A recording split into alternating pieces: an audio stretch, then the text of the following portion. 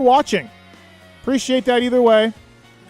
We looked at our download numbers the other day, and they're off the charts, man. And it's great. Thank you, everybody. It's great to have you watching and listening and laughing and learning something about the sport of motocross.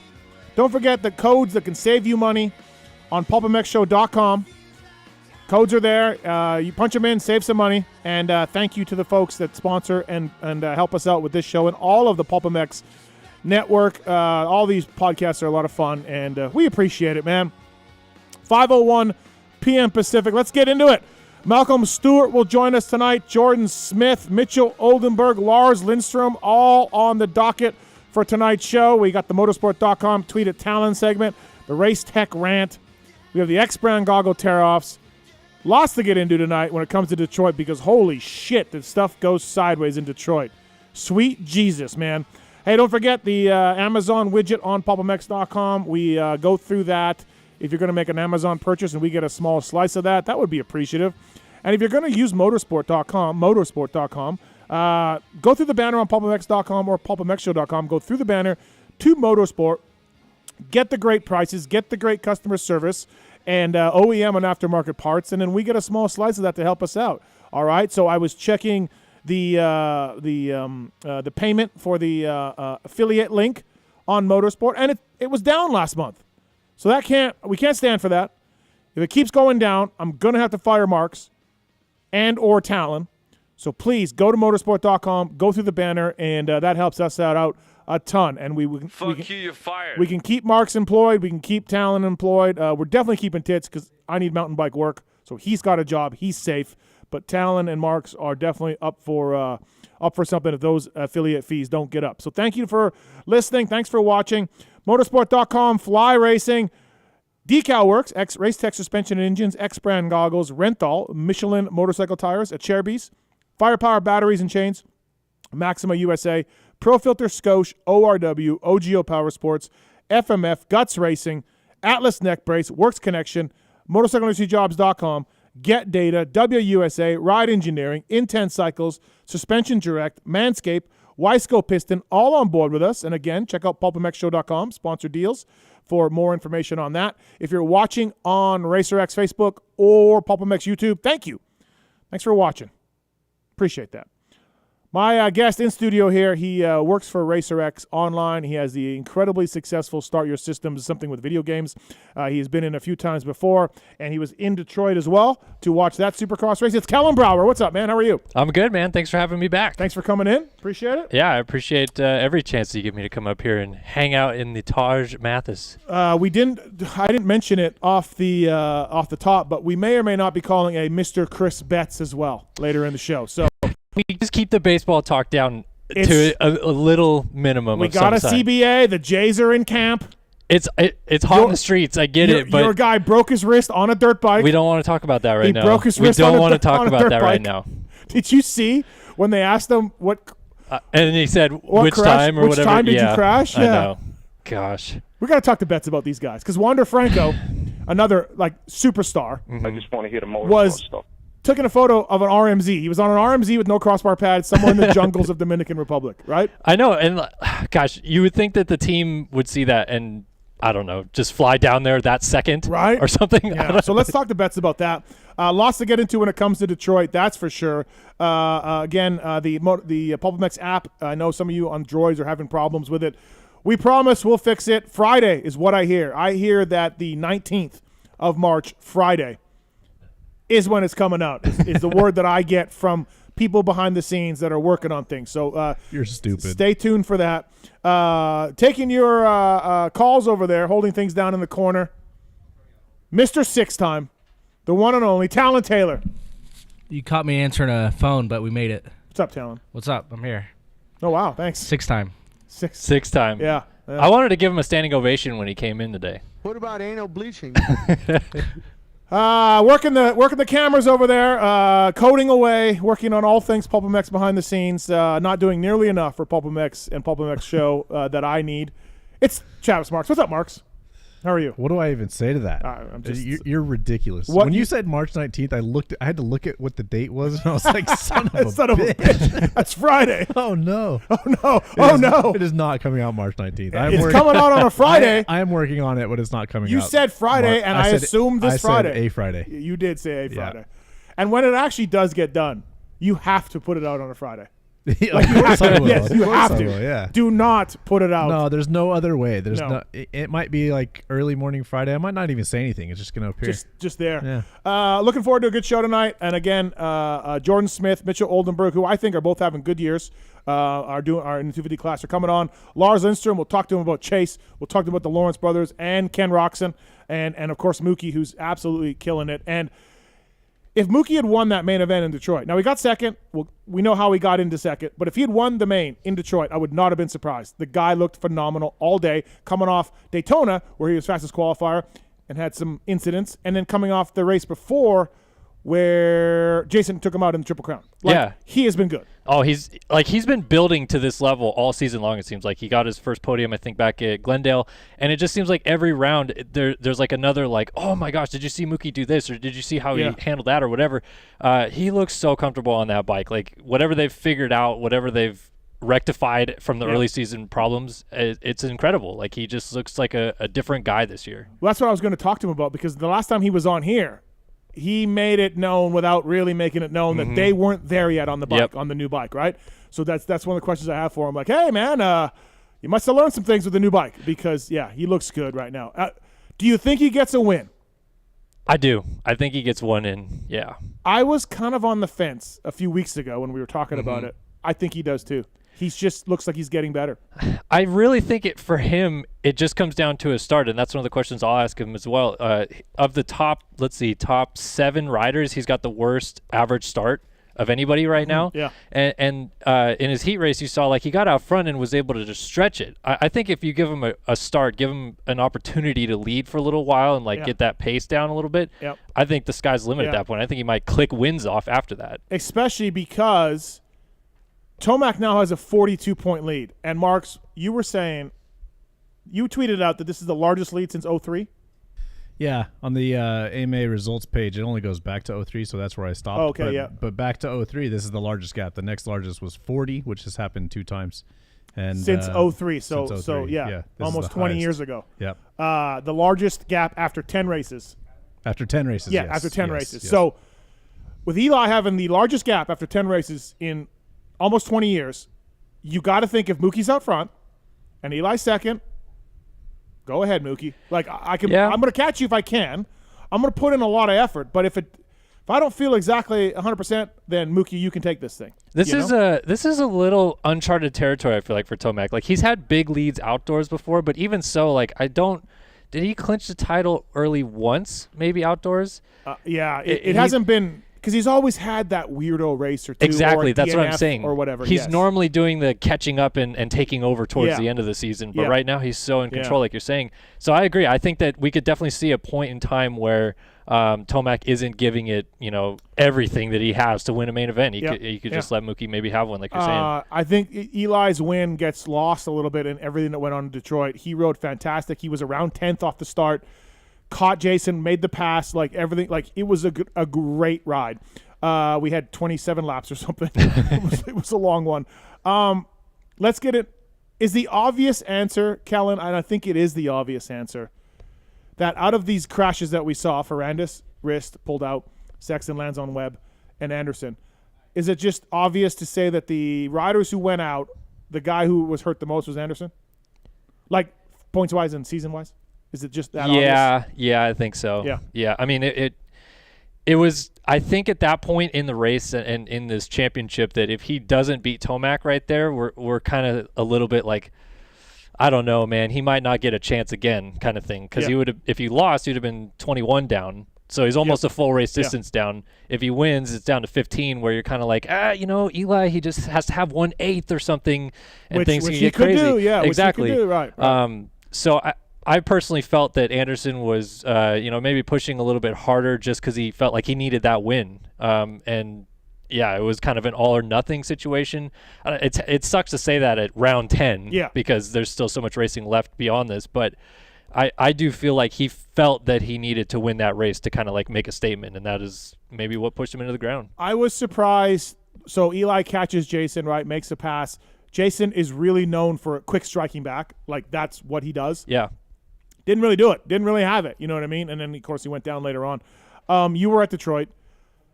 It was fucking insane, right? like you're just like, oh, like it was just insane on a basic track. What was going on? I don't know.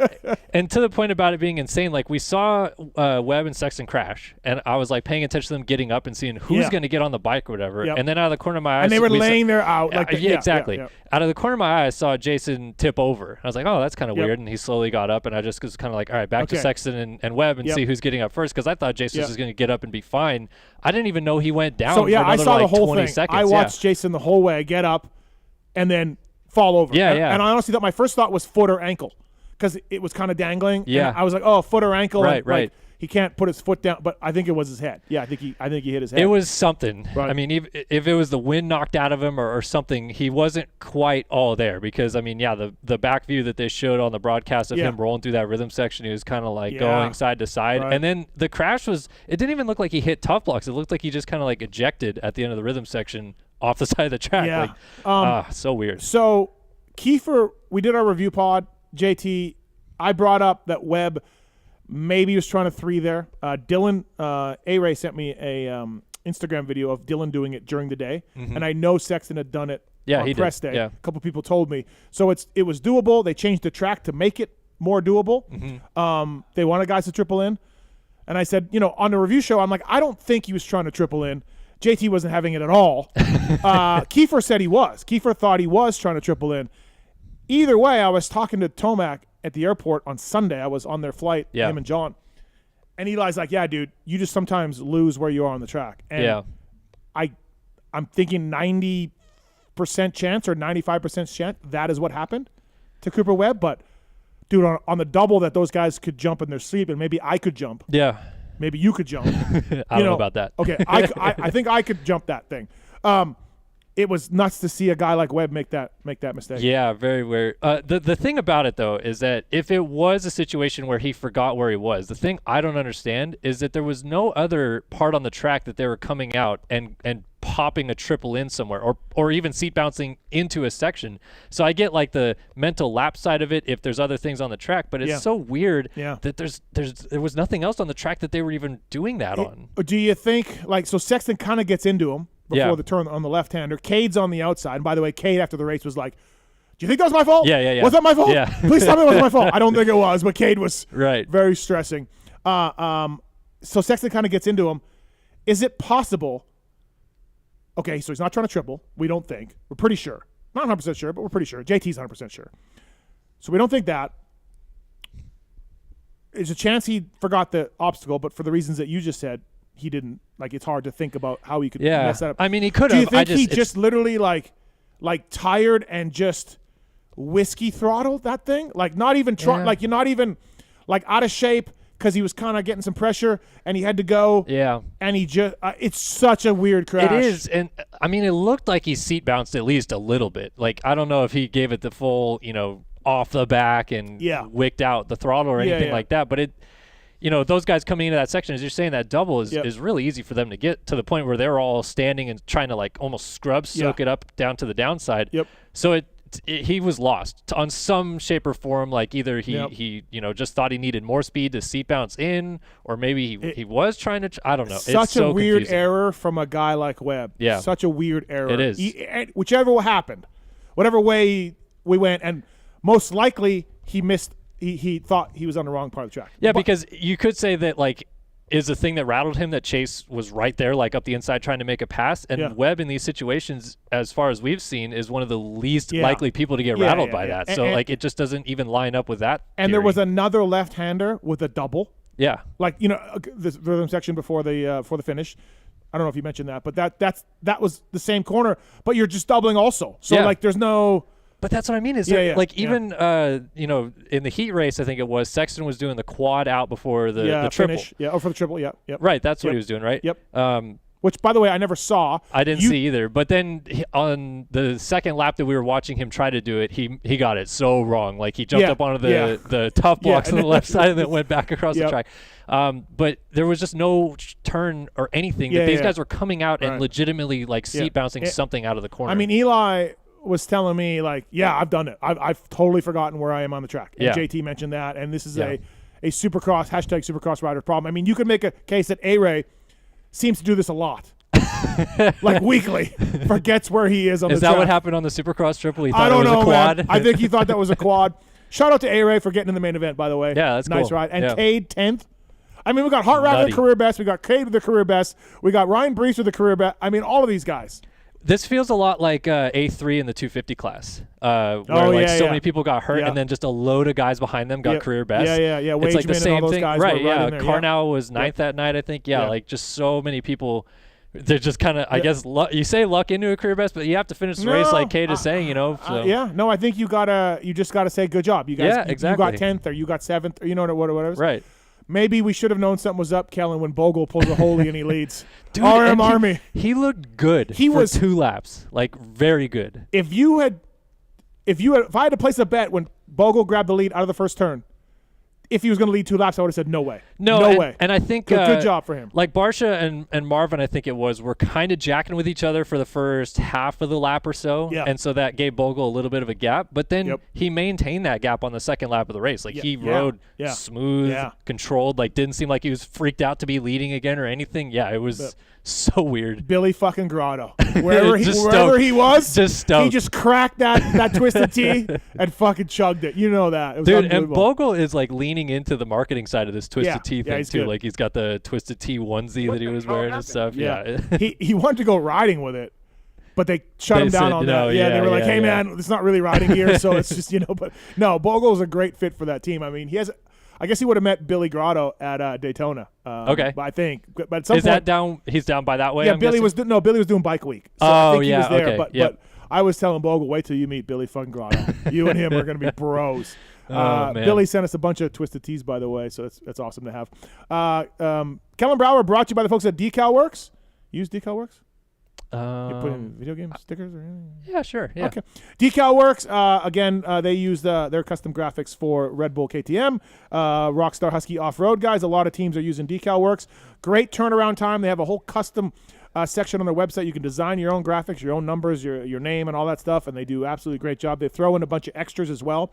People have told me as well. So the really, really good service, really good company. Ron and the boys there doing good work for the folks at Decal Works, and Chris Kiefer and Aiden are running the graphics as well.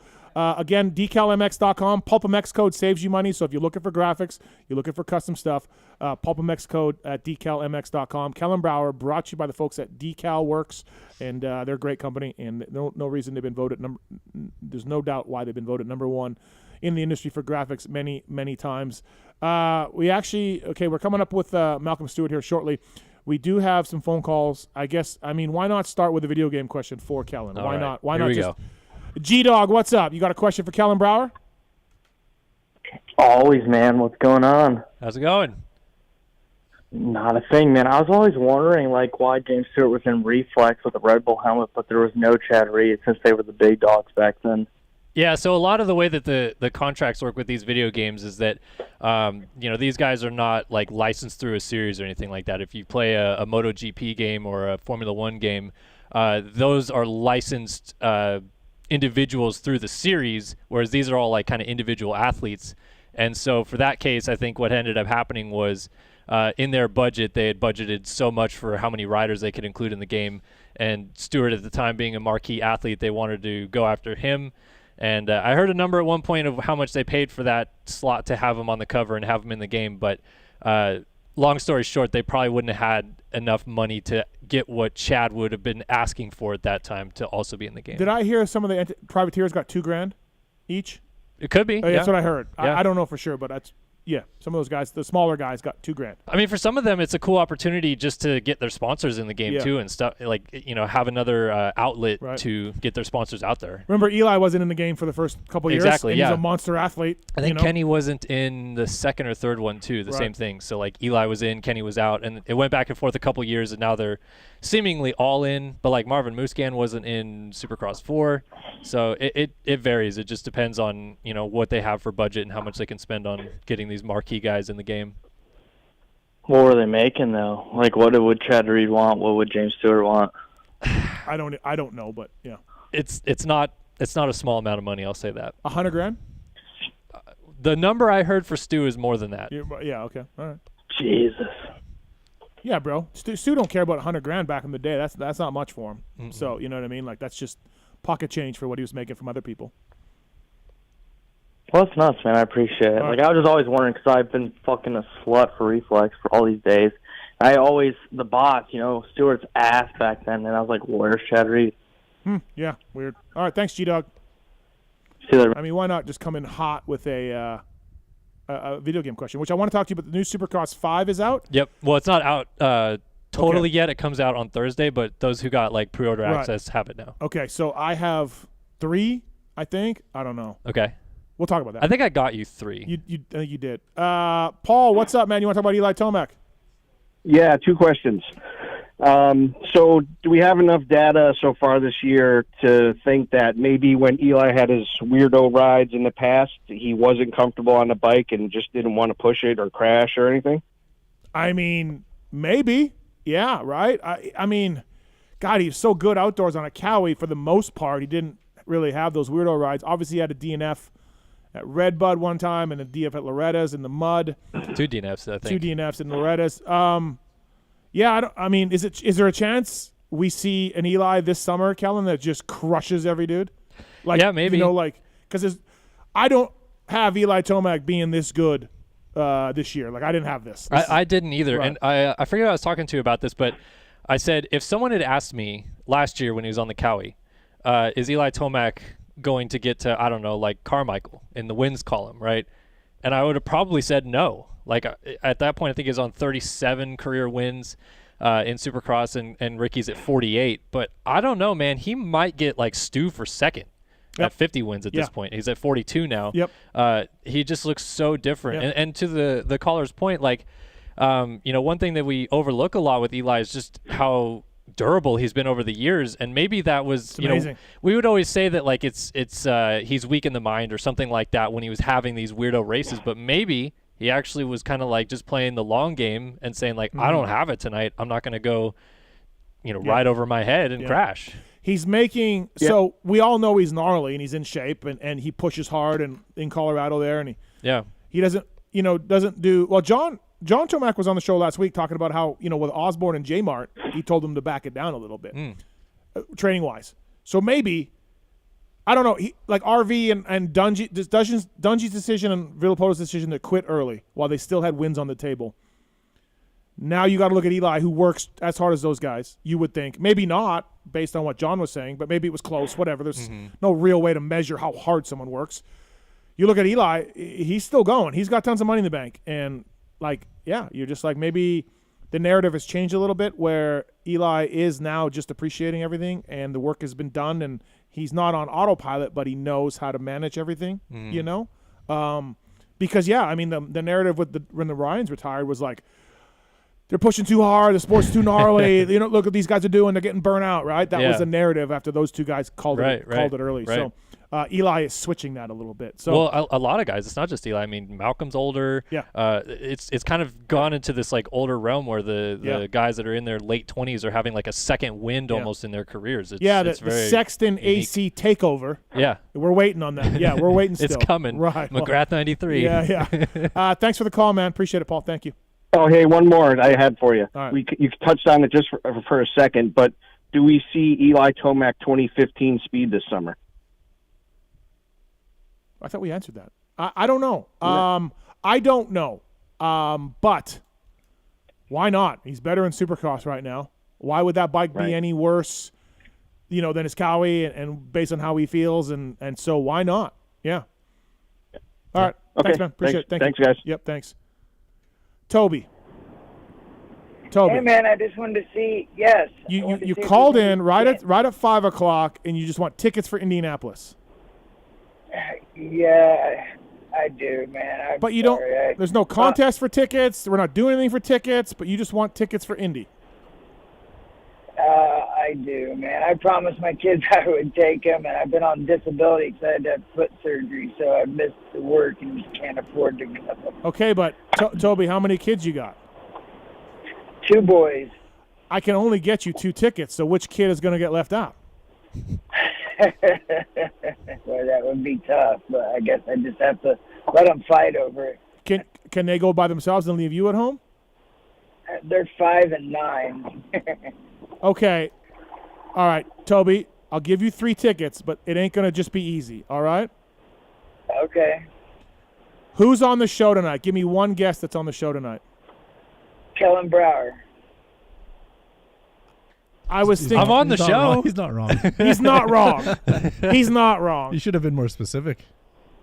Oh. Toby, can you give another one? Malcolm? Oh, there you go. Hey, you got it. You said Malcolm's going to be on. Who do you prefer to answer the phones, Tallon or Tits? Tallon. Tits isn't there very often anymore. So Toby's the listener. Yeah. Toby's the listener. All right. yeah. Okay, I Toby, gotta I'm going to miss get the you show. 3 tickets, okay? But You're listen. the man, dude. Thank you very much. Listen, if you're not on disability and you don't have 2 kids that are 5 and 9 and you just want to go with your drunk ass do. buddies, this is fucked up. No, it's fucked I up, do. Toby. Okay, I so do. just the karma gods will get you No, for making up a story. I can give you their birthdays and their names. All right. Okay, so I'm going to put you on hold. Talon, get his phone number and his email. We'll pass it on to Sean. you. Sean at Feld is really the angel that'll get you 3 tickets, Toby. All right? Hey, thanks a lot, dude. I really appreciate it. No problem. Thank you Thank very you. much. Thank you. And don't this be a lesson to all you other grubby people about calling in looking for free stuff, all right? It's felt like That's cool though to take the kids. I'm stoked for that guy. If it's legit, yeah, like you're saying, but we that's don't know. cool. We don't know if it's legit. We think it is, but Yeah. Toby also, I admire the fact that, he said he got me on a technicality with you being a guest. You know what I mean? So, all right, we're going to get to Malcolm Stewart here right away. Looking forward to talking to Jordon Smith, Mitchell Oldenburg, Lars Lindstrom tonight as well. Chris Betts, sort of looking forward to that. We got live shows coming up. PulpMX, Yamaha Fly Racing live shows. If you love the review pods that we do and you like the debates / arguments, we are doing 3 live shows coming up. Seattle, St. Louis, and Foxborough, all coming up. Tickets are available, $30 a ticket. That's cheap for like 2 hours entertainment. We're going to have special guests as well at the live shows. Myself, JT, Kiefer, and Weege will be at these things. Weege ain't coming to the Foxborough one, I don't think. But anyways, come join us, man. The Seattle one is coming up 2 weeks from now. It's in Renton. It's like 25 minutes south of Seattle. It's a theater there. And please join us. Tickets are available on PulpMX.com. And we still have some room, right, Marks? They're not sold out yet. None of them are sold out yet. No, not quite. So we got tickets available. And so thanks to the Yamaha guys and for making that happen. I'll get into the LCQ thing, too, later on as well. But live shows, these are always a lot of fun. Have you ever been to one, Kellen? Yeah, I went to the one at Anaheim at the Oh, catch. that was the worst one. Yeah. That was by far the worst one. So I've heard. Yeah. So you haven't been to one that's really been good then. All right. Again, coming up shortly here with Mookie, Malcolm Stewart. I want to thank the folks at Michelin, our guy FMIP, deep in Florida. I know. At the Day in the Dirt. Apparently he was the gremlin in the shed this weekend or whatever, right? We said that he was in the barn stopping people. You got to do a burnout. You got to do a burnout. He's unbelievable. What he was probably trying to get he probably made nobody on Michelin's do a burnout because he didn't want to ruin the Michelin, right? Yeah. But if you were on a Schmunlop or a Schmidstone, then you had to do or Schmaxis, you had to do a burnout to ruin your tire, and then hopefully you would buy a Michelin. It's brilliant. Our buddy Randy Richardson, he'll be in here too shortly to co-host as well. Michelin's got tires for you. They got the Starcross 5, of course. They got the Enduro Extreme tire. They've got a lot of things going on. Their special is over. Motorcycle.michelinman.com to learn more about the tires that Michelin makes. The bicycle tires are great. I got them on my Taser, and they're fantastic. So you can also support the Michelin bicycle tires. That the official wrap-up wrap-up show sponsor. And if the Pony calls tonight, I do have a couple of questions for him as well. All right. And so, again, they got the Commander 3 Cruiser tires. If you are one of those guys, they got sport bike tires, they got dirt bike tires, they got scooter tires. Shit, they make the tires for the space shuttle, I think. So if you got a space shuttle, I think Michelin has a tire for you, or at least BF Goodrich. So thanks to the folks at Michelin, motorcycle.michelinman.com for more information on that. And coming up with Malcolm Stewart here right away. But let's quickly get to Nick. What's up, man? Hey, man, this might be your race tech rant, but I want you to touch on something. Cooper Webb rolling around after he got hurt. Yeah, I don't know. It was weird because, like, he was literally going so slow that everyone was passing him and he wouldn't have got any points other than the dudes that he beat, right? So Right. I thought it was weird. But eventually the AMA did pull him in, which I think was the right move. He's riding with one arm. He could easily make a mistake, fall down, or, you know what I mean, or whatever. Like, yeah, I mean, the way I looked at it was like, to me, that was an easy like black flag situation in my opinion, because you look at other like motorsports, like if you look at F1 for example, if they have like something wrong with their wheel, they're not just letting them do laps around there without like a third wheel on their bike or something or on their car. Right. And to me, it's like Webb's missing a limb essentially at that point. He's holding on with 3 of his 4 possible limbs. Yeah. It's a obvious safety issue. Yep. I get the gritting it out, and I totally understand why he was trying to do it. Yep. But it's a safety issue. Yeah, they just had to step in. I agree. I think it was the right call to make. And props for Webb for trying to get some points. But, yeah, I think that in the end, he did get – because he did that, he got more points than Chase Sexton, and more points than Dylan Ferrandis.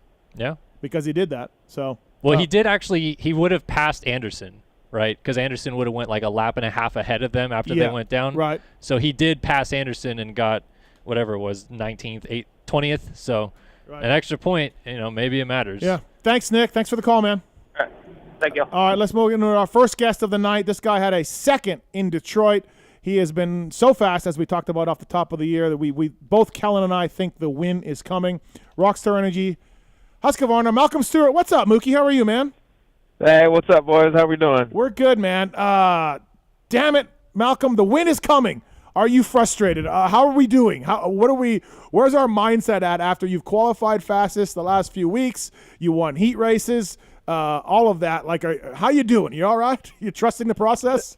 Yeah, I am actually. I'm not mad at all, man. It's just a matter of obviously, what to do with the circumstances of how last weekend was. The track was alive, It was ready to bite anybody. So, I'm definitely trusting the process as it goes. I'm just, of course, happy to get the podiums, and the day was looking good, no matter how you look at it.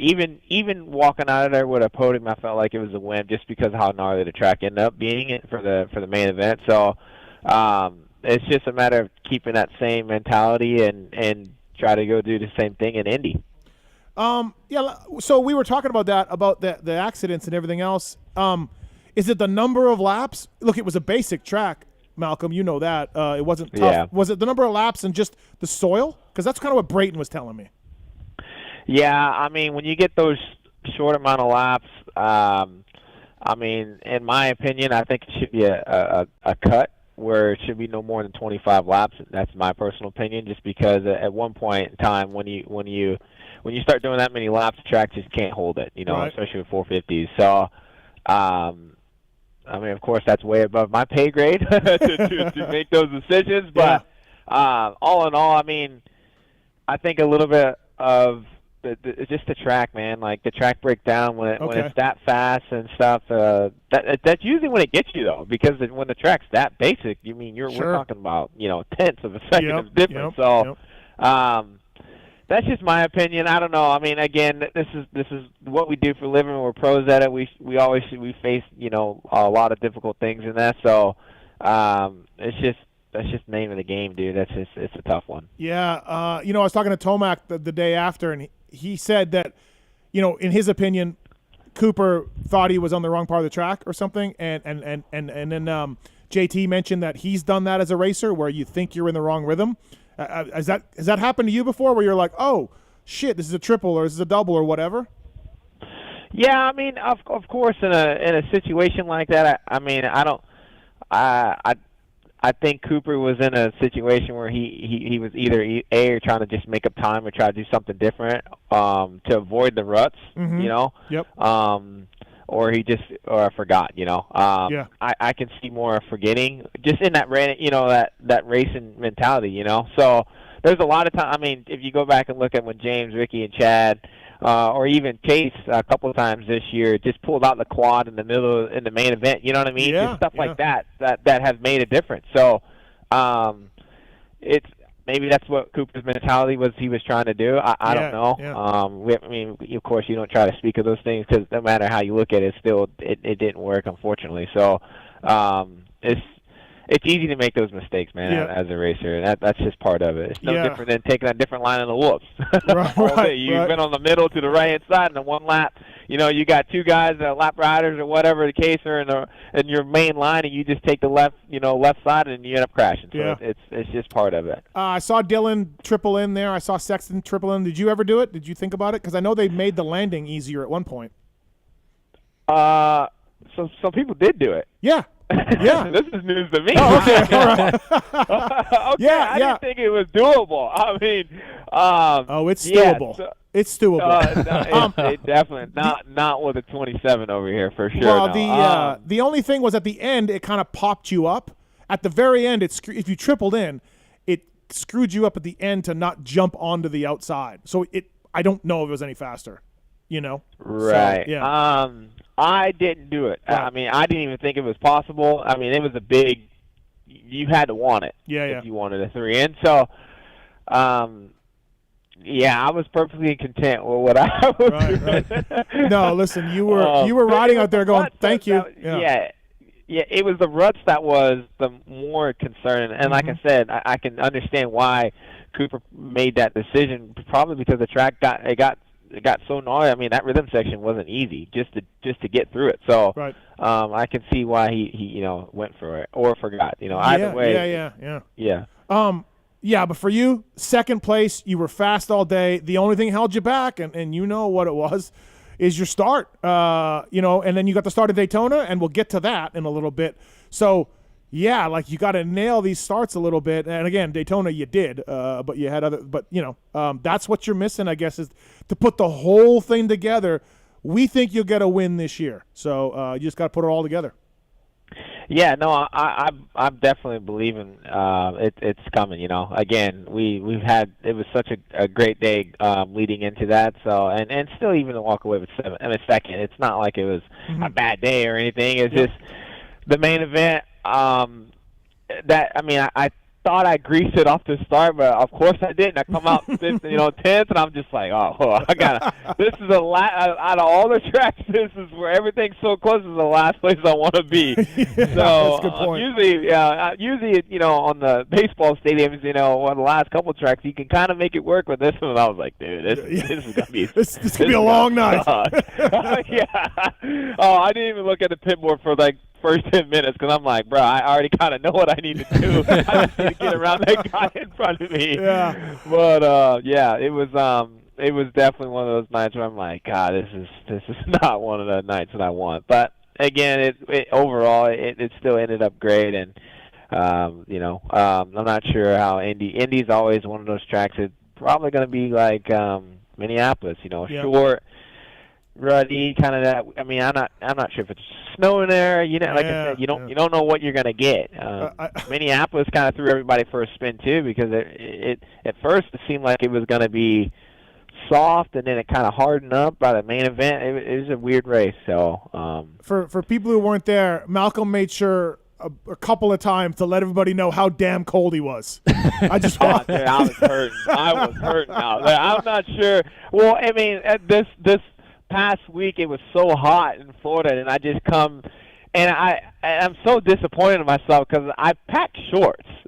Oh no! Because I packed shorts, and I was like, I'm good. I only packed one pair of pants, so I'm just like, you're a big idiot. I had shorts. I was running shorts. You're ridiculous, though, Steve. It was fine. But, yeah, man, you're a different category. I just thought it was hilarious. I think you do it on purpose. Nah, I'm Canadian. I just thought it was hilarious. A couple of your interviews, you're like, hey, man, I'm doing great. It's cold here. It's cold, but I'm doing great. I just want to let the fans know how cold I was. That's all. I was up in the fields that day. All right. Right. Hey, Malcolm, I wanted to ask you about bike setup a little bit because you early in the year you had talked a little bit about maybe having some struggles with it, and you've definitely figured a lot of stuff out with this bike. How much of it was what you guys either figured out with the bike itself? How much was it maybe yourself learning the bike, and how much of it was sorry about that. How much of it was switching to the East Coast dirt and maybe getting a little bit more like rutted surfaces and such? Yeah. Again, like when we did all our testing in the past, a lot it was on the East Coast dirt. So, like I said, we had more data for East Coast type of things than we did on West Coast because, where Alden and this whole training program and stuff, everything's on the East Coast. So, as we definitely have gotten a lot better, and of course, we're still testing. That's just part of it. And we're still finding more and more things that I like about how the bike works and things like that. Of course, when it gets in more readier conditions, it seems to get even better. So that's just because what we kind of had our setup was in the past when we first of course in off season. So for Indy, I'm pretty stoked on because usually in the past Indy's always been pretty ready. So I feel like this is where my bike would be even better. So. And then the next following week in Seattle, so that's another ready track. So I feel like we're definitely in the right directions with setup wise. And again, it's just it's just a matter of getting a good start and doing what I did this past weekend. Dude, I'll tell you what though, there was one time, I think it was in the second qualifying session. No, there was one time in the second qualifying session that you landed off the Supercross triple, and it looked like you did not let off in that bowl berm into the next rhythm section. Like, I was blown away how fast he was able to turn the bike low in the corner. I think you hooked, maybe it was a second rut from the inside or something. Oh my God, he was almost dragging bar in the berm corner. He could have tripled. Maybe his corner speed was ridiculous. I was like, how did he make the turn even right there? It was insane. Yeah. And so did you say you had a close one in the whoops? I don't think I saw that one. No, I did have a crash in the whoops on the last practice. Oh, that's right. Oh yeah. By the end. Yep, by the end of it. Yep. Yeah. And I go back and think, how many times I done hit that whoop and I was hitting them perfectly. It's just all it takes is I personally think I hit a rock in it. That's because there was a bunch of rocks that were coming up in those whoops. So just the way it kind of slid it, and I'm like, everybody was it was too tacky to start sliding. So it was like either it's more like catch an edge, but that's pretty much how it was. And next thing you know, I'm like, all right, well, I guess I'm going down the turn. So but besides that, like I said, I felt really good all day. Yeah, look, dude, you've been fantastic. You're tied for second in the points now, by the way, Malcolm. So yeah, that's what the team told me when I was down there Saturday night. I was like, sweet. I was like, but there's still so much racing left, man. I ain't worried about it's anything can happen, just like how tonight was. You can gain a lot, you can lose a lot. So. To me, it of course, being in that situation from my past in the 450 class, it's definitely an awesome feeling to at least be up there and the points more higher up than I was. So, but just got to keep everything going, and just I feel like everything that I'm doing has been working. So I'm not gonna try to change anything. Just kind of keep going and keep focusing on the main goal. And that's what the end of the year results, and that's all I care about. I'm looking forward to Mookie being outdoors too. Oh, like we haven't seen this. The Predator. Yeah, like outdoor speed too. So this will be good. Yeah. So I'm like I said, I'm excited for that one too. So so far it's been a great beginning of the season. So I just want to continue to keep that same vibe, and I feel like we'll be good. Kellen, so from watching, there was Heat Race Mookie, right? Oh, yeah. Where he would just go by 4 guys in the whoops, or he would have a lap that was unbelievable, right? Right. So and we don't see Heat Race Mookie as much this year. He won the heat. But no, what I'm saying is, I was going to say, what do you want me to do? I win it. No, what I'm saying is his Heat Race Mookie speed just his regular speed now, and we don't see he's just that fast now all the time. Heat Race Mookie all the time. Yeah, Heat Race Mookie is just here. Is it that's the theory I'm working on, because Like we just see it that speed all the time. I could see it. Okay, Yeah. all right. Yeah, I just that's our theory, because there used to be Malcolm. Well, I appreciate that. We used to just be like, oh my God, he just went by 5 guys in the whoops. So we do have some phone calls for you though. First up is Alex. Alex, welcome to the PulpMX show. What's your question for Malcolm Stewart? Hey guys, thanks for taking my call. I was at Detroit. It's the first time I had been to a Supercross since 2014 when actually James won that night. But I was amazed by how much the crowd was reacting to Malcolm in particular. It seemed like every time he made a pass, at least where I was sitting, the crowd went crazy. Yeah, I actually have that question for Malcolm. It's good you asked this, Alex. Yeah. Yeah, I was just going to ask if he noticed that and how it affects him when he's out there racing. Yeah, I mean, at some point in time you can hear the crowd. Of course, I mean, I was, even when I got up on the podium at the end of the night and the crowd got loud for me. That's always a warm feeling, and I always say Detroit has always treated me well. You guys are always been, always really good to me. Been big fans for me, so this is always one of those races I always look forward to coming to, just because of that. So. I feel like there's a lot of Mookie love in that stadium for me. So Malcolm, when you're on the track and you make a pass, you can't really hear it, or you don't. You're so much in the moment, you can't necessarily notice. It depends on who. Okay. I think that depends on who. If I'm no disrespect to 51, but if I'm next to that guy, I ain't hearing nothing but his motorcycle. All right, cool. Thanks, Alex.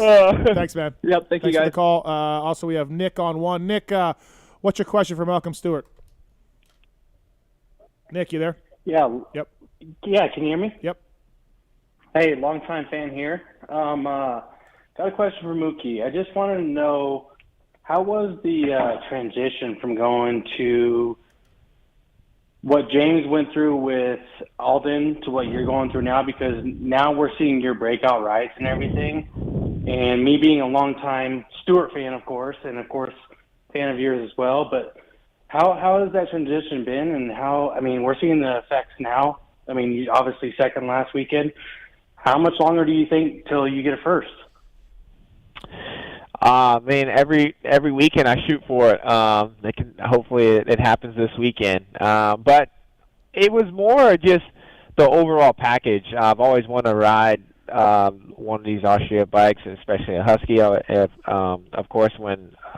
Of course, Scuba, when he was there as a team manager, I've always had a pretty close relationship with him. So it was kind of everything fit fairly well. And even being back in Florida, of course, my whole entire family was in Florida, or lives in Florida. So training with Alden wasn't too far away from where my parents' residence is. So I felt like it was an overall package for me that was going to be perfect. And it's working, I'm happy where I'm at.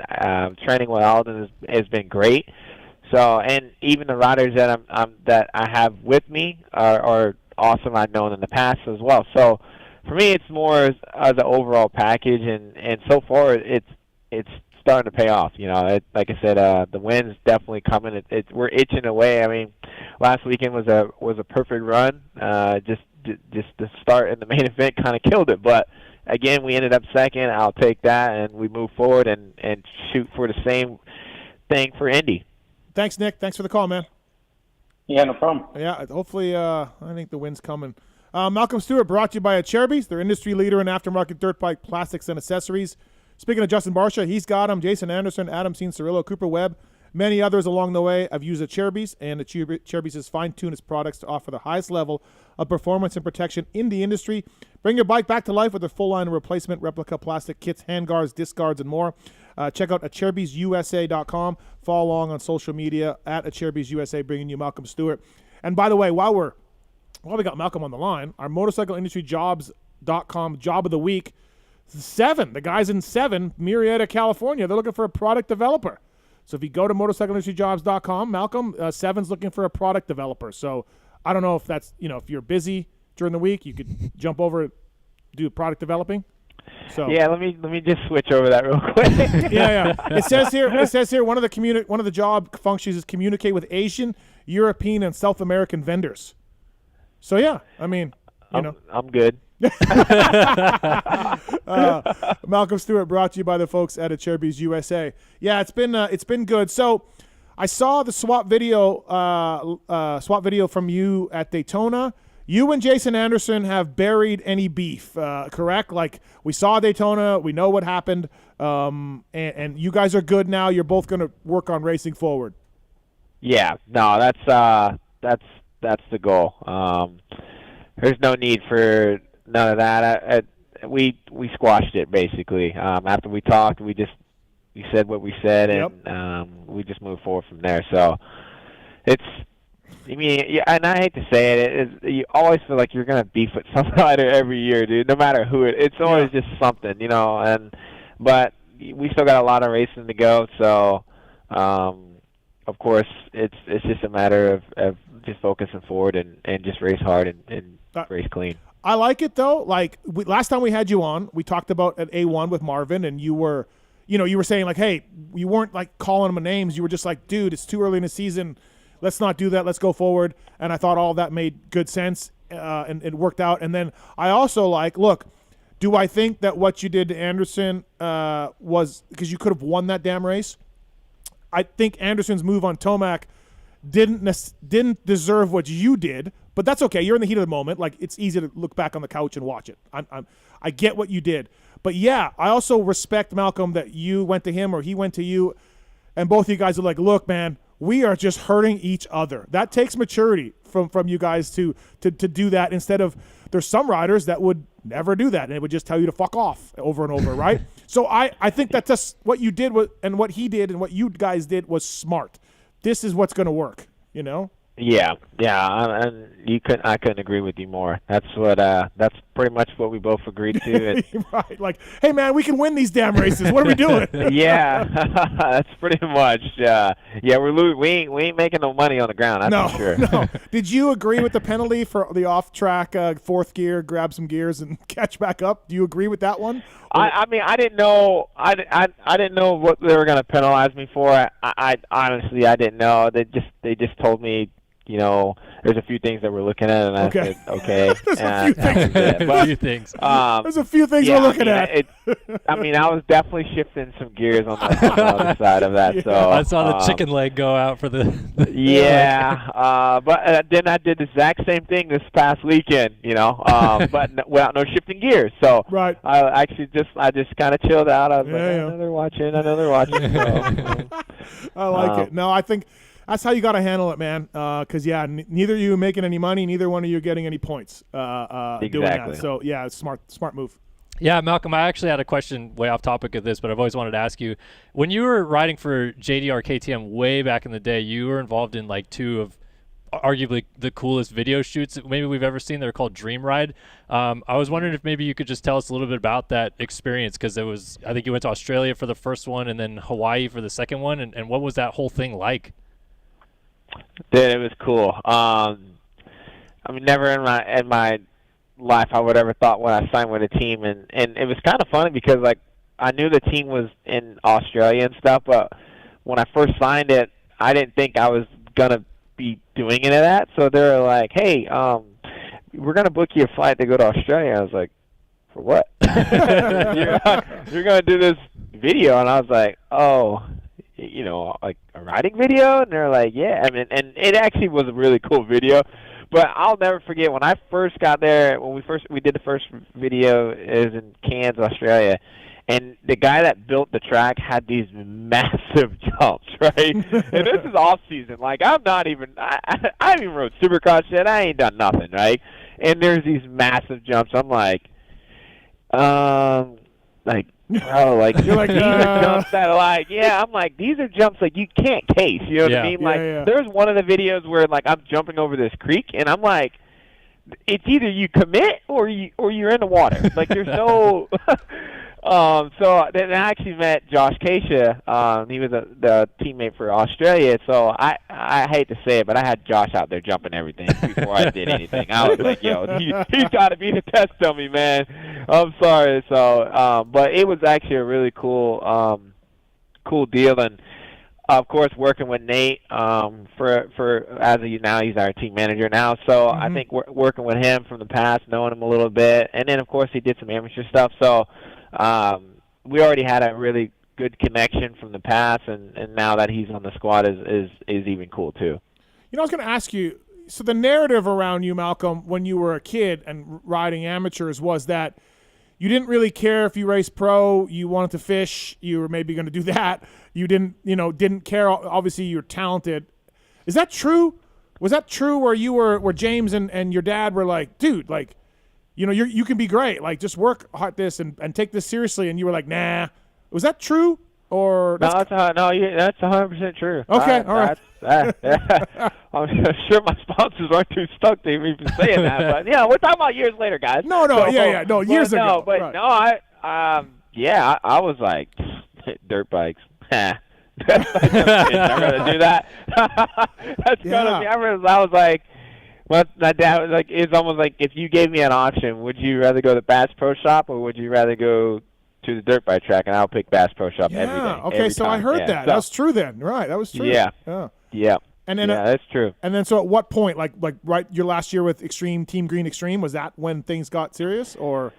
No, I was still on the fence then. Okay. I was still on the fence then. 2011, my rookie year. I said, all right, like I kind of made my mind up. I was like, all right, I'm gonna go pro. Like, I'm just gonna do it for a year. And that's when I was pretty much crashing my brains out a lot, but I had some good results. Yeah. So I was like, this is kind of fun, Like I got some people looking at me, that's kind of cool. Yeah. And then I did my first year, my second year signing with, or first year signing with JDR, and that's when everything really took off. So pretty much 2011. When I realized, like, that Supercross is actually kind of cool. Like, Supercross outdoors, like, it's kind of cool at the pro level because, again, I watched my brother for so many years up and down. So, when a good's good but when a bad's bad, he was like, dude, I don't want to be a part of that. When it's bad. So I was like, man, he's bummed out. I don't know if I want to do all of that. Right, so, right. You don't know, so, but yeah, that's pretty much my rookie year. I just said I was going to go pro. I was like, I'm just going to try it for a year. If I don't make out, it is what it is. I'll figure something else out. And then, here I am talking about years later. Yeah, now you're second in 450 Supercross points. Yeah, that's a crazy thing about it. It's just, yeah. Your dad is probably like, I told you if you would have just took this shit seriously. I told you, Malcolm. Yeah, probably. Yeah. Yeah. So we're better late than never. Yeah, better late than never. We're doing good. Were you speaking of Team Green Extreme? Were you teammates with Dino back then, or was he already pro? I can't. No, I was. It was me, Dean Wilson, Justin Bogle, and Zach Freeberg. Oh wow. Okay. Yeah. That's quite the program. Yeah. Dino. Yeah. Bobby Hewitt. Mm-hmm. Yeah. Yeah. Because I believe Hunter moved up. Hunter, Bobby's kid. Yeah. So he moved up, and then I filled that slot. How is Dino as a teammate? I would just think he's awesome. I would think he's great. Cool, dude. Right. He's awesome. Yeah. Dean, he's always, he works hard. He does everything. He's always I like him too because he's even a guy that like really good with just like helping out with, we're like struggling with the motorcycle or whatever. It's always good that, because he's fairly good in the whoops and things like that. So, of course, he's a great rider. So it's always good to have somebody that's like up to date and try to see like perspective on things. So we definitely work together for sure. He had one race all year outside from 9th to 12th. And this weekend, with everything that went on, he could have been right where JB was, 5th or 6th, right? And then he crashes in the whoops. He's got to be just hating life, Dino. I was going to send him a text, but I figured he's probably so pissed off at life right now because that could have been a really good night. He I mean, of course, upset, but he came. We rode today. He was fired up. So okay, all right. Yeah, no, I mean, I guess I get it in those situations. Like, yeah, it's so easy. Just anything can happen, But no, he works hard, man. He works really hard, and during the week, his race results aren't showing for how much effort that guy actually puts in. I promise you, because that dude kills it. Yeah, he's one of my favorite guys in the industry. I wish him nothing but the best. He's awesome. He gets it, man, for sure. Yeah. Thanks for coming on, Malcolm. I know you were just on, but, dude, with everything that went on, I wanted to get you back on. I appreciate you taking the time again for us to call in. Congrats on the second. And the win is coming. Both Kellen and I think the win's coming. So. Yeah, it's coming. It's definitely coming. All right. Thanks, buddy. Thanks for calling in. All right. I appreciate it, boys. Thank you. All right. See ya. See you, Malcolm. That's Malcolm Stewart, everybody. Brought to you by the folks at Acherbys USA, at Acherbys USA. By the way, speaking of Acherbys, what's up with Mad Max? Is he coming back? Which Mad Max? Are you Voland. Oh, Voland? Yeah. I have no idea. It's a good question. Right? Yeah, that's a little weird. I heard his injury wasn't even that bad I thought he did it. I thought that they said he would miss like a week. That's what I thought. Yeah. Okay. So I don't know. All right. So thanks to the folks at Acherbys, at Acherbys USA. Of course, I love the Acherbys stuff. I've used it a long time. The best thing about Acherbys is there's no filing. There's no drilling needed. I built project bikes with Acherbys stuff. It fits on perfectly. I want to thank those folks as well for that. And motorcycleindustryjobs.com, by the way. If you're a company looking to hire, go to motorcycleindustryjobs.com. Get your company's job up on the website, and they can find you some of the best people. And, again, it was 7 industries, 7 gear, 7 – is it just 7? 7 Industry 7 gear. 7MX? 7MX, yeah. Is that it? It is 7MX. Anyways, good-looking gear. Product developer in Murrieta, California. It's a full-time job. Go there, check it out, and product developer. Good guys, good company. Get involved in industry. Start with the folks at 7 and motorcycleindustryjobs.com. Also, I want to thank the folks at Firepower for coming on board. They got Firepower Honda out there right now with our next guest riding that bike. Firepower batteries and chains are amazing. The chains are fantastic. They're made in Japan. The batteries are feather-light lithium batteries. They're superior to the OEM stuff as well. Firepowerparts.com. They're all backed by a 2-year warranty. Go to motorsport.com. Get yourself some Firepower. Follow them at Instagram at FirepowerParts as well. And they got a lot of stuff going on. The folks at Firepower do a lot of products. And they're also, like I said, the title sponsor of our next guest team out there in the 250 class. Veteran of the series, Jordon Smith. What's up, Jordan? How are you, man? I'm doing pretty good. How you doing, Steve? We're good. Thanks for calling in. I appreciate it. It's been a while since we had you on. And, I mean, look, I'm sure you weren't too pissed at your buddy RJ. You weren't that happy at your buddy RJ catching you late in the race. But I still think you had a good one. I still think you got to be stoked. Yeah. I mean, it's, you never want to get past with a lap and a half to go. It doesn't matter what place you're in. So that was frustrating. But, it was a good race, good weekend. I feel like, every weekend, we've just kind of been making progress throughout the day as far as practice and getting closer in times and that kind of stuff and getting my starts better and putting myself in a better position. And it's just been kind of getting better and better. So, I'm happy with how it's going so far. We just had Mookie on because I'm sure you're aware of the complete nuttiness of that 450 class. Yep. It's 27 laps. Mookie said, the tracks can't handle that. He even said, in his opinion, maybe there needs to be a time limit on tracks that are, 45 seconds, 44 seconds. Maybe there needs to be a lap limit, I should say, because the tracks can't handle that. In your opinion, Jordan, and you've been around a long time, what was it about the track or the race that made shit goes so sideways for some dudes, or is this just something that just happened and just happens from every now and then? Yeah, I mean, I think honestly, to me, it seemed like a little bit of just something that happened. I mean, the track was pretty basic. It was pretty basic. We were only doubling out of the corners. There was no triples out of turns. Double, triple. And then, one of the turns, like the turn that got Jason there after the finish line, I actually fell throughout the whole weekend. I fell in that turn 3 times. It was just slick. It was hard to get to the inside. Yeah.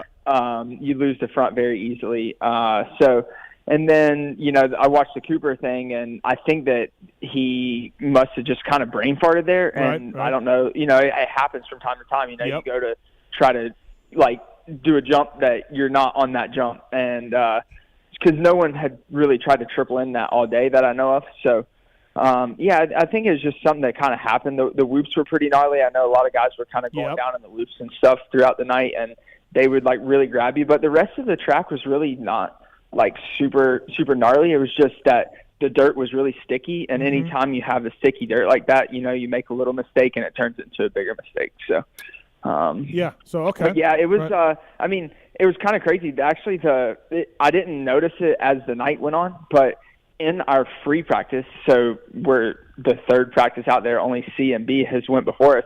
There was the rut after the finish line. We went inside, and then we're jumping off of that, like, onto the Dragon's back. Yep. The rut in that inside there was actually down to the plywood in free practice for us.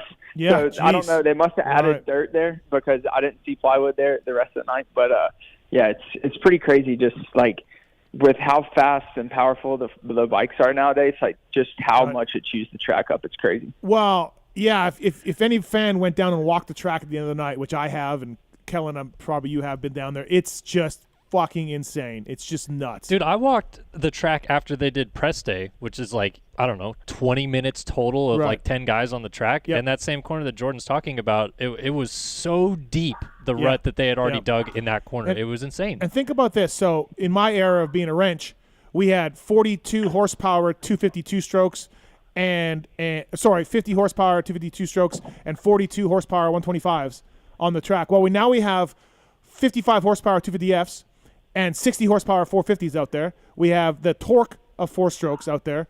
And we're not doing anything different, Jordan, to the tracks that we did on 2-stroke days, and we've now doubled displacement, doubled torque, maybe not doubled torque, but added more torque. Like, yeah, these things can't handle it. Tracks can't handle it. Yeah, I mean, it's pretty crazy, like, just how much, like, a really fast bike and stuff like that is just putting the power to the ground, like, how much, that changes the track. Like, even at MTF, like, our normal days, like, our track gets pretty beat up, and there's maybe 5 or 6 of us out there. But then you have a day like Star has came and rode with us a couple days, and it'll just be like another 2 guys, but you have 2 guys that are like going really fast out there and like really tearing up the track, and like it's crazy how much faster and how much differently it gets broken down with just 2 extra Star bikes out there. It's pretty crazy. We went from 125 to 250s to 250s and 500s. You know what I mean? We're now racing 500 2-strokes, the equivalent out there. Does it make it worse, Jordan, when it's fucking RJ that gets you with a lap and a half to go? Does it make it worse? It does. Me and RJ, like, we had so many last lap battles over the years, like from amateurs and just on. It's like, So I was saying that somewhere, like, Jordan and RJ have raced each other so many times. They've been teammates. They've been amateurs. It must be like this fucking guy again, and he's the same way with you, right? Yeah. Yeah, for sure. I saw him on like the, I don't know, first lap, I think, maybe second lap. He kind of like, we were kind of not in the back, but we were trying to make our way through the pack, and he like kind of ran it up the inside, the turn after the triple, and I like just caught a glance of him out of the corner of my eye. It's like, all right, RJ's behind me, like, just know that he's there. Just know it's RJ. Just know it's RJ. And so then I kind of pulled a gap on him for a little bit, and then man, the lappers were like insane this week. I've never had that many problems with lappers, and it was just he caught me really bad there, and I made a couple mistakes, and J-Hop, my mechanic, had on the pit board 24's coming, and I was like, oh, I know. I could have been like, yeah, I know he is. I see him. And if anybody's going to send it, it will be RJ. It will be RJ, yeah. And we sent it so hard in the whoops the lap he passed me, I was just waiting for us to both just yard sell. Right. I would think that it would be a little bit worse. Yeah, you were a little bit on gap on those guys, and then our next guest, Oldenburg and RJ were like, you 3 were going through the pack from like 8th or 9th, getting Phil and getting some of the other guys, which I made sure to bag on Phil for that, because he got boat raced by like you 3 guys quickly. Hey, so Firepower Parts, a sponsor of our show, good guys there, title sponsor of your team, new team for you, Yariv, of course, has been around the sport down under, and then a couple years here in America. How's this switch going? You're a guy, Jordan, you've had factory equipment, you've won races, you've been on the best of the best, and this is not a factory effort team. I'm sure everything's good. How is it for you at Firepower Honda? It's good. It's definitely been a change, whenever you're on a factory team, you go in and everything is like in place. Everything's, they have an idea of kind of where they're wanting to go with the bike as far as setup and stuff like that is. Yep. That goes. They've had. So it's actually been really fun though. I've enjoyed it a lot this year.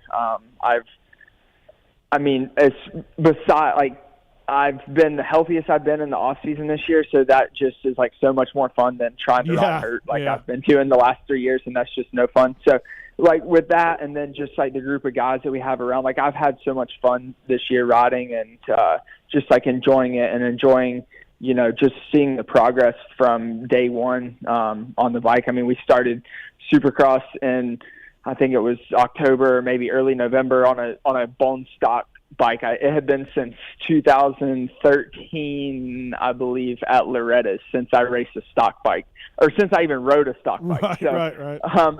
So it was just it was fun, to start from there and 3-4 months later have a race bike and just see that whole process being built and be more involved in it.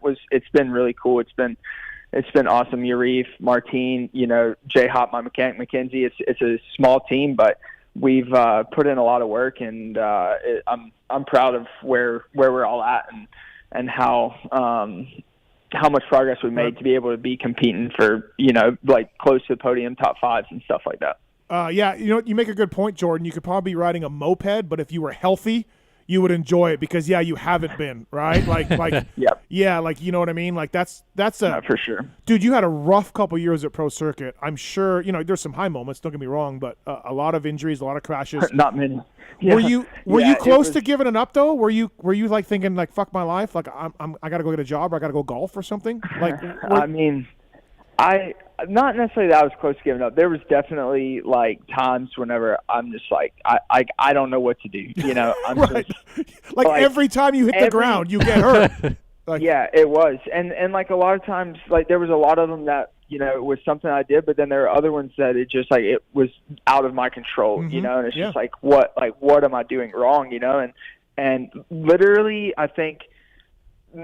Almost every single time I've called Mitch, it was to tell him that I was hurt or to talk to him about an injury. That was no fun either. It was one of the best opportunities that I've had in my career. I mean, you dream of riding for Mitch Payton as a kid, and I got that opportunity, and it was literally actually the first day I rode the bike, or the first week, I just tipped over in a corner at State Fair on the outdoor track. Mm-hmm. There's a rock and a rut. I popped my front wheel up. I stuck my knee out, and I tore my MCL and hurt some other stuff in my knee. And then I had to take a month off for that, and then come back, hurt my ankle, just twisted it, your typical ankle sprain, but it was bothering me all the way up until the season started. And then at the third race, I blew my ACL out, and it's are you kidding me? And then got that fixed and come back in the off season and was out there riding really good in California actually. And then I just made a little mistake at a practice track one day, actually at State Fair again. I think I'm not going to go back to State Fair anymore. And on the Supercross track and was wheel tapping a jump and just kind of got sideways and slid out after and just hit my thumb weird and tore a ligament in my thumb. And then that was in the December 1st or something maybe of 2020. And from December 1st until we started in the middle of February, I think I rode the bike a total of 5 hours, and I didn't even touch the bike the 2 weeks before the first round.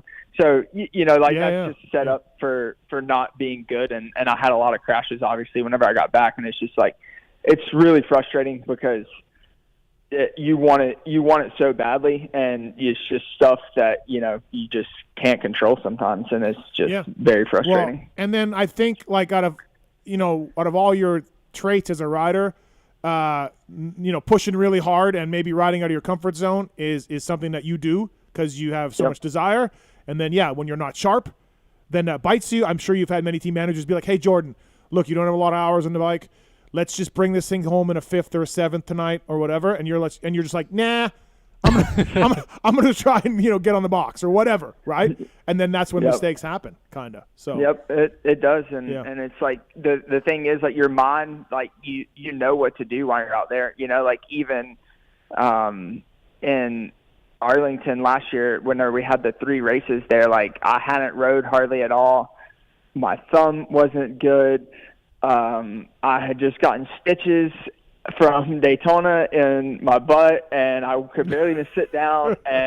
But I got out there and I got a good start, and like I really felt like I could win the race. Like you feel good. You feel like it just comes. We do it so much, it comes back whenever you get into those situations, and then you feel good until one thing goes wrong, and you haven't been riding enough to like react quick enough to it, and it just goes bad quick. So how's Marty? Frustrating. How's Marty?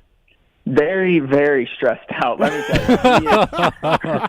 I mean, he's just every day he's like, oh, I'm going to get back on the grind. I'm going to go on a bike ride with you guys. Like he was supposed to go on a bike ride with us today at 10, and he texts us. He's like, hey guys, I'm not going to make it. I've been on the phone for like 3 hours. Like I'm not going to make it. Oh, Marty. He's coming there like right before the season started. We're like getting the truck ready and just, I mean, factory team or not factory team. It's hectic right before getting everything ready. And he's stressed out. We were trying to get something in time, and he's on the phone, and he's like, the mechanics had ordered pizza for the shop, and he's over there, phone in one hand, Mountain Dew in the other. He puts the Mountain Dew down, slamming a piece of pizza, and I'm like, Marty, what happened to the program? And he's like, I'm stressed out. I'm stressed eating, okay? Oh, that's funny. I made a joke to Millsaps about Marty filling in, and Davey's like, have you seen him? He ain't filling in for anybody. He's filling in his stomach. Yeah. The only thing he's filling in is his pants. Oh, poor Marty. His jersey. Yeah, poor Marty. But no, how is he? Does he? I mean, look, you've known him forever, right? But how is he? Is he figuring it out? Is he helping out? Yeah, he's doing a great job, Marty. I mean, Marty has a lot on his plate with during the off season and stuff. Like we were getting. He's talking to a lot of sponsors because Urif was over in Australia, and the time change. It's hard for Urif to talk to some of the sponsors and stuff sometimes. So Marty like jumped in, full steam ahead and took care of all that, and including helping us do some test riding and stuff whenever Factory Connection was here testing with us. And I mean, he's doing it all. He's and they're helping the mechanics build practice bikes and helping them do whatever they need to. So, Marty's been awesome. It's been cool. Firepower Parts bringing you Jordon Smith on the Firepower Parts Honda team. That's awesome. The guys at Firepower stepped up too. That's cool for them. They've been a part of us for our show for a while. So, and what the hell is froth? Froth. Everyone's asking me that. It is it's a cleaning supply that Urif has started, a company that Urif's starting. So it's launching soon. I think it's launching within the next month here in America. Okay. It sounds like it's a coffee brand. I thought it was coffee or a donut I think he made it like from like frothing. He loves coffee, and he has a coffee maker in the truck and stuff. And like every time someone's like, what is that? Are you frothing a coffee? He's like, froth. Yep, I am. All right, cool. What do we think about this new Honda platform? I mean, obviously you have some experience on the old one with Geico, but what do you think about the chassis and how this bike feels? It's good, man. I have been so comfortable on my dirt bike this year, just riding and cornering and stuff. Man, it's been really good. It's been cool to be able to work with Ziggy again too from Factory Connection. I worked with Ziggy from the time I was like 11, 12 years old down here at MTF, and from 65s on up until I signed with Geico and stuff. And so Ziggy's awesome, and so they came down, did some testing with us, and I've been really comfortable on the bike like ever since I started. I really like this. The new Honda chassis is obviously this is the first year for the 250, so we're still figuring little things out. Especially it's hard whenever you're riding your same practice track or going to a couple different tracks, but they're all practice tracks. You don't get to go to the race, so then you go to the race, and now you have things. Okay, you need to tweak a little bit here and there, and it's hard to test those things sometimes because you don't have the exact racetrack at practice, so you kind of have to feel it out at practice, and you go to the race next weekend. Okay, that worked, or no, that didn't work, So it's been good. I wanted to ask you too about your teammate, Jarrett. He's had kind of a tough go here to start the season, and you yourself being a little bit more of like a veteran of the 250 class right now. Like, what kind of advice have you either given him or would you give him to maybe like right the ship a little bit, because his career is having kind of a tough swing lately?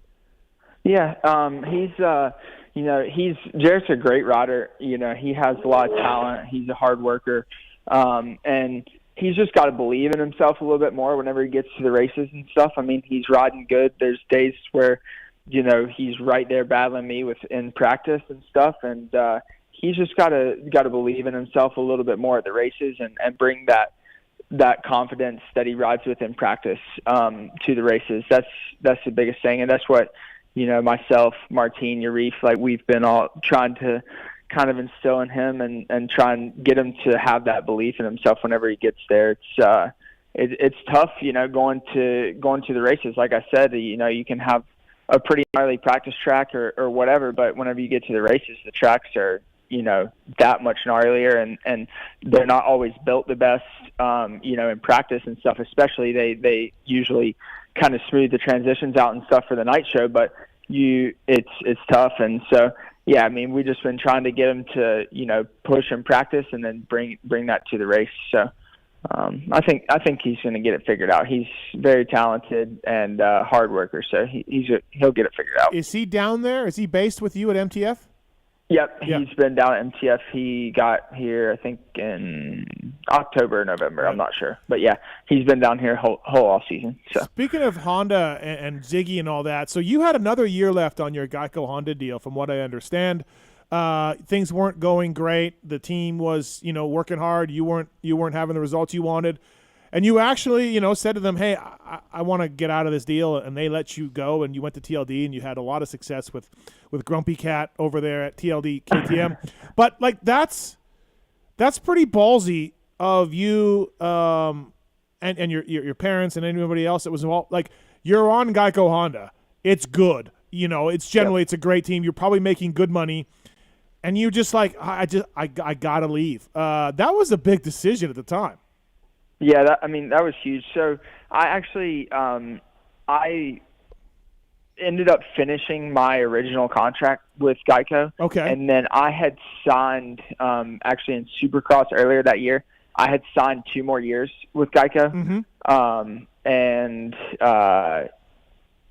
We were starting to get things going in the right direction, and with the bike and stuff, and just it was tough, and we were starting to get things going in the right direction, and then we got to outdoors, and it just wasn't going in the right direction, and I felt like there were certain people over there that didn't necessarily believe in me, and I had a lot of belief in myself, and as well as other people around me, and it was a very, very tough decision. Yeah, like I can imagine leaving Geico, and I didn't have anything leaving. I was hoping that I could talk to another team and go somewhere else, but I didn't have anything, and I really didn't have the greatest results, I'm for sure going to get something, so, right. But after a while and, going back and forth and just really trying to make it work, I just felt like it wasn't the best thing for me, and actually called Ziggy myself one night, and you were sweating. I bet you were sweating, dude. It was the most scary phone call of my life. I mean, my voice was shaking whenever I answered. I actually, I was so scared, and I just kind of went through and talked to him about some stuff, and he was really understanding, and Ziggy is great. Ziggy's like another dad to me, so he understood, and he was really sorry that things didn't work out, and so I finished out the outdoor season with them that year, and then once I got out of my contract, then I was able to start kind of calling around and stuff, and talked to TK, and ended up there, and like you said, I had some really good success there. It was good. for me to, I mean, that was really, kind of a turning point in my career because I had a lot of success as an amateur, my last few years amateur. Right. And then going pro, I didn't have the results that I expected from myself, and stuff. And at times it was like, am I even, is this even for me? It's like you're out there and you're trying your hardest and you're way off the pace, or you can't keep it on two wheels or whatever, and you just don't even you just don't feel good at all, So going to TLD and that first year with them, I went into Vegas with the points lead, So it was a huge change for me, and I'm looking back on, I'm very glad I did it. But yeah, that was definitely one of the hardest decisions of my life and kept me up at night for you got quite a few weeks. You got a couple $100,000 contract in hand for 2 years on a factory Honda, 250 effort. And yes, it's not going well, but for you to be like, hey, I got to take control, and you're younger, that's ballsy. Yep. So, but it worked out. And like you said, it was. I had 2 years with Geico and leaving. I didn't know if I was going to be buying my own bike the next year, what was going to be happening, and then I ended up signing with TLD, but I only signed for a year, So it's like, you got to, I have to make something happen this year. And luckily I did. And my belief in myself paid off. But, it was scary for sure. I don't think TK want to let you go either. He really, really liked you, liked working with you a lot. I don't know if it was Austria or, budget or what it was. I think he was bummed at having to let you go. Yeah, TK, I love TK. And you say he's grumpy, like everyone's like, how's TK? Like whenever I first got there, I was like, TK's great. Like, I don't know. I've never had any problem. And I never really did have, I don't think TK harsh. ever got mad at me. He's harsh, man. He was never harsh on me, ever. Wow, ever. Okay. All right. I don't think one time. Maybe, I'd kind of take that back. At the first race, I honestly, at TLD my first year, I didn't have a very good offseason. I wasn't riding good at the practice track. Shane and Oldenburg were just smoking me at the test track and stuff. And that was in December, and I raced East Coast, so I went back to MTF in January and was trying to work on the things, and so we go to the first round, and I don't think TK had really seen me ride much since December. And, he just, from talking to me and Brian and stuff. And so we go to the first round. It was at Minneapolis. And I didn't get a very good start in the heat. And I made some bad choices trying to pass some people and lost spots. And I ended, long story short, I ended up, barely made. I think I got either 8th or 9th in my heat. And Amart, he crashed and didn't make it. So we get to the truck. And TK is not happy. He was you could see steam was coming out of his ears. He was probably because we were both new on the team. He's probably what am I doing? And then I went out. I ripped the whole shot that night. Led for a few laps. Ended up second.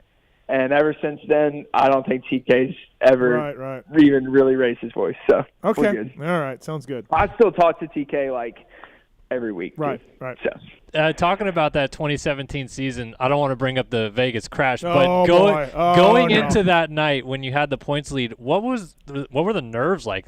Was it just numbing? An insane night. Just an insane night. Yeah, I mean, honestly, I really didn't even feel that much pressure.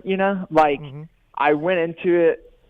Going into the season, no one predicted me to be a championship contender, right? So, I mean, I had one podium before that season, and it was a third place on Geico. So no one expected me to be battling for the championship. And then started out pretty good and just kind of kept getting a little better and clicked off a couple wins, and then. I felt good going into Vegas. I felt good. I didn't really feel that much pressure. I'm the pressure really is on Zach and Joey. They're older than me. They've been in the position a little bit more than I have, So I felt good. And I mean, whenever you're going 60 miles an hour back into the stadium, things can bite you pretty quick, I guess. Yeah. Yeah, no, we covered that race on a Re-Raceables, but we called Osborne, not you, Jordan. And you know, Zach's just Jordan had it, then Joey had it, and I just, I ended up with it. But it's just one of the nuttier races I've ever seen. Yeah, I did for a sure. little like documentary video on it too, and Yeah. like just trying to like track the season as it went on with the points too, because it shuffled so much with like Right. Osborne winning a little bit, and Yep. then Jordan won some, and, Yep. and, And then, AC won a little, and Joey, the penalty in East in Rutherford, in Jersey, you know. So there was a lot of that going. Yeah, The crazy thing is that AC almost won the title. I know. Like, Yeah. he almost won that title, and there was 3 guys that were like, we were all 3, I don't know, 12, 13 points ahead of him, you know. Yep. And if Zach would have fell in that turn, AC probably would have won the title. It was just crazy. Yep, absolutely. We got Jordon Smith on the line, brought to you by the folks at Firepower, firepowerparts.com. They are also the title sponsor for his team out there, and keep that thing going up on 2 wheels. Jordan, you 450s. You want to do any? You ever going to do any? We're going to see you up there. I mean, this has been something I've been screaming and yelling about when it comes to guys like yourself and others. What's the plan for that, or what are you thinking? Well, I've raced Monster Cup. I love riding 450s. I really do. I enjoy riding a 450 more than I do a 250. Right. But I do want to do some. Maybe this year with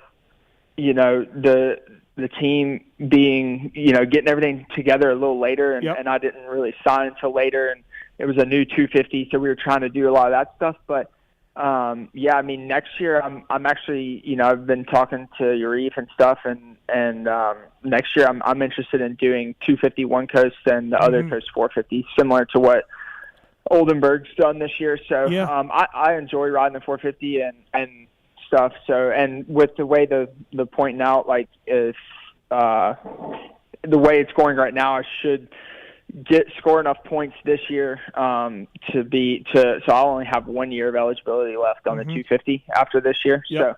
So I'm ready to get on the 450. I mean, it's a stacked class. It's so gnarly. It is crazy watching the 450 class. Those guys are flying. I mean, Eli is just riding so good right now. Jason, Mookie, all those guys are just flying right now, and it's so deep. Like, obviously now it's a little bit thinned out from the start of the season, but still there's a lot of very fast guys. So I'm excited for when the day comes to get up there and try and battle with that competition. Are you playing PulpMX Fantasy?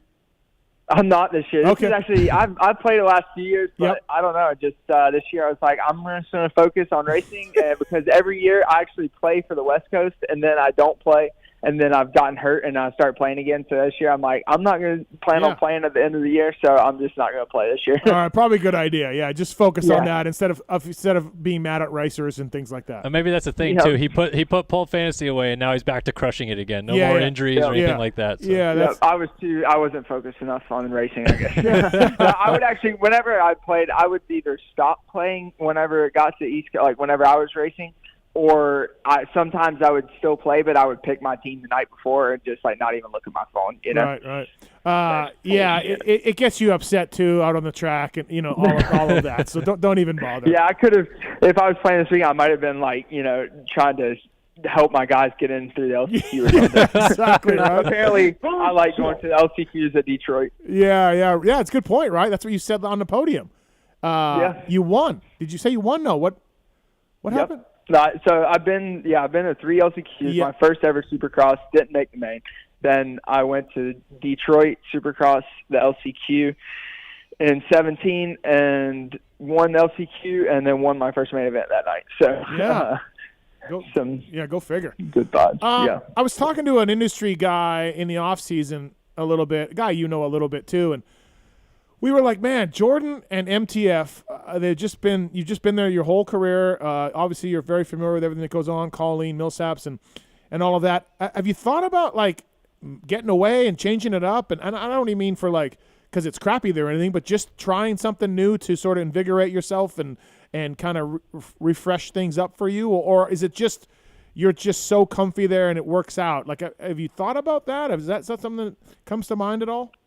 Yeah, I mean, it's crossed my mind. I mean, like you said, I've been here forever. I think actually they're having a camp this week, and I walked in there yesterday to go use a recovery thing in the gym, and they were doing the orientation for the camp, and Brian's like, oh, here's Jordon Smith, and he's like, when did you come to MTF for the first time? And I was like, had to think about it. I was like, 2007. Yeah. That was a long time ago. But actually, I trained so in the 19 off season, so 18, the end of 18 there. I trained KTM made me go to Alden's and train with Tyler. Oh, I don't even remember that. Season. All right. Yeah. Okay. Yeah. So I went down there for a couple months, and then once the season started back up, I went back to MTF and was riding. But I got hurt at the second round. Well, I made it 4 rounds, but I hurt my wrist at the second one, and the rest of them just my wrist was really bothering me. So, and I saw what they got to do and stuff, and I've been I've always went out. This is the first off season that I haven't had to go to California. So I've been around a lot of different programs and stuff, and I feel like what we have is really good. Colleen and Brian and Jacob in the gym, they do a great job. And they're like family to me. And I mean, MTF, they really take care of me, and the tracks are always good. Brad and Big B do a great job on the tracks, and I've just always felt like it's the best place for me. I've tried different things at times and seen a lot of different things, and I feel like we do have a really good program here. And it's always worked. So, I mean, I'm pumped with it. I have a house 2 miles away, so nice. It's very convenient for me now. And can you ride from your garage through the woods to MTF? I could ride down the road if I wanted to. No one would say anything, but I don't know. What's your best? Sometimes. Go ahead. I was going to say, from time to time we will we'll drive. If I need trees cleared or something I own 17 acres, so if we need something, I'll drive a tractor down the road from MTF. But that's about it. What's your best Barsha at MTF story? I mean, what's the Barsha best at one? MTF. Did he just take out some kid who was there the first day, or or what happened? I don't know. I mean, so he left, I think, what year did he leave MTF? It was probably, what year did he turn pro? It was 08? 09? Yeah, 08, 09. Glenn Helen was his Yeah, first so race. I think he left MTF in 09, and I started there at 07. Oh, okay. Yeah. So I was pretty young still. I don't remember any crazy stories like that. I do actually remember one time, I don't think I saw this happen, but I heard about it. But I think something happened because Martine was there too at that time. And something happened to them on Supercross. I don't know if Justin took him out, if he ran him hot. I don't really know what happened. But Marty's blood can start running hot whenever stuff like that. And I think Marty actually cut the track or something and tried to take out Barsha. So then they had to start riding at separate times. And that's about the only thing I can remember. But it's he did come back and train with us for a couple years once I was pro. But that's it. Somebody told me that there was the MTF guys, and I don't even know if this is true, literally had a contest of who can knock each other down the best in a corner or something. And I don't know. I'd heard that. I'm like, what? And they're like, yeah, it was Barsha and it was this guy, and they were just good one, good one. Like they were stoked that they got taken out. I don't know. I don't know. Okay. I don't know. That might be okay. Or something. I've never witnessed that one. that could be just industry lies, industry bullshit. Yeah. Probably. Anything for Jordon Smith, Kellen? Anything else? I'm good. Thanks for coming on, man. I appreciate it. A good start to your year. Really cool to see you make a podium. You're close, I think. This stupid Jet kid is really, really good. But, I think you're close, and it would be really cool for your Reeve, for Firepower, and for yourself to get on the box. So that'd be awesome. Yeah, man. We're getting close. I feel like, this weekend, I felt like we were close. I felt like it could happen, but just didn't quite work out. But we're definitely getting closer, and I think we're getting closer every week. So the whole team and all the sponsors, been putting in a lot of work, and everyone deserves it. So I'm going to keep the pedal down and try and get it done this weekend in Indy. Cool. Well, thanks for the time, man. Thanks, Jordan.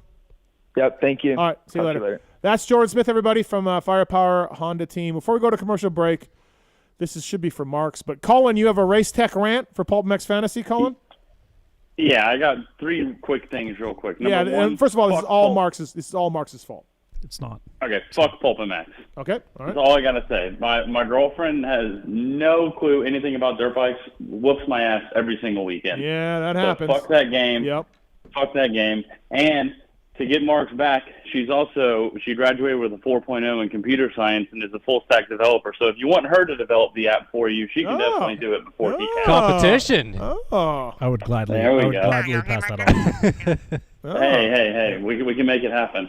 Okay, so my last thing is, what do you think the odds are? You had mentioned in one of the shows that Kenny had said that he wanted to travel and do the GPs and kind of show his family what he used to do and where he came from and everything. That's what people in Europe were saying. I wasn't saying that, but I had heard that from people in Europe. I don't think that will happen, but that's what people in Europe Okay, well, I was going to say, I don't think that would happen either, but I think that he would do the World Supercross instead of doing the Nationals so that he could still travel the world and do it, and it wouldn't be as intense as doing 20 GPs. Kenny is a prime candidate for those World Supercross rounds for sure at some point. I don't know about 2023, but at some point, absolutely. You know? Okay, that was my question. All right, Colin. Thanks for calling, man. Sorry about the fantasy thing. All right, man. All right. Yep, you're good. Thanks. Appreciate it. All right, everybody, let's take a commercial break. If I see you on hold. Stay on hold. We'll get to you when we get back. Jason Thomas coming up. Thanks to Jordon Smith and Malcolm Stewart for coming on. Kellen Brauer in studio here. We got Betts coming up. We got Oldenburg. We got JT. We got a Rant coming up. You got a Rant? You got a race tech Rant? Nah. You're a pretty mild guy. Mostly. Yeah. Maybe I have a mini. Will you and Marks team up about the Race Day Live coverage? Probably. Oh, no, I don't care. Whatever. What? I'm over it. You've given up. I've given up. It's just. I mean, just wave the white there's flag. some things I wish would change about it, but at this point, I'm just like, I'm kind of happy. I that watched we it even from have Daytona. I mean, was it perfect? No. It's cool we have it. It's cool we have the coverage. Right. Like, Okay. would it be nice to see a couple more of the practices? Sure, but whatever. Kellen is. I'm going to do something to piss him off during He commercials is, just to get him a little ramped You up. know what? It's just disappointing now. Kellen is just he's not mad. He's just disappointed Just now. Right? He just moved on. Like he's like that father that's like, I can't even get mad, son. I'm just disappointed. All right, everybody. We'll be back with more on the PulpMX show presented by Motorsport.com, Fly Racing, and DecalWorks.com. See you in a little bit. Yeah, but they don't know shit.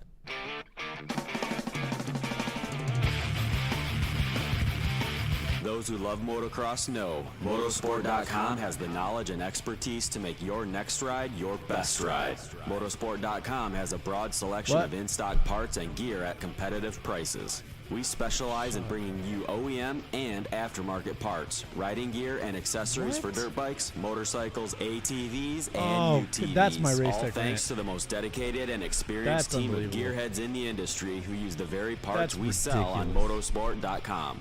Motorsport.com always offers fast shipping and free delivery on orders more than $79 to ensure you never miss a ride.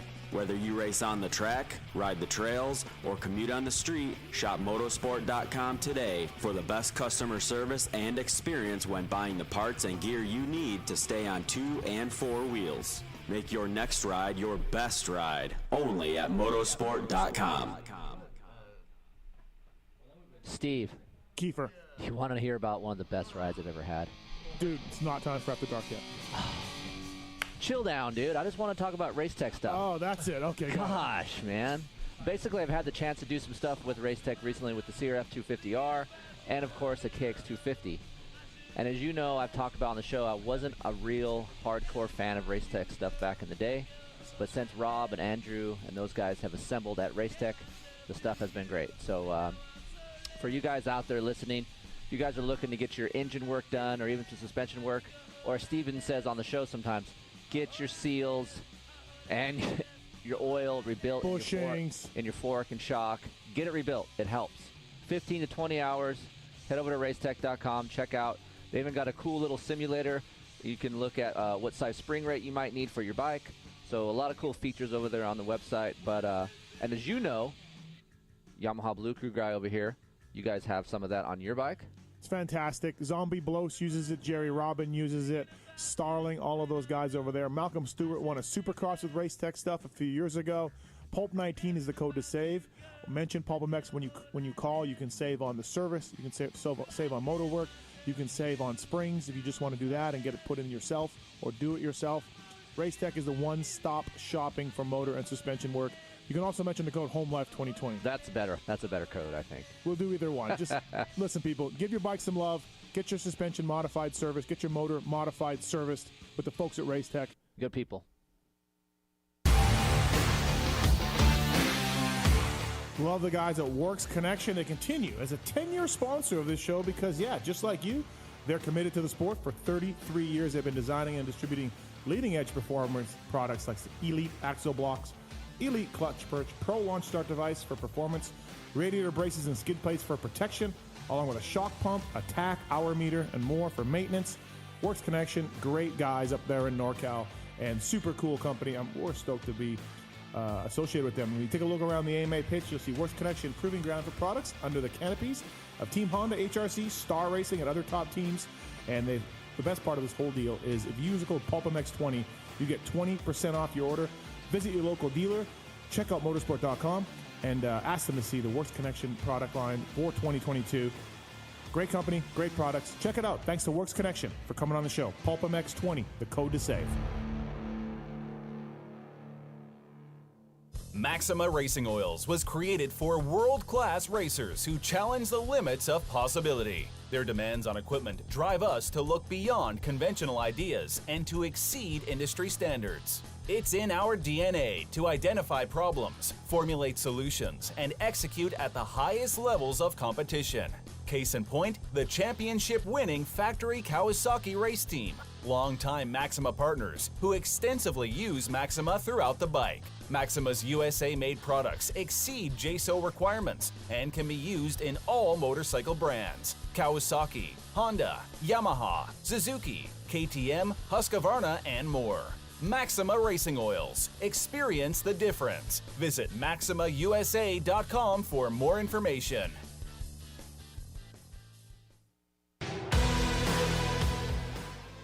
In 1990, my dad, Jamie Gregg, started Guts Racing.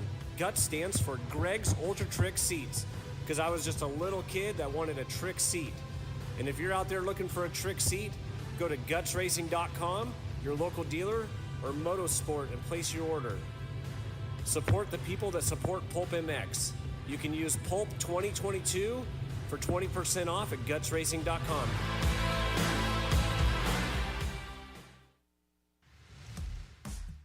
FMF Racing is proud to celebrate over 45 years of fun, building every FMF exhaust right here in the USA.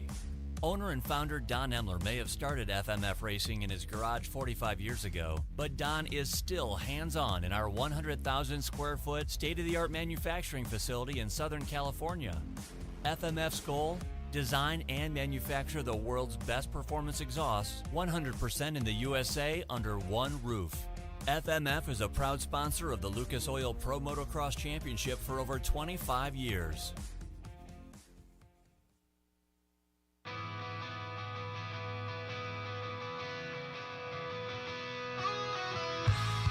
Hi, it's Tomac superfan Dylan here.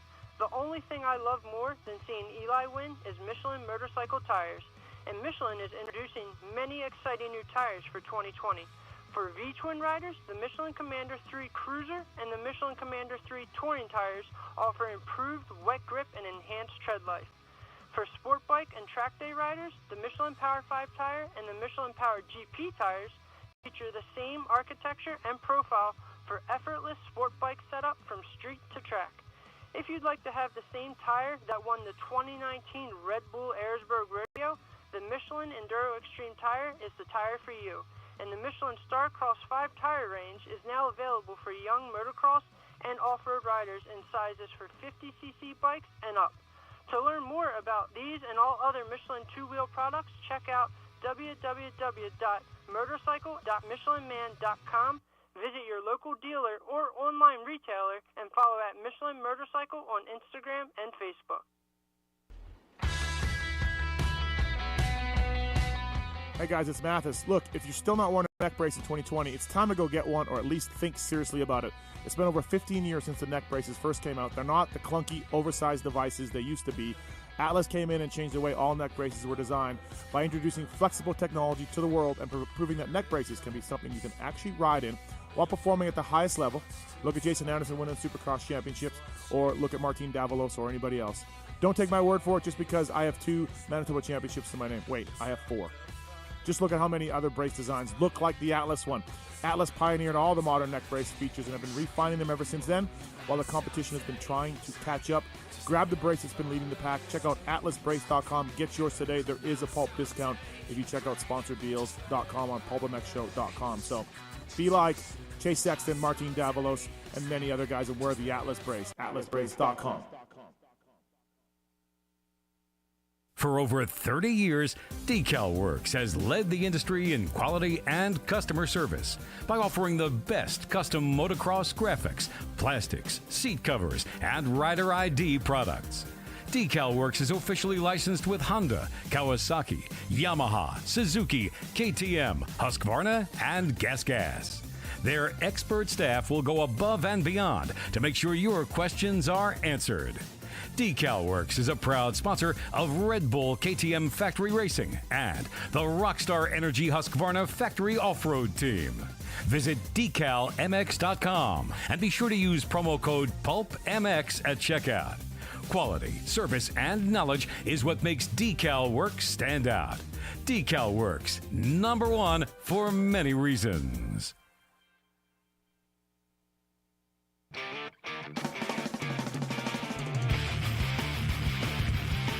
Those who love motocross know Motorsport.com has the knowledge and expertise to make your next ride your best ride. Motorsport.com has a broad selection of in-stock parts and gear at competitive prices. We specialize in bringing you OEM and aftermarket parts, riding gear, and accessories for dirt bikes, motorcycles, ATVs, and UTVs. All thanks to the most dedicated and experienced team of gearheads in the industry who use the very parts we sell on Motorsport.com. Motorsport.com always offers fast shipping and free delivery on orders more than $79 to ensure you never miss a ride. Whether you race on the track, ride the trails, or commute on the street, shop Motorsport.com today for the best customer service and experience when buying the parts and gear you need to stay on 2 and 4 wheels. Make your next ride your best ride, only at Motorsport.com. Maxima Racing Oils was created for world-class racers who challenge the limits of possibility. Their demands on equipment drive us to look beyond conventional ideas and to exceed industry standards. It's in our DNA to identify problems, formulate solutions, and execute at the highest levels of competition. Case in point, the championship-winning Factory Kawasaki race team, longtime Maxima partners who extensively use Maxima throughout the bike. Maxima's USA-made products exceed JSO requirements and can be used in all motorcycle brands: Kawasaki, Honda, Yamaha, Suzuki, KTM, Husqvarna, and more. Maxima Racing Oils. Experience the difference. Visit MaximaUSA.com for more information.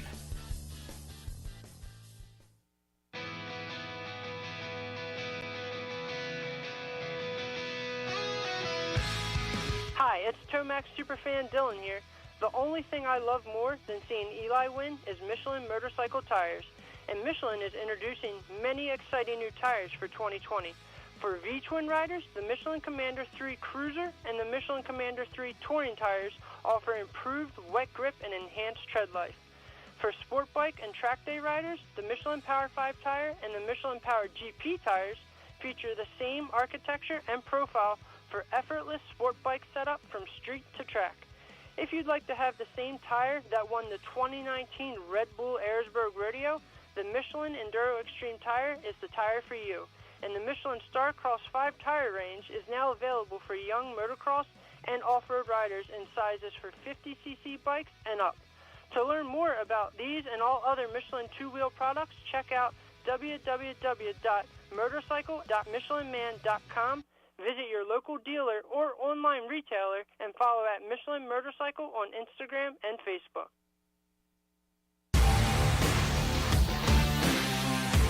Love the guys at Works Connection. They continue as a 10-year sponsor of this show because, yeah, just like you, they're committed to the sport. For 33 years, they've been designing and distributing leading-edge performance products like the Elite Axle Blocks, Elite Clutch Perch, Pro Launch Start Device for performance, radiator braces and skid plates for protection, along with a shock pump, a tack, hour meter, and more for maintenance. Works Connection, great guys up there in NorCal, and super cool company. We're stoked to be associated with them. When you take a look around the AMA pitch, you'll see Works Connection proving ground for products under the canopies of Team Honda, HRC, Star Racing, and other top teams. And the best part of this whole deal is if you use the code PulpMX20, you get 20% off your order.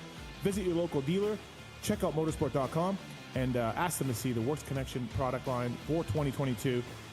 Great company, great products. Check it out. Thanks to Works Connection for coming on the show. PulpMX20, the code to save.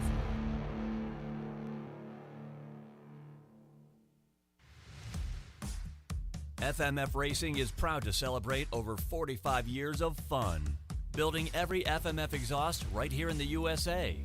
Owner and founder Don Emler may have started FMF Racing in his garage 45 years ago, but Don is still hands-on in our 100,000 square foot state-of-the-art manufacturing facility in Southern California. FMF's goal? Design and manufacture the world's best performance exhausts 100% in the USA under one roof. FMF is a proud sponsor of the Lucas Oil Pro Motocross Championship for over 25 years. Steve. Kiefer. Do you want to hear about one of the best rides I've ever had? Dude, it's not time for After Dark yet. Chill down, dude. I just want to talk about race tech stuff. Oh, that's it. Okay. Gosh, man. Basically, I've had the chance to do some stuff with race tech recently with the CRF 250R and, of course, the KX 250. And as you know, I've talked about on the show, I wasn't a real hardcore fan of race tech stuff back in the day. But since Rob and Andrew and those guys have assembled at race tech, the stuff has been great. So, for you guys out there listening, if you guys are looking to get your engine work done or even some suspension work, or as Steven says on the show sometimes, get your seals and your oil rebuilt in your fork and shock. Get it rebuilt. It helps. 15 to 20 hours. Head over to racetech.com. Check out. They even got a cool little simulator. You can look at what size spring rate you might need for your bike. So a lot of cool features over there on the website. But and as you know, Yamaha Blue Crew guy over here, you guys have some of that on your bike? It's fantastic. Zombie Blows uses it. Jerry Robin uses it. Starling, all of those guys over there. Malcolm Stewart won a Supercross with Race Tech stuff a few years ago. Pulp19 is the code to save. Mention PulpMX when you call. You can save on the service. You can save on motor work. You can save on springs if you just want to do that and get it put in yourself or do it yourself. Race Tech is the one-stop shopping for motor and suspension work. You can also mention the code HOMELIFE2020. That's better. That's a better code, I think. We'll do either one. Just listen, people. Give your bike some love. Get your suspension modified service. Get your motor modified serviced with the folks at Race Tech. Good people. For over 30 years, Decal Works has led the industry in quality and customer service by offering the best custom motocross graphics, plastics, seat covers, and rider ID products. Decal Works is officially licensed with Honda, Kawasaki, Yamaha, Suzuki, KTM, Husqvarna, and Gas. Their expert staff will go above and beyond to make sure your questions are answered. Decal Works is a proud sponsor of Red Bull KTM Factory Racing and the Rockstar Energy Husqvarna Factory Off-Road Team.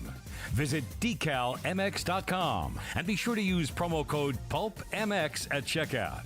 Quality, service, and knowledge is what makes Decal Works stand out. Decal Works, number one for many reasons.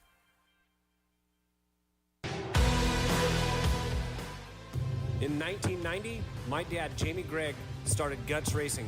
Guts stands for Greg's Ultra Trick Seats, because I was just a little kid that wanted a trick seat. And if you're out there looking for a trick seat, go to gutsracing.com, your local dealer, or Motosport and place your order. Support the people that support PulpMX. You can use Pulp 2022 for 20% off at gutsracing.com.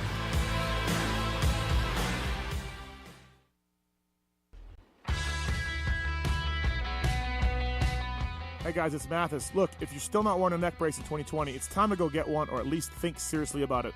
It's been over 15 years since the neck braces first came out. They're not the clunky, oversized devices they used to be. Atlas came in and changed the way all neck braces were designed by introducing flexible technology to the world and proving that neck braces can be something you can actually ride in while performing at the highest level. Look at Jason Anderson winning Supercross championships, or look at Martin Davalos or anybody else. Don't take my word for it just because I have 2 Manitoba championships to my name. Wait, I have 4. Just look at how many other brace designs look like the Atlas one. Atlas pioneered all the modern neck brace features and have been refining them ever since then, while the competition has been trying to catch up. Grab the brace that's been leading the pack. Check out atlasbrace.com. Get yours today. There is a Pulp discount if you check out sponsordeals.com on PulpMXshow.com. So be like Chase Sexton, Martin Davalos, and many other guys and wear the Atlas Brace. atlasbrace.com. Yeah, welcome back, everybody. PulpMX Show presented by motorsport.com. Decal Works and the folks at Fly Racing. Marks, check on that X if you can, please, and let me know. Yep, got him. Oh, okay. Yep. And Kellen Brauer in the studio from Start Your Systems, Racer X. Am I saying anything? No. Oh, okay. He was in Detroit this weekend. We are trying to make sense of the weekend. 42-point lead for Eli Tomac. Absolutely bonkers to talk about it. We do have a something that could come on for the Race Tech Rant. Is this Damon? Yeah, this is Damon. What up, Damon? Hey, first off, I want to preface with one of Carnell's sponsors, VetMX, if there's any veterans looking for a motocross group. It's a good foundation. Go check it out at veteranmx.com. But, yeah, Carnell lost his sponsor. I just wanted to shed some light on him. Yeah, he's a friend of our show. He's a good dude, man. Yeah. Yeah, it was real cool to see. Hopefully somebody steps up and can help him out the rest of the season. Yeah, I think, you know what? Yeah, absolutely. Thanks for the call. Anything else? That leads me. No, that was it. Thanks, guys. Thanks for calling. Appreciate it. That leads me to my next topic, my Race Tech Rant of the night. We may as well just dive into that because it involves Carnell. First of all, I put out a social thing to go check out his story to see what happened to him, and he told me that a lot of people reached out and helped him. So that's awesome. It looks like he's going to be able to do the rest of Supercross on a 450. Kellen, you have a privateer profile coming out with him. Yeah, I think tomorrow it'll come out. Yep. Okay, I thought Pony did those. I thought are you encroaching on Pony's territory? I interview people when stories come up, and because that's we plug and play them on the site where they fit. It's kind of Pony's corner. I know, right? Okay. I know. Anyways, so privateer profile coming up maybe tomorrow on Logan, and that's my Race Tech Rant of the night. Like, look, I don't know MotoZone, his old sponsor, at all. I know people in Ohio who told me they don't know anything about MotoZone, and I know people in Ohio have told me they don't know any rider that MotoZone has supported before Carnell. So they supported Carnell this year, and look, shit went sideways. Shit goes sideways in this sport with sponsors and teams. I've been in the pits for 26 years. I've seen a lot of shit go sideways, okay? If you don't have the money, you can't do what you promise. I get it. All this stuff happened to Carnell, and that's shitty for Logan. And I just know Logan's side of the story. I don't know the other side of the story. But I went on MotoZone's Instagram, and they told me that the rider breached his contract. I followed up with Logan. Logan's like, I don't know. I don't know what I did. I'm everything the guy said he's going to pay for, I paid for. And then there was another post by MotoZone about we're going to elaborate. We're going to tell you there's more. Due to demand, there's more to the story. And if you go to our website, you'll see more of the story. And I went to the website because, I want to hear both sides. I like Logan, but yeah, maybe there's more to the story. There was no more to the story. MotoZone told us nothing else about this. So if you ran out of money, MotoZone, that's fine. Just tell the guy you're helping, I ran out of money. I can't do what I told you to do. What can we do to make this right? Or, hey man, I got to bail. I'm getting divorced. My house burnt to the ground, or whatever reason you want on why you have no money. And you try to be professional about it. Again, I'm only getting one side of the story from Carnell. I tried to get the other from MotoZone. They're not giving us any answers. So to me, like, the whole thing is really shitty of MotoZone to do this. That's my Race Tech Rant of the night, because there's more to the story than even what I'm telling you. I don't know if Carnell wants it out there, but this MotoZone dude is fucking him over, trying to fuck him over. It's not cool. You just ran out of money. You bit off more than you can chew, and that's it. Don't be an asshole about it. Like, that's where my Race Tech Rant is like, fuck, man. Like, this kid, you made a promise of all the fucking things you were going to do for him, and not even halfway through the Supercross series, you pull out. You give us no reasons why. You don't explain what happened. You tell us you're going to explain it, but then you don't. My people in Ohio never heard of you. My people in Ohio said you never helped out any other racers, and now you fucked over one of the more popular privateers in the sport. Good luck trying to help out another person in the sport, because everyone will see what you did with Carnow, and they'll be like, yeah, fuck MotoZone. I want anything to do with him. And again, I'd love to get more of the story.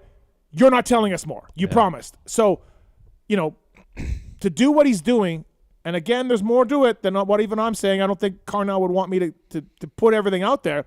Like, it's fucking shitty. It's fucking shitty that this guy is doing that to this privateer, no matter what happened. If you can't pay your bills, you can't live up to a contract, surely to God there's got to be a better way than what's been going on now in this way. So, and if there is MotoZone, the zone with Moto, tell us what it's about. Yeah.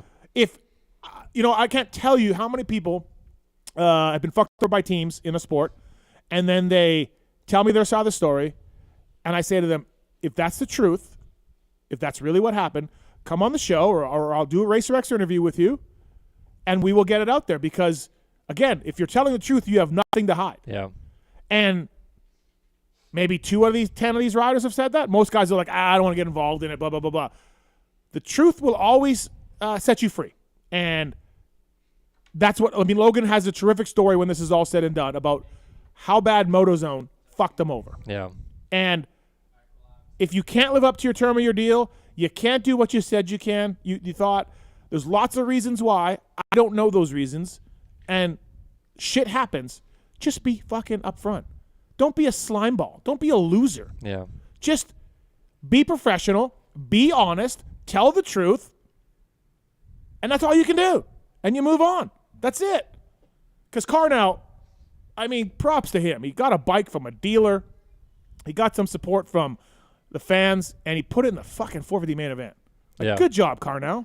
I love it because, if you were there in Detroit, you saw after he qualified into the main event out of the LCQ how much it all just kind of came on, out for him. Like, he was fist pumping, revving the bike. Yeah. He was revving the bike coming around the corner. I'm like, oh man, if he drops a crank right here or something on the stock 450. Yeah. But yeah, he's fist pumping and everything like that. It was such a cool story to kind of see unfold. Yeah. I guess his family was there, his friends were there. Right. Yeah. So many people there to help out, and obviously how many people in the moto community stepped up. It's awesome to hear all those stories as well. He's out of money. 2 weeks ago, he's out of money. MotoZone's not doing anything. MotoZone's not answering calls, not answering texts. Delnicki's cooking ravioli in a hubcap, on the side of the road, just eating ravioli. Hey, MotoZone, you can't pay the kid. You can't do what you said. No problem. Fucking tell us. Yeah. Tell us what happened. Be honest. Don't do what he's doing now to Carnow. Mm-hmm. Don't do that. That's about the shittiest thing you can do. Yeah. This is and there's a third party involved, and I feel bad for her.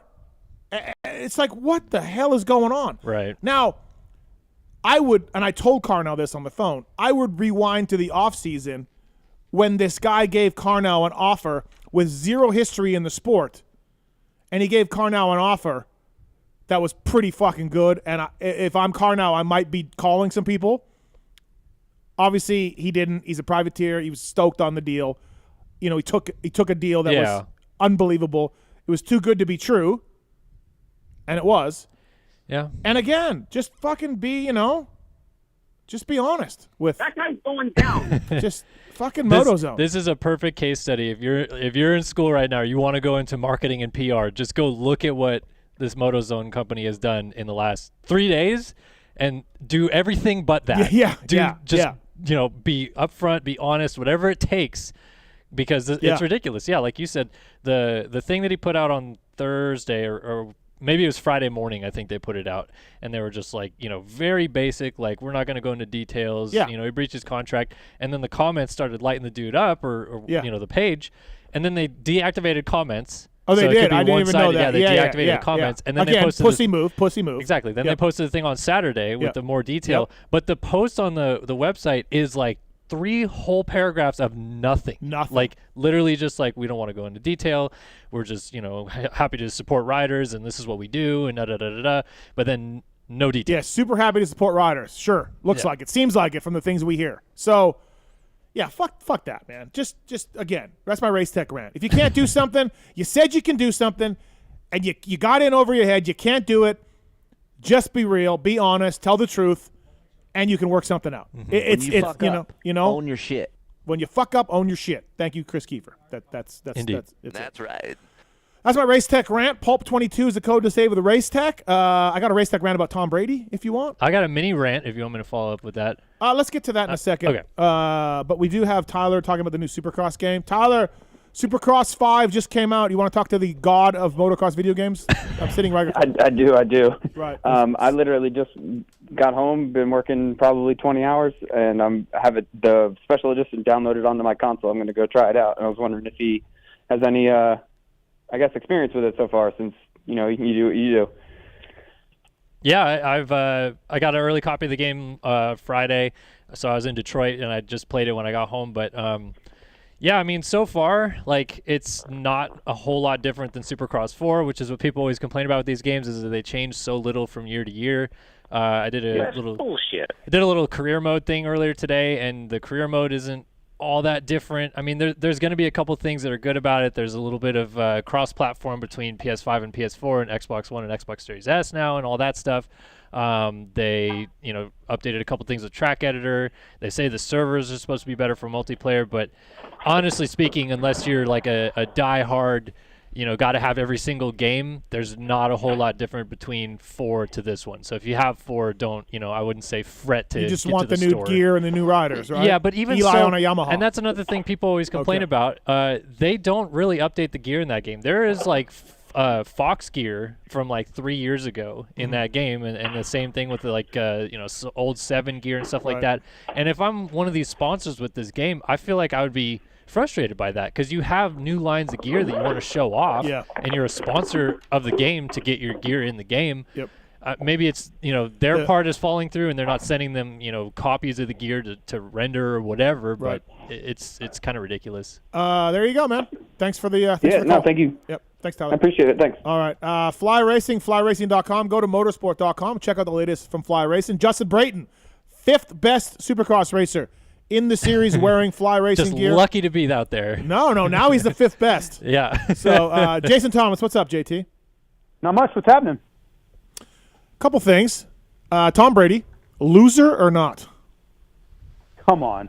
I mean, no. Clearly not. It's a lame thing he did. It's a lame. Do you think this was like his master plan? He's like, you know what? I'm going to retire. And then I need more attention because, winning all those Super Bowls and being one of the biggest stars in the world, I need a little bit more. So I'm going to hatch this plan where I'm going to fake retiring and then jump out of a birthday cake, and I'm not retiring anymore. But do you think that's what he was doing? I read a theory that, he has a contract with Tampa Bay, right? He has a second year on his deal, right? I read a theory that said he tried to force the Bucs' hand he wants to go to San Francisco.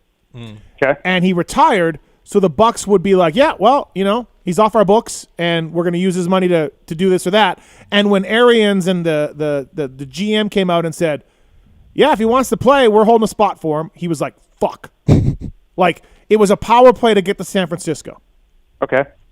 So you still think that's like super lame? Yeah, still super lame. Oh, what do you think about Michael Jordan then? I just want to hear the motocross stuff. Well, Jordan came back 18 months later. So that's a long time. I know, but he retired once to do baseball, then retired again to get basically out of playing for the Bulls, and then went on to, what did he play for? No, but that was years. Wizards. Wizards, yeah. It was a few years after that, though. It wasn't right away. No. Yeah. But I'm just saying. Tom Brady retired a month ago. 1 month ago, we had to read all the comments about what a great guy he is and what he is the GOAT of quarterbacks. There's no doubt about that. He wasn't doing any of that. Yeah, it's not like but he knows what's going to happen. Yeah. He knows what's going to happen. You think that's why? Do you think that he needs more accolades? Like, the guy is one of the most celebrated players in history. I feel like there was much more to it than just, you know what, it would be great to get accolades for a month and then, I'm going to play anyway. Like, I just think he's above that. Like, I really think he's above that. It's just lame. Would you have been heated if that Zacho, a month after he retired, was like, I'm good? I was making fun of Zach for all of that. Okay. Yeah, privately I was a loser. I was making fun of all of that. Well, he never came back, so I would call him a loser if he came back. Yes. Okay. He never did come back. He actually ridiculous. just quit. He retired. So the fact that you would call somebody that has done the right thing so many times and he really doesn't have many things you can be a detractor for. Like, okay, if you want to go Deflategate or whatever, like the guy has a legacy of doing it the right way. And for you to call him a loser is like, I just shake my head at you. Loser. Like it says more about you than it does him. 1 month later, I want to play. Like, bro. Like it says more about you than it does him. That's all I can tell okay, you. all right. Well, that's my race tech around the night also. Pulp 22. More rants. Jeez. Yeah. Justin wants us to also argue here. Justin, what's going on? What's your call? What's your reason for your call, Justin? Thanks for taking my call. This afternoon, my brother was listening to the review show and from Detroit, and I heard this just egregious take by JT. Wow. Okay. Yeah, please tell me. And now I haven't listened myself. I just heard it in the background. But JT was saying how it doesn't matter that the top guys have crashed out. That you've got to be in the race to get your best finish and all this, which I totally agree with. However, last year at Millville, the second moto, when Jet Lawrence and Pierce Brown and those guys went down, and you were talking about how Mumford, ironically, had a good ride. And who was the Suzuki guy? Dylan Schwartz. They had good rides. JT was driving the point home that you have to qualify that there was 4 or 5 guys down in that pileup. So thank you, Justin. So while those guys did have good rides, JT's like, we need the context here. And now this pains me a little bit because I tend to side with JT a little more. Please. Although I do like the way you stir the pot, Steve. Let me know when you want me to talk. Okay, and Justin, by the way, we have a mutual friend and a group text that brought this exact same point up today. Justin, in our group text, said Mathis. Yep, I'm going to shout Justin down just like I did him. So yes, okay, Justin, I'm ready. As I said, Justin, you're right, and poor Mumphy was just getting a wrath from one of his best career finishes at the time. So, all right, JT.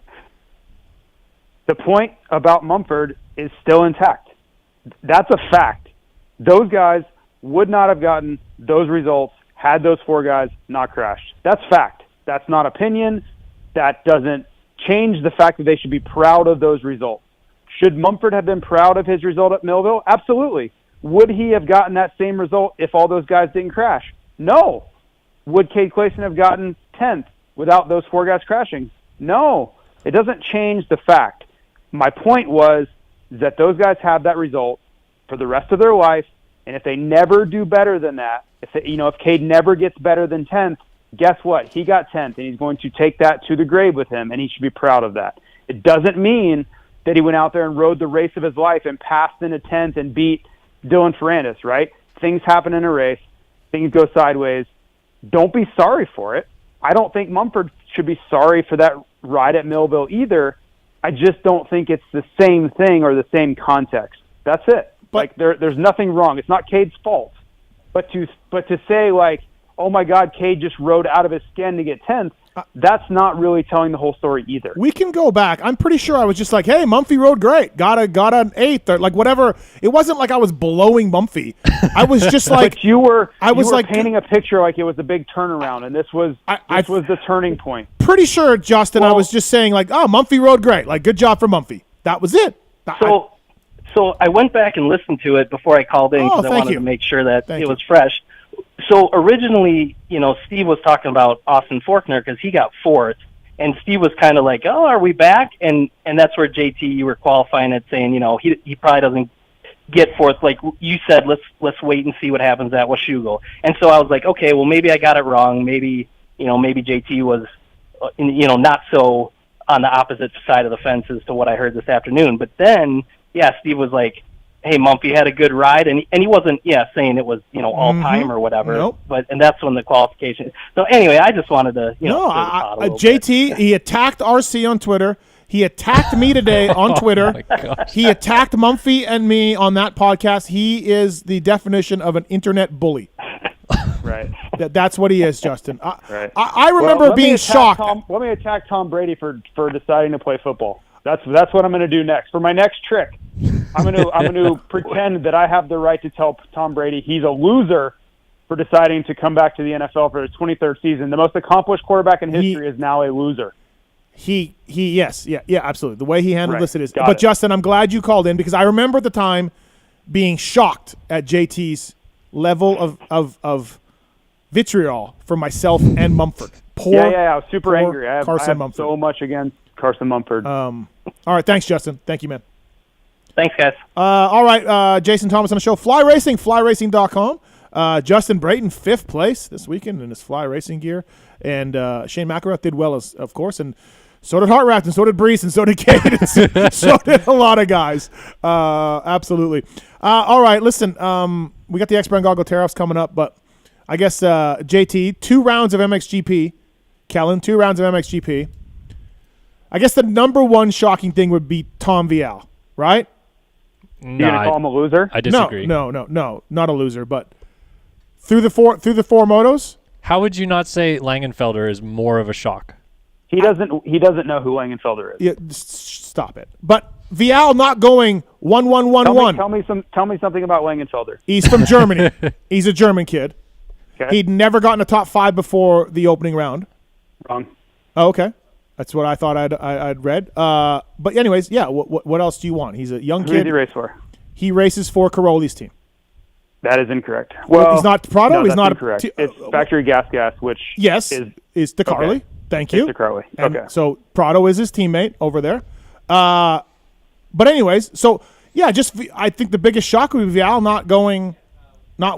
I can't say that because he was leading the second race at Mantova, so it looked like things were like totally on the right track. I mean, he'd been on the podium at every single moto up to that point, and then he has the huge off at Mantova. Right. I guess maybe that's shocking because I can't remember the last time Vial had like a gigantic crash. Like that was certainly he didn't alarming. go 2-2 at the opener though. He went I'm pretty 2-3. shocked. I'm going to side with Steve on this one. Well, what I'm saying is that it is shocking that Vial isn't wiping the floor, I guess, but I'm not necessarily saying it's more shocking than Langenfelder coming from being a 8 to 10 guy to winning the first GP of the year. Yep.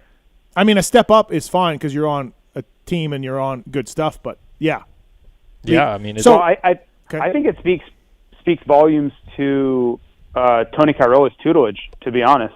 If you look at what he's done for guys like Guadagnini and guys like Langenfelder, and you could even point to Prado and his, before they really became rivals somewhat. I don't know what he's doing for these guys, but it's working. It could be just showing them the path. Like, this is what it takes. This is the level of preparation that you're going to need to do. But those guys are showing up, and in a class that's not that stacked, let's be honest, right? It's an MX2 class that they consistently move talent out of. But, I mean, his improvement this year is pretty remarkable. All right, 450 class. What do you think? Geyser. I mean, playing out so far, like we thought, right? It's pretty much exactly as I thought it would be. Right. When we saw how well Renault did at the opening or at the French Championship rounds before the season, you could say he's a bit of a shock, obviously, being in the mix already. But because generally the opening rounds, those off-season international races don't mean a lot. I mean, when we did see that he was, beating the guys that he was, Stewart and Koldenhoff and those guys, you're kind of like, oh, okay, like maybe he is going to be a little bit feisty this year, and he's kind of come out and proven that he can run up front. Whether that lasts throughout the year, we'll see. Maybe he, starts to run into some crashing problems or other things like that. But he certainly has the pace and just, hasn't really had the chance, I think, to run up front yet and fully show it. But yeah, Geyser, Prado hole shotting like basically every race so far. It's pretty much exactly as I expected it to be. JT? Yeah, I'm most surprised by Renault. I really didn't think that he was going to be this good. I was on record as saying I think he was making a mistake by moving to the MXGP class.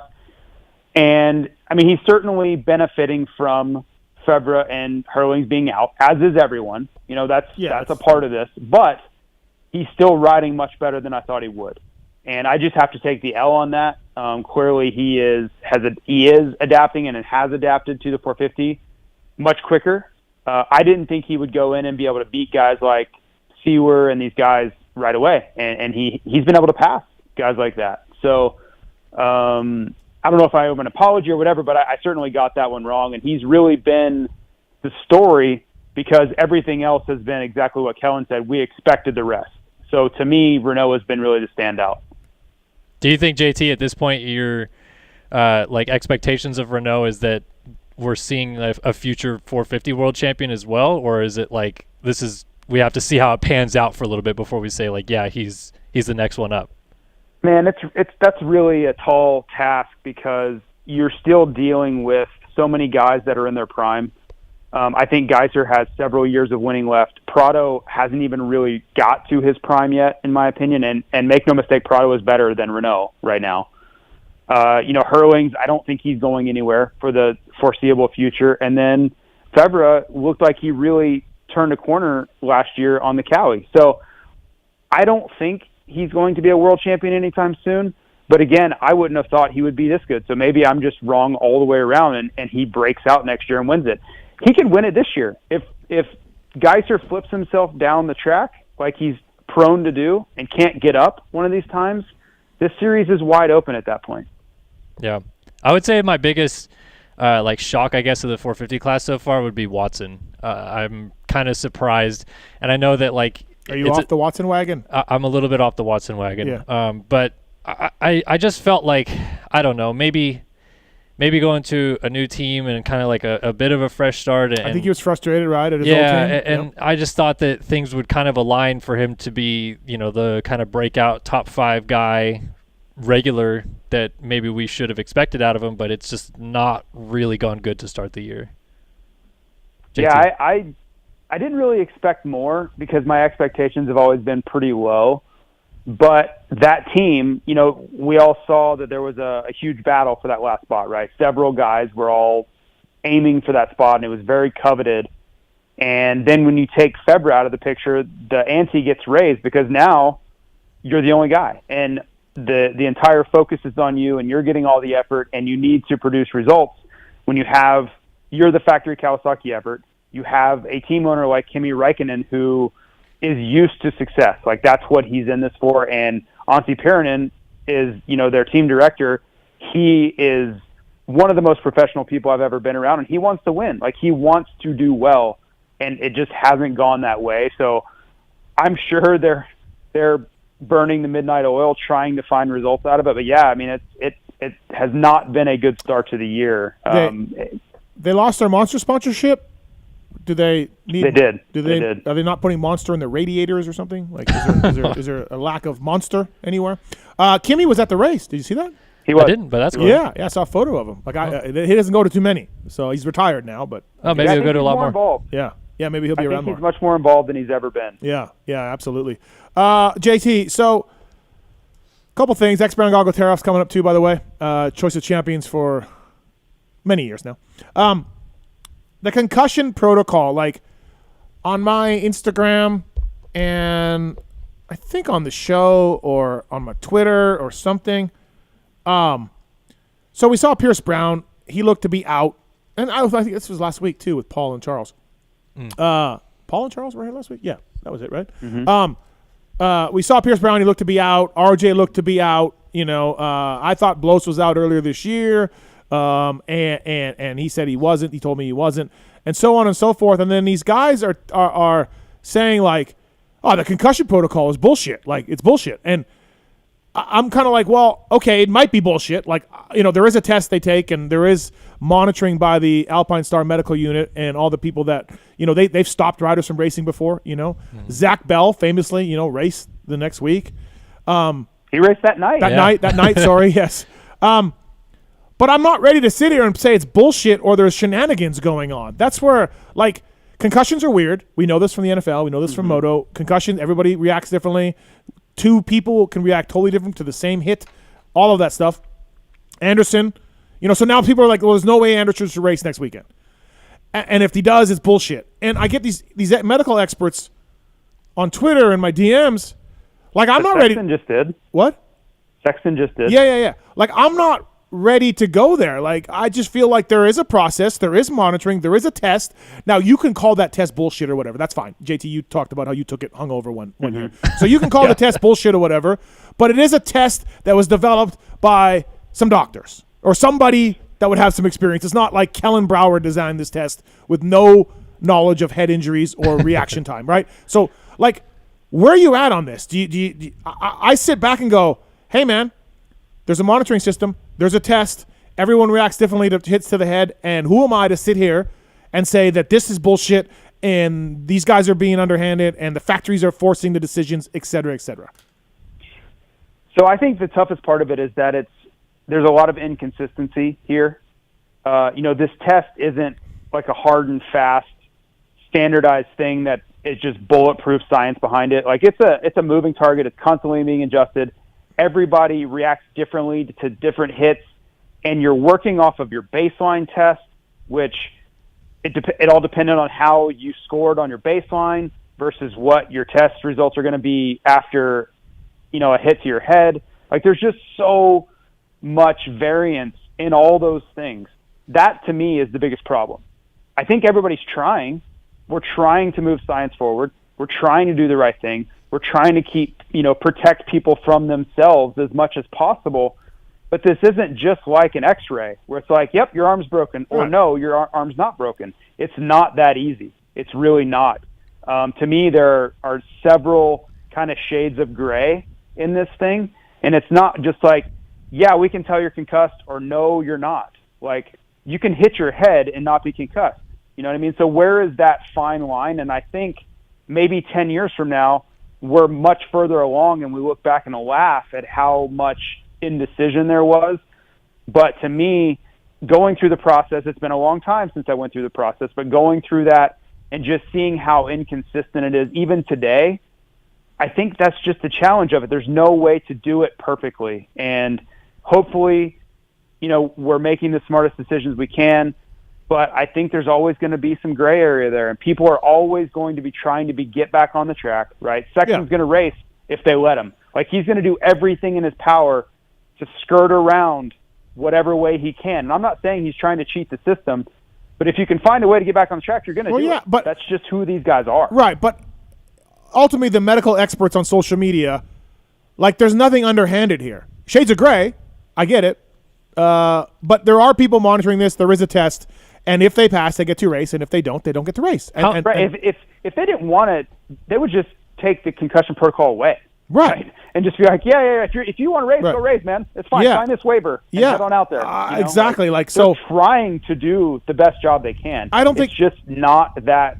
It's not that clear cut. It's really not. And I don't think we can sit back here and know what Jason Anderson's head injury is, or Chase Sexton, or whoever, and be like, you can't race. Like, we don't know. We don't know how they feel. We don't know how the test goes.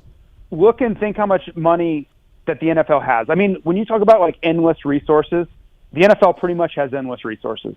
And they're like pulling people into a tent and like, who knows what they're doing in there, right? It's not like this real scientific process. Like, they'll pull people, if they look woozy, they have a guy that radios down and says, yeah, that guy looks a little woozy. Let's pull him off and check him out. Yeah. Like, it's not like they're doing a CAT scan on the sidelines. And this is the NFL, right? So I think we got to cut these guys a break. They're really trying. I mean, to have a concussion protocol, to have some sort of testing in place, to have doctors on site, to do all these things, you're already getting a lot. You're asking a lot. If you look at other sports, like lesser sports, they're doing nothing. Like, they're literally doing nothing. So I don't think we're doing that bad of a job. I just don't think it's an easy process to get perfect. I agree. But like, and how much too is like, we see a crash happen and we see someone laying on the track or whatever, and you see a replay and it looks like they hit their head, and it's tough to tell maybe sometimes at the angle, but like, they're really just like catching their breath, or like maybe in shock or something like that. Blows told me. Blows said he knocked the wind out of them. It's not always that they're just out cold and that's why they're laying there. Like, if you've ever had a crash, you've been like, I don't know. To me, I always try to get off the track. Oh yeah, I mean, but I'm saying sometimes there's situations where like you hit hard and you're just like, am I okay? Like, can I even move or whatever? Right. And then when you feel like that adrenaline rush either come down or whatever, and you come to, You know, it's not always just like it's not just straight head injury every time they're laying there. Yeah, and I'm just always like, look, man, there's tests and there's doctors, and the Alpine Star guys are working hard, and they're clearing these guys, and there's no like Dan Fahey isn't like Ted DiBiase with a briefcase of money giving it over to Bodner. Hey, let Anderson race, you know, like and there's none of that. So no, these are humans, right? They also don't want their athlete that they're paying millions of dollars to risk hurting himself further. Like these people aren't monsters. You know what I mean? Like everybody's trying to do the best job they can. No one wants to send their rider out there when he's not healthy. I think people are pretty harsh because it would be very easy for this sport to just be like, you know what, screw it. If they want to race, let them race. We're trying to do all these things and we can't. You know, like nobody thinks we're doing a good job, so screw it. If they want to race, fine, go for it. I mean, look at Honda. Like, you know, Kenny's not feeling it, and Honda's like, okay, we get it. Like, don't put him out on the track when he's not feeling 100% or ready to go because, like you talked about with Smith earlier, that's when things happen. That's when things go really bad. So they don't want that for sure. Absolutely not. I mean, I think the coolest thing, just real quick before we get off that subject, the coolest thing about all that is I believe that companies like Fly Racing and 6D and whatever helmet company you want to throw into that, Bell, I think there are a lot of companies that are really on the front edge of innovation. Like, if you look out across the helmet landscape, find me a sport or a company or anything that's doing more than motocross-specific helmets and the companies attached to that are doing, because I promise you it's not out there. So we have the best tech. The tech that's coming out of moto is slowly moving into the NFL at this point. Like, there's a lot of companies that are, you know, a lot of NFL helmet companies that are looking at stuff from moto and looking at all the deflection and the rotational impacts and all those things and adapting that stuff. But if you want to talk about, like, we're not doing it right, I would disagree because we're at the front of that tech. Like, everybody around is looking at moto helmets saying, man, they actually have some innovative stuff going on here. Yeah, again, I've said it before. If you have a dirt bike helmet, and obviously I love the formula, and the tech behind the formula is amazing. Go read about it yourself. And I'm biased. Fly gives me a bunch of money. I get it. But if I would never race or ride a dirt bike without a helmet that has secondary protection in it. It is not enough to just throw in your shell, throw in your EPS, and call it a day. Not enough anymore. Got to have some sort of secondary protection, in my opinion. So, in my opinion, and from the data I've seen, you are doing yourself a disservice to go that route. Yes, and I'm not saying it has to be a Fly Racing helmet. I'm not. There are a lot of good helmets on the market, and that's a great thing for everybody involved. But I think if you're just going to ignore the science and the steps forward that the sport's taken in the last 8 or 9 years, you're only doing yourself a disservice, and in my opinion, lessening the chance of a safe crash. Spend the money and get some sort of secondary safety system for sure. All right, X-Brand Goggle Tear-Offs. Let's do this. It's the X-Brand Tear-Off segment. 15-second rapid-fire Q&A. Look, people, I don't want to jump to conclusions here, but Kyle Chisholm is an X-Brand athlete. Rode amazing. Switched goggles this week. Didn't have a great race. Now, I'm not saying it's because of the goggles, but I'm not saying it isn't. X-Brand Goggles, the choice of champions everywhere. Freddie Noah and Ryan Brees, 11th with X-Brand Goggles. 11th place with X-Brand Goggles. There's a couple ones in there. Yeah, there you go. Thanks, Kellen. We're going to put you in the ad. You're going to do the next ad. I can't say anything or Justin will get mad. Why? I don't want to say anything about the result at all because Justin, the caller, will get mad about it. Oh, yeah. Got it. I thought you meant Brayton. I was like, what? Okay, X-Brand Goggles, EKSbrand.com, Pulp Show 22. Great company, great goggles. Use the code to get a discount from the folks at X-Brand Goggles, the choice of champions everywhere. All right, these questions, you got 30 seconds on the clock. Rapid fire. They're submitted by Corey Moser. Are you familiar? Yeah. Yeah. JT? No idea. I don't know. Is that the guy that gets wasted at Seattle every year? It's the guy that wants all the free shit all the time. Oh, that's right. Yeah. That's right. Yes. Yeah. Same guy, though. Same guy. Yeah. I told Weege, because we're both going to Seattle, so one of us will probably be doing most of the work. I said, you should have Moser rent you to make your trip worth it. Oh, there you go. Rent a Weege. Rent a Weege for a day. That rent a chicken. Rent a Denny and then the appearance by chicken. It can't be beat. The stories. Ended in disaster. Yeah, just a disaster. All right, Marks, let's do this. Steve. Come on, Marks. If 20 minutes and why would he is pull the tear off right there? We're just getting started. Want to start fresh. Pull like on the starting line. Yeah, pull pull 5. Off, you know? Okay, all right. Because he hit the intro button earlier, so I'm wondering what's going on in the corner. Rattled. Right. Okay. Yar yar. Yar yar. Steve, if 20 minutes is too long and 20 laps isn't long enough, what's the perfect length race? Perfect length's like 8 inches. No. I don't know, man. Keep dreaming, bro. I don't know, man. I think I was a proponent of the 20 minutes because the laps were so short we were getting 14-minute main events. But now, JT, we had Mookie on tonight, and he said in his opinion, when the tracks are that short, they should have a lap limit. And I don't know if he's wrong. Yeah, I don't know. 27 laps, you know? But I don't. When I watch the race, and I'm guessing he's trying to correlate the crashes and the chaos we saw to so many laps. Is that why he thinks it's too many? Yes. But see, when I watched those crashes, like Ferrandis' incident to me had nothing to do with too many laps. Like he, to me, looked already injured, and he just aggravated it from his hand keeps blowing off the bars every weekend. I don't think that was from too many laps. The Webb-Sexton crash, I don't think was from too many laps. Like there was something very strange going on there. It wasn't like the track broke down and that's why Webb crashed. Was he so tired he saw 3 out of a turn? No. Okay. No, I don't think Webb was crashed. They were at like 16 minutes or something. Yeah, no, I don't maybe he was believe just so. exhausted. Okay. Right. And then Anderson just lost the front end. Like his front wheel slid out. Yeah. So to me, those crashes were not the result of a completely deteriorated track. I don't believe. So when you whether or not Mookie's point is right or wrong, I don't think that you can say, well, all those guys got hurt this weekend because we did too many laps. I don't think that's necessarily true. When you're on a merry-go-round and you go round and round and round, you get really dizzy. Is it possible that Webb was going around so many laps, he got dizzy? That's a theory I'm working on. I would say no. Okay. All right. Next question. That's a very long answer. Yeah. This is like the Tom Brady theory for you. It's not Same a theory. level. It's just an opinion. It's an opinion. All right. Okay. JT, which Supercross has the best dirt and which has the worst dirt? Oh, that's tough. It can vary, man. Historically, like Atlanta and the Dome had some of the best. Indy St. Louis has had some of the best. St. Louis. But, St. Louis is right up there too. But, it changes, though, because St. Louis in April will be very different than St. Louis would be in February. So there is a pretty big fundamental shift there, and we've seen Indianapolis in February where it's just rut central. It used to be the East Coast opener. 30 seconds. Listen to versus Indy we've seen in April where it's pretty hard packed and slippery. Like go back to 2010 Indy, and it was like rock hard. What about anal bleaching? So, I would say those East Coast tracks, though, are pretty much the best. The worst dirt of the series would have been Las Vegas pretty easily. All right.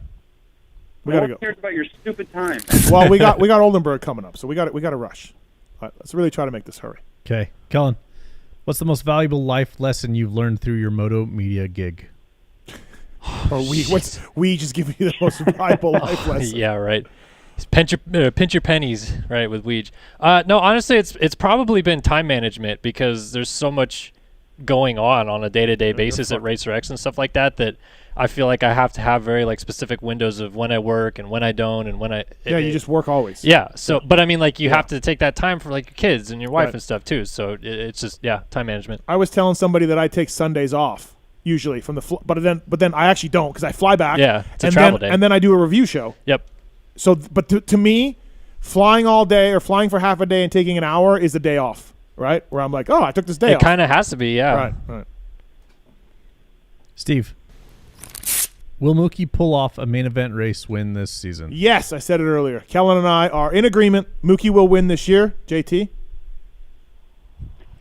I think he's working towards it. Fucking hell. He just waffle. Yeah, we talked about this in the review pod. I think it's going to come, but I think it's going to be one of the last few rounds. Okay, so yes. No, I get to answer however I want. It's not even your question. It was my question. You asked me. I know. I let you in, but you can't hog all the time. Watch me. Okay. JT says yes. We all say yes. Mookie will win. Yeah. And however it happens, JT, your point is very valid. Like near the end of the year. Oh, so now I. But you just have to say yes, and then we move on. You know. No, I don't. Okay. I don't. All right, JT, this question is yours. Anal bleaching? Which fly rider has sold the most gear, and why is it Andrew Short? That is a good question, though. Like, sure, I'll take Shorty. We don't have a way to ever gauge that, right? I don't have a metric for it or anything. J-Law?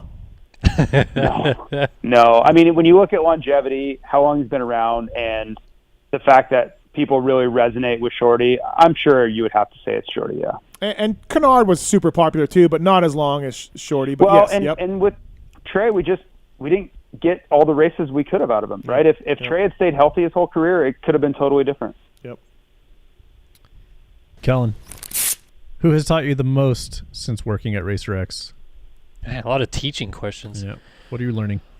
I don't know. Probably, I guess, just Weege, because he's taught me so much about like the ins and outs of the industry that I didn't know of before I worked at Racer X. Like I've learned a lot about, who to talk to and the go-tos and stuff. So don't listen to him on who to talk to. Well, I just mean like in terms of, if you need to get a hold of somebody at a team, like these are the right people to go through and stuff. Weege will talk to any idiot in the pits. I've said this over and over. Like you got to stop talking to these fucking nut jobs. Who's your favorite rider? Yeah. So It's unbelievable. He will give that guy anybody.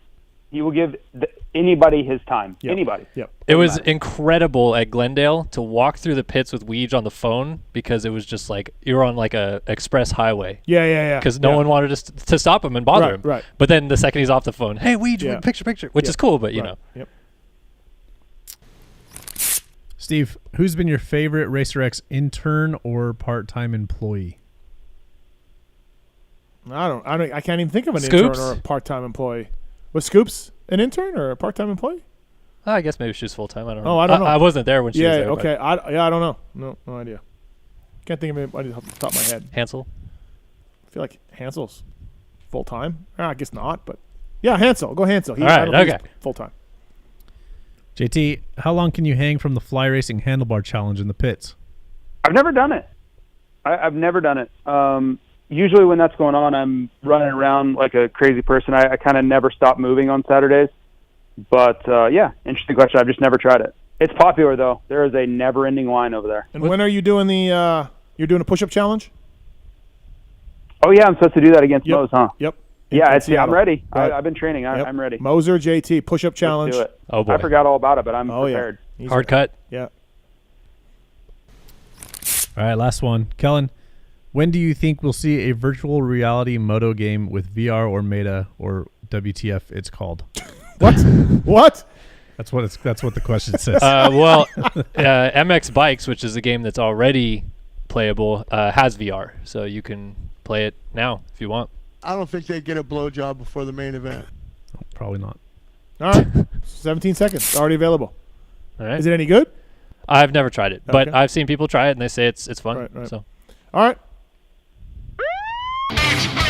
X-Brand goggles. Choice of champions everywhere. Kyle Chisholm, Freddie Norn, Ryan Brees, Josh Strang, the guy in the desert in the rally stuff.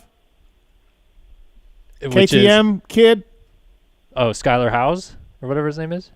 Mason Klein. Oh, Mason Klein. X-Brand. X-Brand goggles. Right there. Mason it is. Klein. That's my guy. Is 6-time an X-Brand? I have a set, but I usually wear Scott's. I've been riding with him a few times. He literally every time I go with him, he's got a different fucking sponsor on. Okay. Helmet, O'Neill. No, it's A-Star. been Alpine Stars for a while. Has now. it? Okay. Yeah, since you hooked me up with them. Enjoy the Ride is no longer around. It was all like 5 years old, so I have like fresh Alpine Star gear now, so I just wear that. Okay. All right, JT. Thanks for calling in. Fly Racing, flyracing.com. Thanks, buddy. All right, guys. All right, see you. All right, let's get Freckle on the line if we can. Let's go to Cody. Cody, what's up, man? Hey, all right, that caller earlier about the tickets. Yeah. Fuck that guy.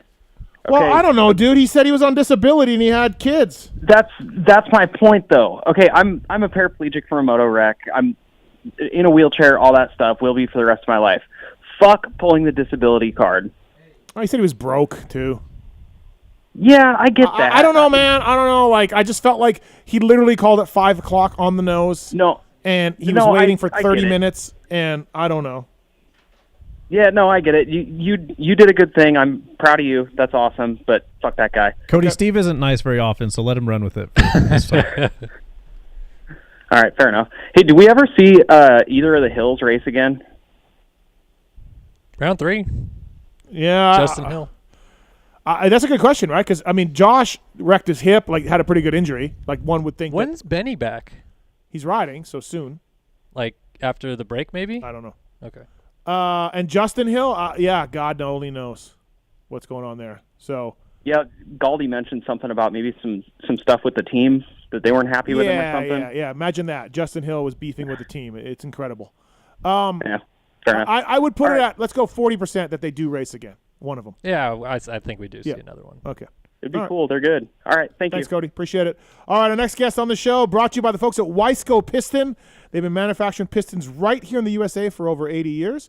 Factory Honda, PulpMX, Rocky Mountain KTM, SGB Honda, A-Ray Cade using Wiseco. Whether you ride a 2-stroke or a 4-stroke, Wiseco has a variety of pistons from reliable forged replacements to the performance-focused Racer Elite Series. They've got the Garage Buddy rebuild kits, CV4 thermal protection. They make a single-stop performance name. They are everything. They are a single-stop performance name out there. Visit motorsport.com, your local dealer. Go to wiseco.com to find products. So if you're in the market for a piston or for one of these Garage Buddies or connecting rods, go to pulpmxshow.com. There's a code to save from Wiseco on there, and you can save with the top-end kit with Wiseco. With that code, Wiseco, of course, has been around a long time, used a lot by a lot of teams. And, God, I use Wiseco, I think, just about every team I was on. Not factory Yamaha, but KTM, Birdwell, Nickway, Triple X, we use Wiseco. So they've been around a long time. They're bringing you our next guest. He is a top 250 Supercross racer, and we saw him on the 450 on the West Coast. Mitchell Oldenburg, what's up? Freckle, how are you, man? I'm doing good, guys. How are you all doing? We're good. Sorry for making you wait, dude. That's blame JT. Blame JT. I'm good. I got nothing else better to do, right? Yeah. Well, you are in California now, so I knew that you were, not in Texas anymore. Yep. We're out here through Supercross, so just trying to enjoy it while we can. How was Detroit for you? Again, I talked to you after the race. I did a pulpcast with you, but your damn start cost you for sure. But your speed looked okay. Yeah. Detroit. I mean, kind of same old story for me, right? Like I feel like my speed's 99% of the time there, and just been blowing it on my main event starts this year so far. So we got to get that figured out, and I think we'll be. I don't know, man. I just want to be fighting at the front. Don't really care about a result at this point. Just want to put in some fights with the guys. Okay, so question for you. I feel like your starts were a strength on other teams in the past. Am I right or wrong? Yeah.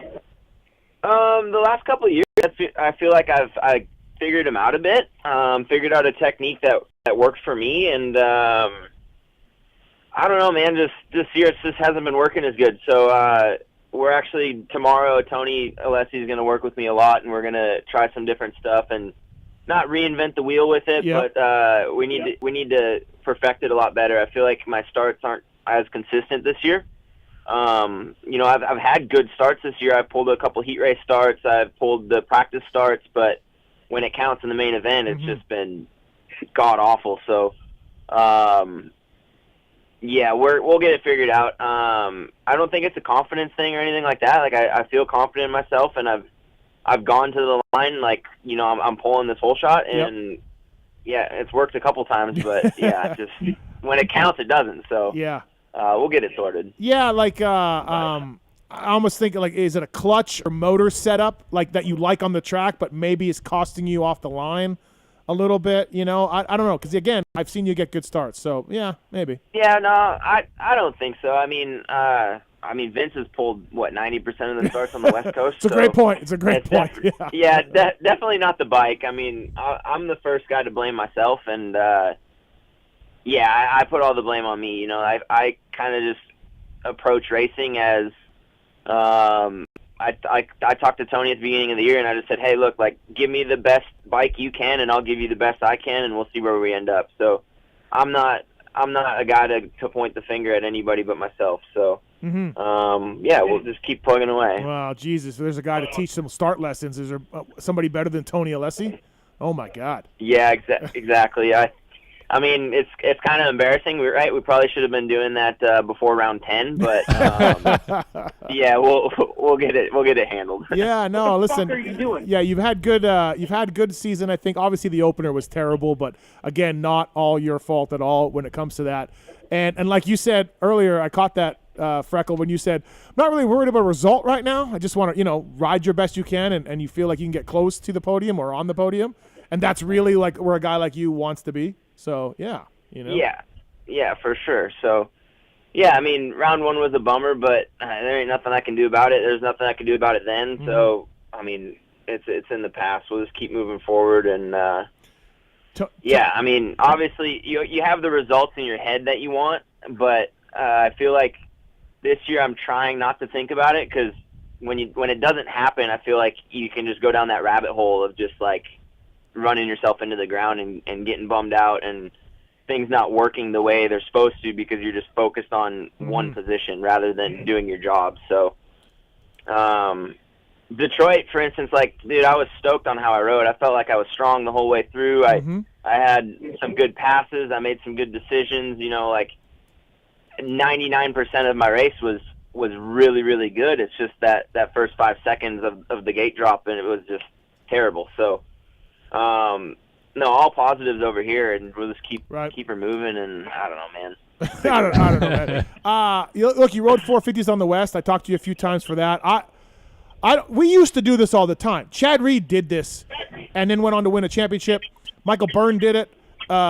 Nick Wade did. Like, we used to see Ricky Carmichael did it. We used to see guys do this all the time, and then it stopped.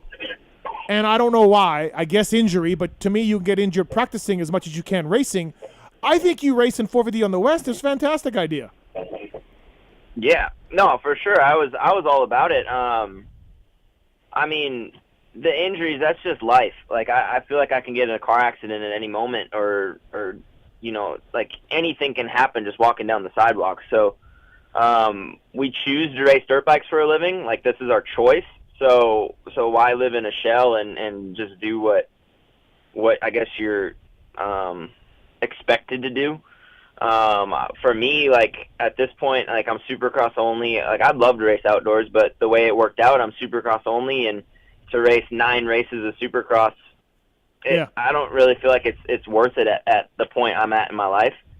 So to race all 17 rounds, get some 450 experience, have some gate drops before the season started, like, it just all made sense. So I'm stoked with it. I wish I could have maybe put the injury part of it out of my head at the beginning of the year, because I was so focused on the 250 championship that I played it kind of safe in the 450 class, and definitely rode within my means.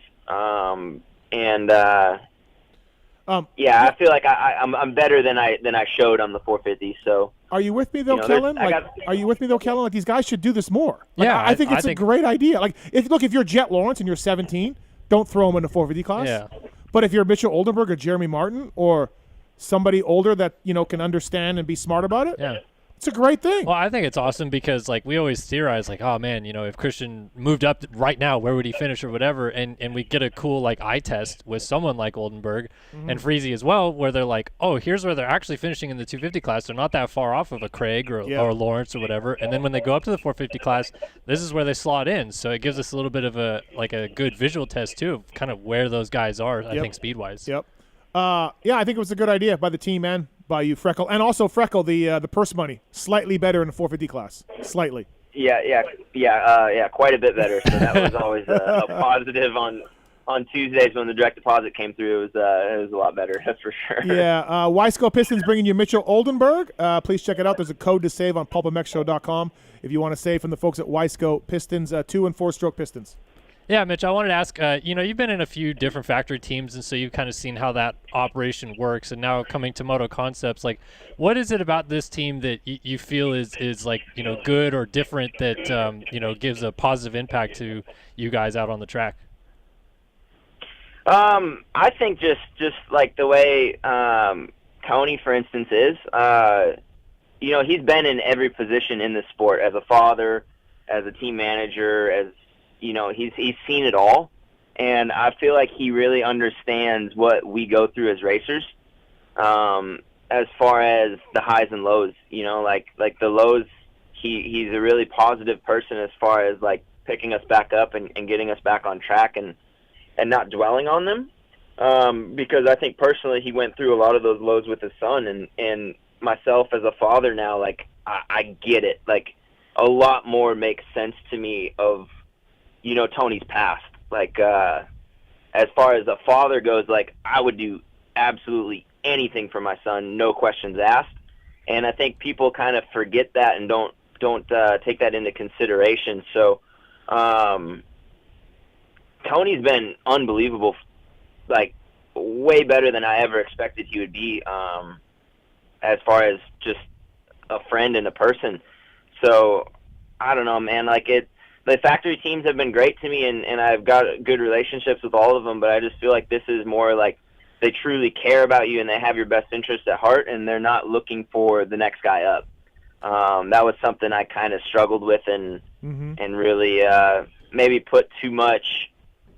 I was just in my head too much when it came to that stuff as far as re-signing contracts and trying to keep that factory ride. I was always, well, who's next? Like, who's trying to replace me kind of thing, instead of focusing on doing my job. So just stuff you learn through the years, and I mean, I wouldn't change any of it. I'm totally blessed and stoked at where I'm at in my life, and kind of got a sense of, I've said it a million times, a sense of real life the last couple of years, and although dirt bikes is my life and I want it to be my life for a long time, I know there's something after this for me. So just trying to enjoy it while I can, and man, the team's just been great to me, so I just want to repay them with some results.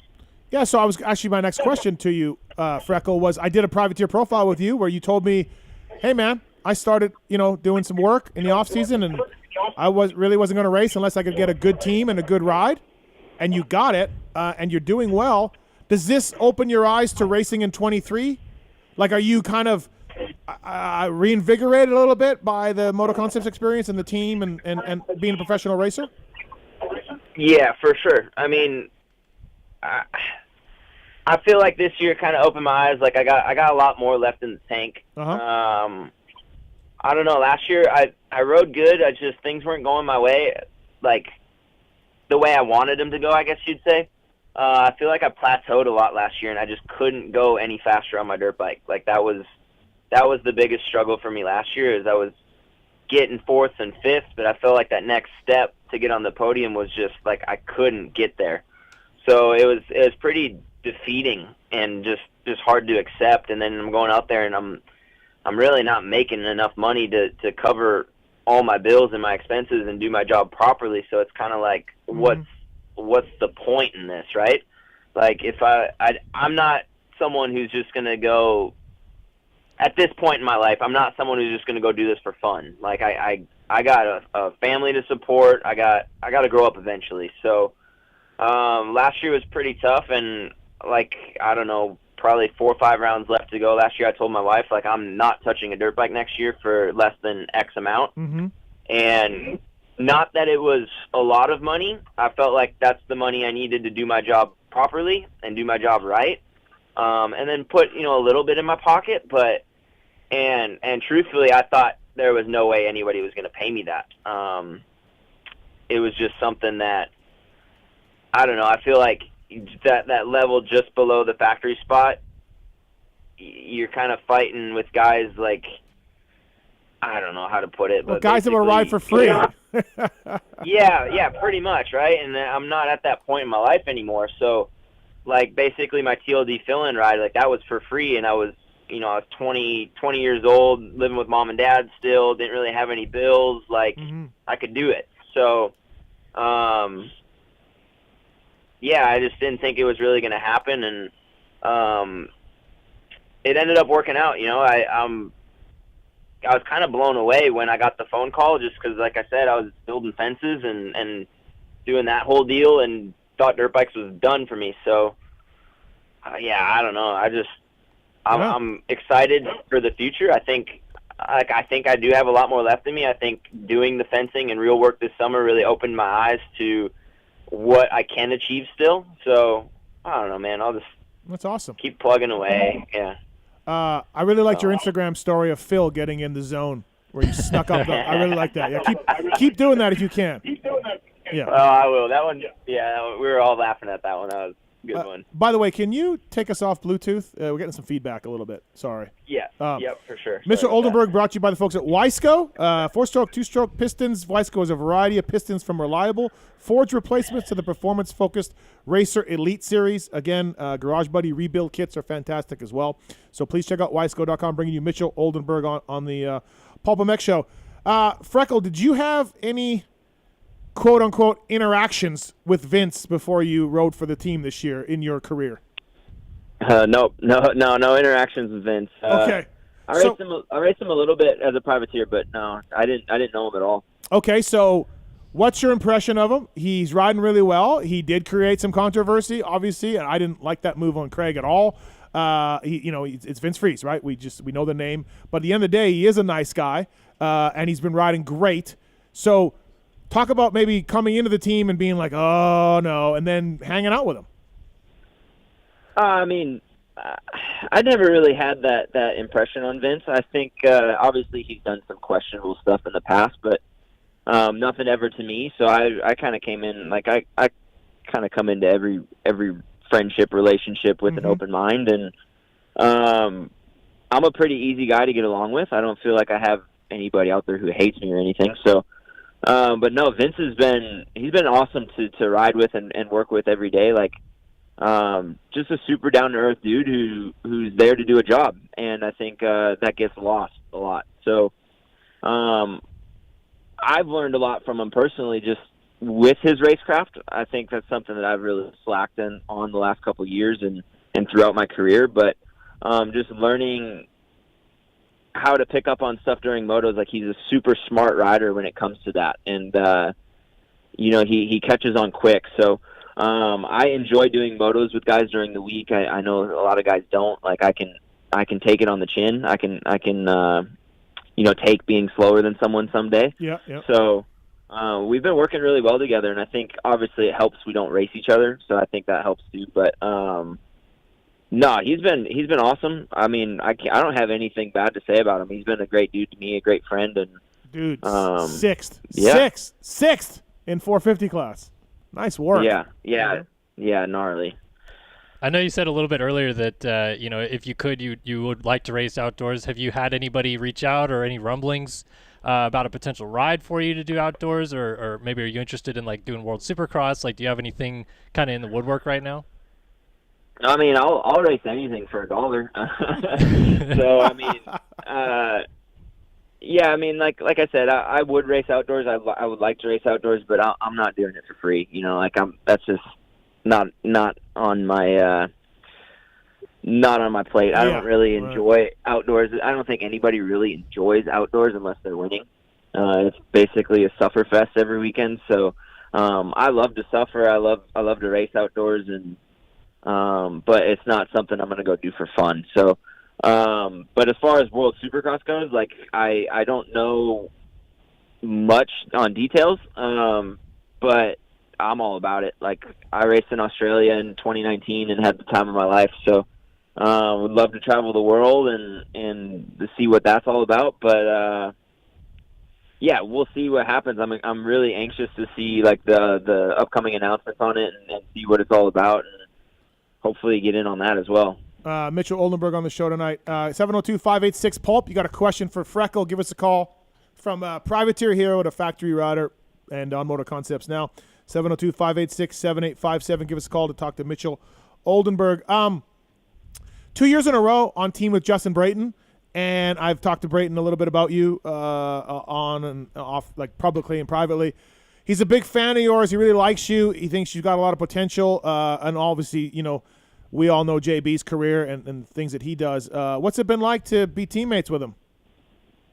Oh, it's been awesome. I mean, he's been around the sport a long time, and I mean, he loves to give advice if you're willing to take it, and that's something that I'm always open to at least try something. So, I've been bouncing a lot of ideas off him and questions off him a lot more this year than last. I feel like I don't know. This year, he just seems like a different person. It is coming to the end for him. He doesn't have very many races left this year, and he really seems to be enjoying it a lot more this year. So,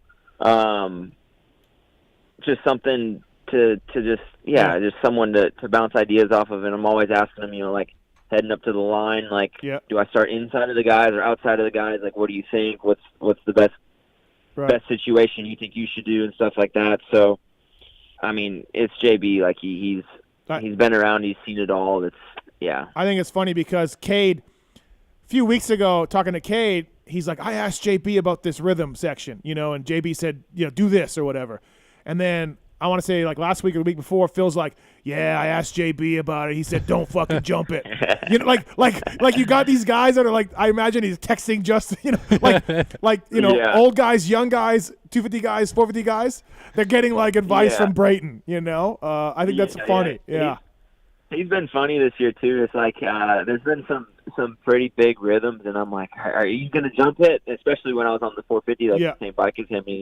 He's like, no, I ain't jumping it. Like I've had too many crashes the last couple of weeks. Like I'm just gonna stick to the safe line and blah blah blah. And I was like, well, like what about me? He's like, well, yeah. I mean, you're 27 years old and whatever. Like, of course. Like if I was your age, I wouldn't even think about it. I didn't want you to say that. So did you jump? Did you jump these things then? After that, do you remember what it was?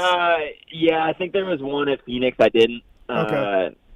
I should have, but once he said that, it was kind of like it clicked. Like, yeah, if I want to be on the podium or be where I want to be in the 250 class, like there is no being scared anymore. Like I gotta go for it. Right. So. We had Jordon Smith on earlier before you, and he brought the, and I didn't have this question for you coming in the show, but he brought up like he was on the team with TLD with you and Troll and McElrath, and like started think like you got a couple podiums that year, and Troll's Troll and Shane and Jordan were going for titles. Like that's a really good team, Freckle. That was good. Yeah, it was a good year. I mean, aside from the injuries I had that year, I mean, I raced 4 Supercrosses, and I went 4, 3, 2, 5. So and the 5 was a shootout. So it's like that was probably my that was the strongest I've felt, and that's kind of the carrot I've been chasing the last couple of years is getting back to that level of riding. Like I had an amazing off season. Unfortunately, like I hurt myself at round 2 in practice, but came back and got on the podium the very first race back, and was my first podium. Like things were looking good, and just the way that year shook out, like I just wish I had a time machine to go back, because it was just at the end of the day, it was just I had bad doctor advice with my collarbones, and I basically sat out the whole year getting a dang collarbone fixed up. So I mean it's really like it just really bums me out to think about it, because I was on the podium doing great, like things were looking up, and then you take a whole year off, like, and everyone else is getting better while you're sitting on the couch. It just kind of sucks the way it played out. But good team though. Yeah, that was good team. Yeah, that was a fun year. Right. That was a really fun year. Yeah, I forgot about kind of that a little bit when Jordan brought it up when we were talking about just leaving Geico to go into KTM. So has Genova said anything about taking the whole team plus some media guys to Maui in his condo? Has that come up at all? Not yet. All right, keep me informed. We're getting to that time of year. Yeah, we're getting to that time of year. We need to start figuring something out. Yeah. Because after Salt Lake, I'm ready to go on the beach somewhere. That's for sure. Yeah. We should try to catch an e-bike ride in Salt Lake. I'm gonna go up early, I think. So.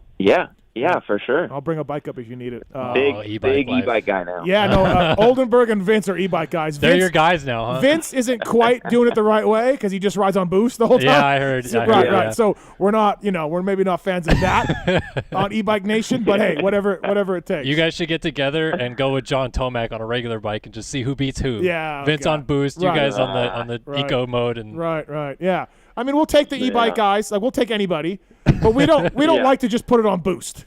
No. So no. We went this morning, and I had to turn it off for a little bit because I was like, man, I feel like I'm cheating too much. And then I look back, and Vince is still on boost, going for it. So. Hey, when that shit goes down at Glendale with Christian and Vince, and you're on the 450, and you come back, are you just like, Yeah, hey, I'm just over here in my lawn chair, man. I don't know what happened. I don't know anything about it. I'm in my lawn chair. I'm in my zone, and that's it. Yeah, it's actually funny. Like JB and I were standing, I think, at the Honda truck watching it because they had a TV outside. Okay. Yeah. And we're like just standing there before we head up, and then it happened, and we looked at each other like, oh my god, stuff's about to hit the fan. Let's just focus on our races. Yeah. Yeah. Well, it worked out too because like with the Triple Crowns, like I don't think a lot of fans realize how quick everything happens. That when they come off the track, we're already on the starting line. So we didn't even get to see Vince or anything.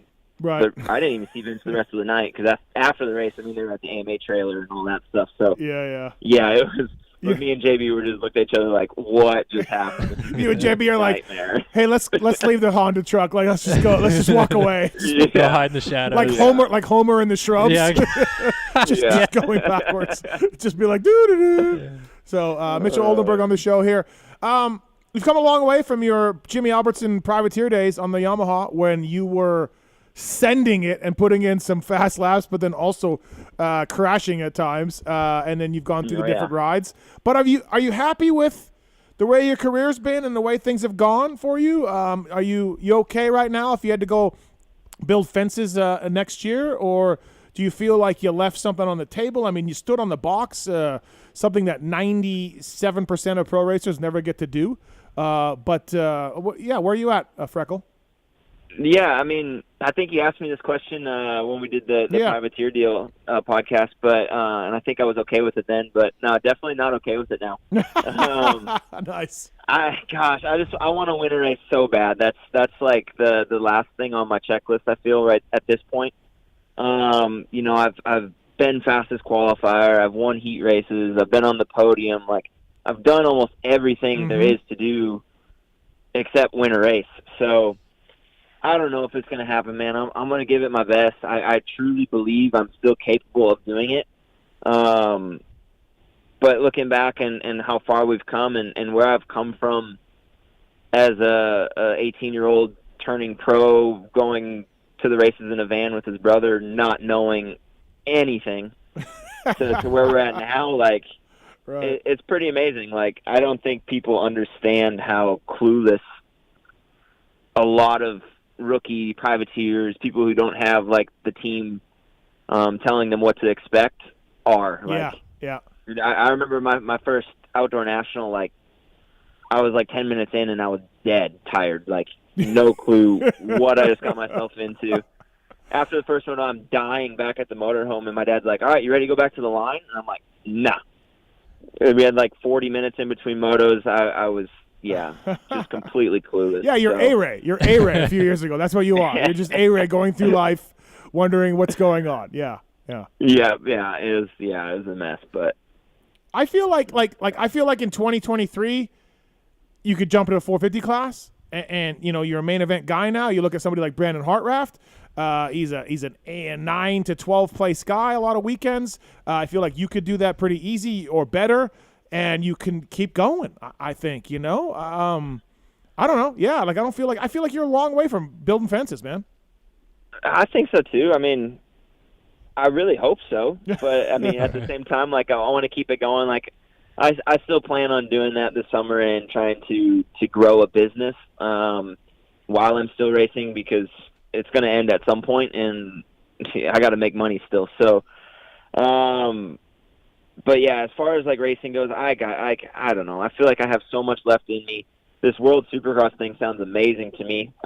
Being able to race, 2 series basically throughout the year, and if it gets to that point, from what I'm hearing, the 12 to 14 rounds plus 17 rounds of Supercross here, like that's 30 weekends out of the year I'm racing a dirt bike, so it doesn't leave much time to do much else. So, I mean, I hope it works out. I'm going to do everything I can to help it work out. But, I'm just happy with where I'm at and kind of just going with the flow, rolling with the punches at this point. Sure. I just want to say how cool it is, how driven he sounds to want to win a race, because, like, personally speaking, watching you ride in the main event at Detroit, I was kind of like, man, he's riding really well. Like, he got a bad start, but his ride was fantastic to catch the group of people that he did. And then I think it was either in the interview you did with him or maybe Anton, and he you sounded really mad, Mitchell. Like you were like, man, I got a bad start and like everything just didn't go my way in the first couple laps and stuff. And I just like to hear that drive in you still. Like it's awesome to hear that you still have that focus and that level of commitment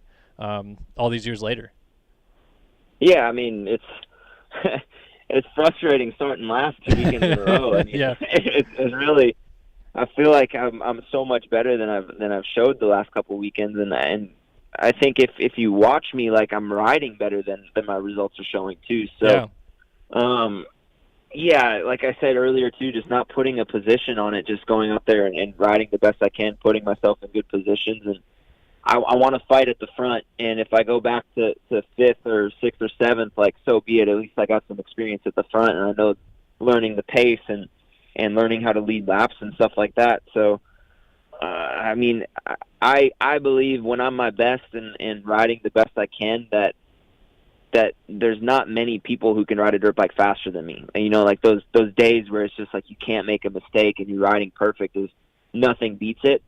And the whole goal is to get that on Saturday, and it's probably the hardest thing in the world to do. But just trying to get that figured out so we can fight at the front has been tough, and it's just frustrating every weekend. It comes down to the first 5 seconds of the race. That's been blowing it for me. So yeah, somebody told me it should be called Start Cross, not Supercross. It should be called Start Cross. Well, this weekend it literally was Death Cross. Yeah, this weekend was Death Cross. Yeah, absolutely.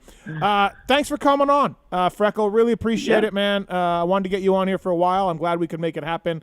Good job this year. I hope you get on the podium. That'd be awesome. I think you're capable of it, that's for sure. So thanks for the time, man. Absolutely. Thanks for having me, guys. All right. Talk to you soon, man. See ya. See ya. All right. That's Mitchell Oldenburg, everybody. Good dude. Good guy. Really good dude. I've always enjoyed talking to Freckle over the years. I had like a small interaction with him on Saturday morning. I took an elevator, and he was in my hotel. Oh, yeah. And I don't know, like maybe it's just like I'm still so kind of new to interviewing these guys and like getting to know them that I didn't really expect it. But I was like, hey, man, how are you? And I expected to hear like, yeah, I'm feeling good today or whatever. And he's all like, yeah, I'm good, man. Like, how are you doing? And I'm like, oh, someone cares. Right, like, I know, right? Usually at this point for me, I just make fun of myself or the person, right? Right. I just kind of at the point. The 8 o'clock hour brought to you by the folks at Scosche Industries, innovators of award-winning consumer technology, power sports, car audio products, and accessories, celebrating over 40 years in business. Get 20% off Scosche, SCOSCHE, Scosche.com. Pulp 2022 is a code to save. For your appearance tonight, Kellen, I am giving you a pair of Scosche wireless Bluetooth headphones. Yeah. Thanks to Scosche for doing that. These are awesome. I'm excited to try these out. Give them a try. Give them a review. Let me know how they do. Pulp 2022 at Scosche. Thanks to those guys. The 8 o'clock hour brought to you by Scosche. Really appreciate it. All right, let's get to our next guest here. He is a professional baseball player, noted meat stealer. It's our friend, Chris Betts. What's up, Betts? Hey, fellas. How you guys doing? Thanks for calling in, buddy. Yeah, I'm just, What about anal bleaching? I was getting tired just waiting around. 8 o'clock must have changed. Oh, sorry, 8:21. I apologize. I apologize. Yeah, it's all right. So a lot of our listeners were super stoked, except for Kellen, that you got picked up by the LA Dodgers. I'm so happy you're for not him. happy. I'm happy for him that he's found a new home, but you said 3 hours ago that you cannot look at him in a Dodgers uniform. I can't. I really can't. It drives me insane. You're a Padres fan, and Padres and Dodgers are, the ultimate rivals. Maybe not as much as Dodgers and Giants. Dodgers fans will say to the death, Padres are they're just nothing. Like, it's not even a rivalry. Right. And I'm just like, great. Okay, so again, Betts, you got picked up by the Dodgers, but people got to be like, you're not going to be in the major leagues. You're going to their minor league camp. You're still a catcher. You're working your way up. But just, I know I saw your Instagram, and I saw people talking about it like, hey, man, good luck in the majors. Like, you're going to be in Arizona. Oh, they're probably just confused because he's in a Dodgers jersey. I know. Yeah. I felt bad. And that last post of the Dodgers, the ones of me in the uniform, not the one of me signing, that brought a lot of conversations at the field the next day of just trying to explain myself. And I was made aware that Twitch commented on my post by someone else because someone said, the guy that does the backflips commented on your post, and I had no fucking clue what he was talking about. That's Marks. That's Marks, That's Marks. Yeah, I didn't know if it was Mark. Some people ask me if Adam does backflips. Front flips in the loops. So it's a lot of explanations to go around, but I'm happy to be out here. And right. Do you guys sometimes in major league camps, and they just opened, there's a new CBA. We're not going to get hardcore baseball talk here. Kellen doesn't want to. Start Pulp Baseball and I'm all in, but Okay. this is a motocross show. Okay, all right. But are you going to get, like, sometimes the major league camps need catchers. Is there any chance of that happening for you? Yeah, I mean, so like last year with Tampa, I was Right. at Major League Camp. I think in a regular year, I would be at Major League Camp, but because spring training gets started so much later this year, Yep. it's more about getting the 25, 26 guys ready to get out there. So Sure. Okay. to answer your question, yes, there's a really good chance I'm over there, but I just don't know in what capacity or how often. Right. How's things going so far? Have we cleaned up our swing? I didn't like our swing I saw, but how are we feeling? This place is like Disneyland. It's unbelievable. I didn't know things like this existed in professional sports. It's been pretty eye-opening.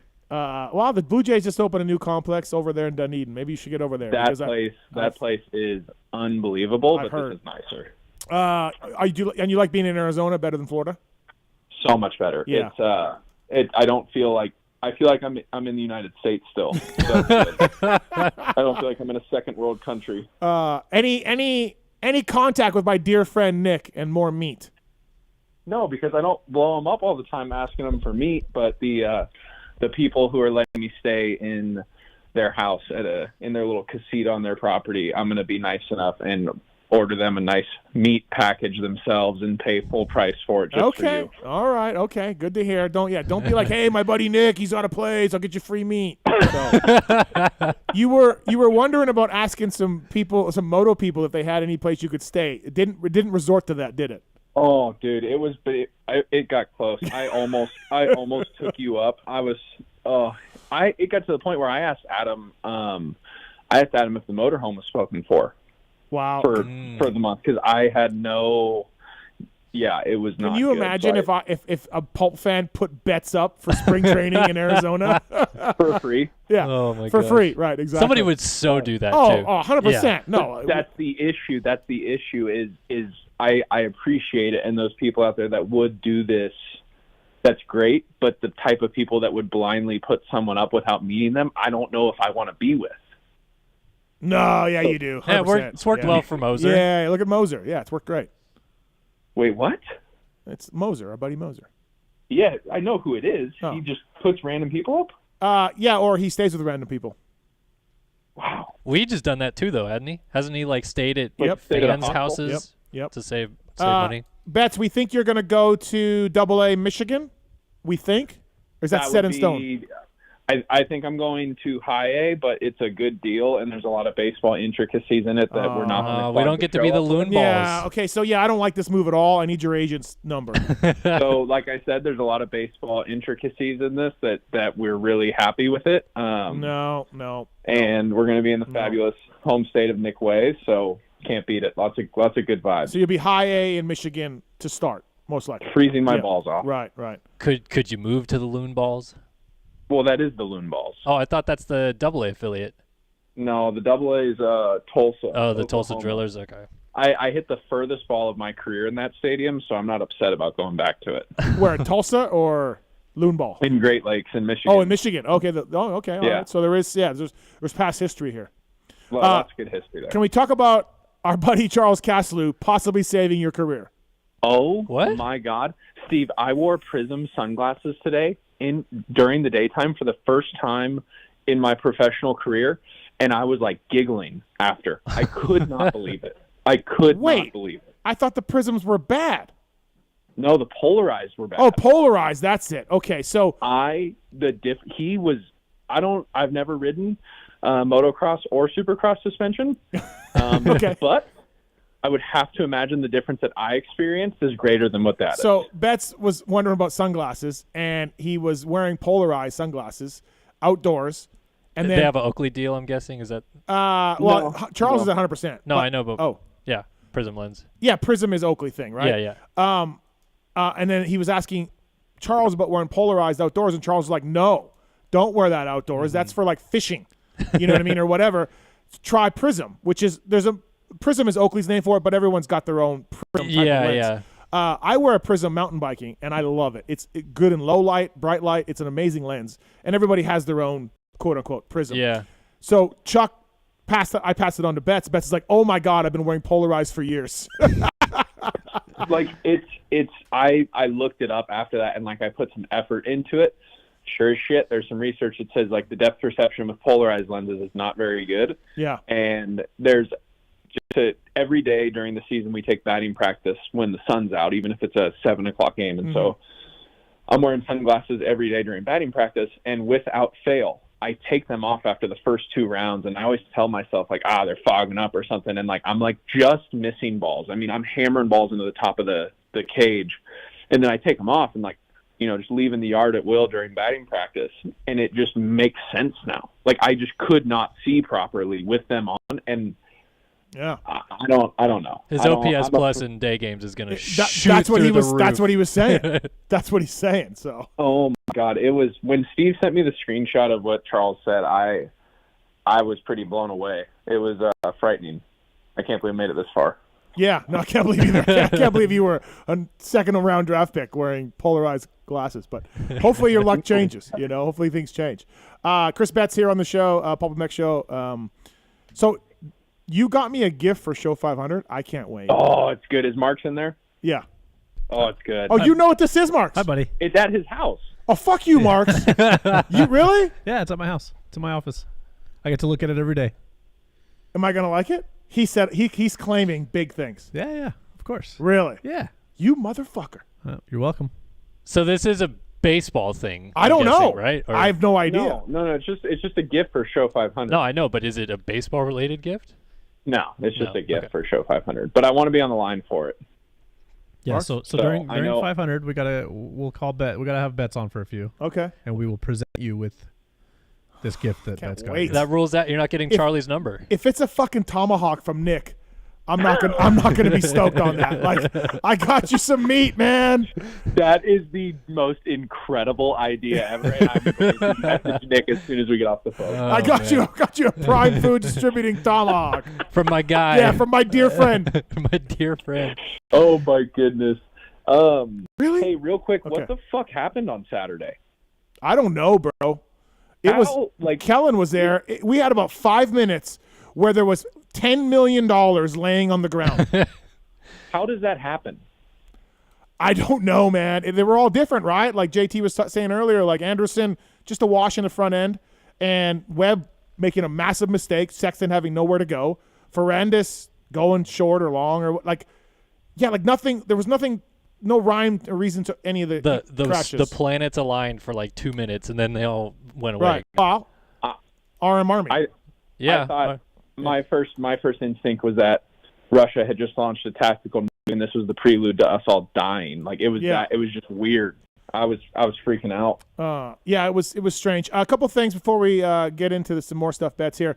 So Fernando Tatis, Kellen's guy, the Padres, broke his wrist on a dirt bike, and is going to be out 3 months. There's a photo. Is that a public photo? Bets? Franco? No, it's a tweet. It's a tweet. No, Franco. Oh, yeah, no, I don't know what you're talking about. Okay, all right, never mind then. So Thank you. Some of these guys are riding dirt bikes in the off season. Like, what are they doing? Like, you can't ride a dirt bike? Well, I don't know what idiot baseball player would ever think about being around dirt bikes during the off season. It's absolutely it's nuts, right? But to paint a really good picture, Tatis and I are with the same agency, and I sent a screenshot of a tweet that a player who got traded today tweeted, and it was just poorly worded, and the first 2 sentences were awful. Kellen, it was Christian Pache with the Braves. Okay. And he basically said, "My heart is broken. I just found out I got traded to the A's." So his whole new fan base saw that tweet. So I sent it over to our PR guy at the agency and was like, "Can you imagine dealing with these guys who don't know how to handle a event like this?" No less than 20 minutes later, the Tatis interview comes out, and the man says, "Which crash?" Which Yeah, crash? oh my God. Oh my goodness. So these Dominican guys are just riding around in the jungles with their butts. Like, what's going on? I don't know if have you ever been down there, Steve, or No. to anywhere but like Mexico? No, never, just Mexico. There's quite literally no rules. Have you seen those Dominican races that are down there though? No. Yep. Dude, oh my God! Like, you know Jeremy Smith? Yeah. He showed me videos, and it's like literally people standing like on the track as they're going by, like hands out, like trying to grab them, and it's just a race going on with fans lining the entire track. It's like a race from the '60s. Yeah. It's insane. Steve, I got passed today. Just like there's a big learning curve for Latin guys when they come to the States, but one of the biggest ones is when they get a license. There's a way, I think, with one of the working visas that the guys get where they can get a driver's license in the States or a temp one. And, so there's the older Latin guys drive around just like you and I would, and the younger ones who come over here don't understand that, like, we don't drive the way we do by choice. It's how you have to drive. Right. So today in the parking lot, it's like 6:15 in the morning, and so there's no one there. So we're just cutting across the stadium portion, and this fucking Toyota Camry loaded down with five of our Latin guys just blows by me at like 80 miles an hour in the parking lot, and I'm doing 40 cutting across the whole entire massive lot. And then, they get to the gravel, he breaks it loose, they're just spinning around. It's like they just don't it's not the same world for them. So Right. there's like they grow up, getting around on a 2004 practice bike that someone left down there after a race. Like, it's absurd. Right. Yeah. Just nuts, man. It's Wander. I mean, Wander Franco, is obviously one of the highly paid rich guys, young guys, a huge contract. And then Fernando Tatis is a star. Yeah. A superstar. And they said, which crash did you, or what crash? And he's like, which crash are you talking about? Like, if you're the general manager of the Padres, you're just like, oh my God. Apparently this happened a while ago, though. Yeah, this he wasn't said like that, today. yeah. It was like Yeah. 4 months ago. And he was getting ready, right, for baseball. Yeah, and it just the problem never went away. So. Jeez. Yeah, there's a lot to that. That's weird, but that's way above my pay grade. So, Betts, a couple things about moto. Adam Cianciarulo is out for the foreseeable future. He tore his knee up after coming into Supercross with a shoulder injury. How do we feel? Good. I've been talking to him a lot. We're in average. We're in good spirits. We're getting healthy, and our guy's just living his life. He's just enjoying. Definitely not enjoying, but he's just getting ready. And I would really appreciate people stop DMing me to tell Adam to turn his Instagram back on. So that'd be cool. Oh, his Instagram's off? I didn't even know it's off. I didn't even know it's off. Yeah. Not off, but he just hasn't posted anything. And I mean, it's at least 5 or 6 a day. It's incredible. Can we get him and his guy that does the vlogs to go down and vlog you in spring training? Yeah. We actually, Adam and I the other day talked about him coming out to hang out, so maybe that could be an option. Yeah, get the crew out. That would be electric. Yeah. That would be pretty good. I should drive out there too. I would go too. This would be awesome. Yeah, I mean, can we do a Pulp live show out here? Yeah, I feel like we could. Yeah. Can you get Kershaw to come on? I watched Kershaw pitch from the lunchroom today though, so that was cool. Okay. So you haven't caught him yet? Yeah, no, I haven't even sniffed him. I haven't even smelt his odor yet. Who did you go against the other day? You told us. Oh my God. Gratterall, right? Gratterall made me feel like I should have been a fucking mechanic or something else easy in life. You were just like, how do I hit this? Dude, hold on. I'm going to text you a screenshot right now of my reaction, and you and Kellen can look at this. I've never seen a baseball do this in my life. I don't understand his pitching form. It looks like he's barely moving, and then he just tosses like 102, no problem. No, you're exactly. And the issue is I've faced a ton of big leaguers at different spring trainings and when guys are rehabbing and stuff, and they all get so overhyped that they're borderline underwhelming. There's Betts. And so is that like after the last strike or something, or what is that? Oh my God! If you crop out the catcher borders on that, you can post it if you want. Okay, all right. But Gratterall is the only big leaguer I've ever faced that I'm like, that does not do it justice. Like and mind you, that's the first time him throwing a live hitters, and he made me shit my pants. What does that sound like going by? Is it just like whistling? Yeah, put it this way, like in my opinion, when guys like get above 97 to 100, it's really hard to see, and you really just kind of hear it, and you're swinging to a spot. But what's really fucked up about Gratterall is when he throws a cutter, you don't see, it looks like a cue ball. Like it's spinning so hard, there's no seams on it. It's this cue ball coming at you, and then all of a sudden it's exiting stage left in your knees. So you have to totally, it's a scary at bat because both pitches are so good and they both go different directions. You have to just completely sell out for one of them and hope you get it. It's nuts. I wouldn't want to face. I want to try to hit like a 92 mile per hour fastball to see if I could even make contact. You could do it. I would not step into the box if Bruce Gratterall is up on the mound. It's honestly, it's a sight. It's really impressive. One of the cool. Sorry.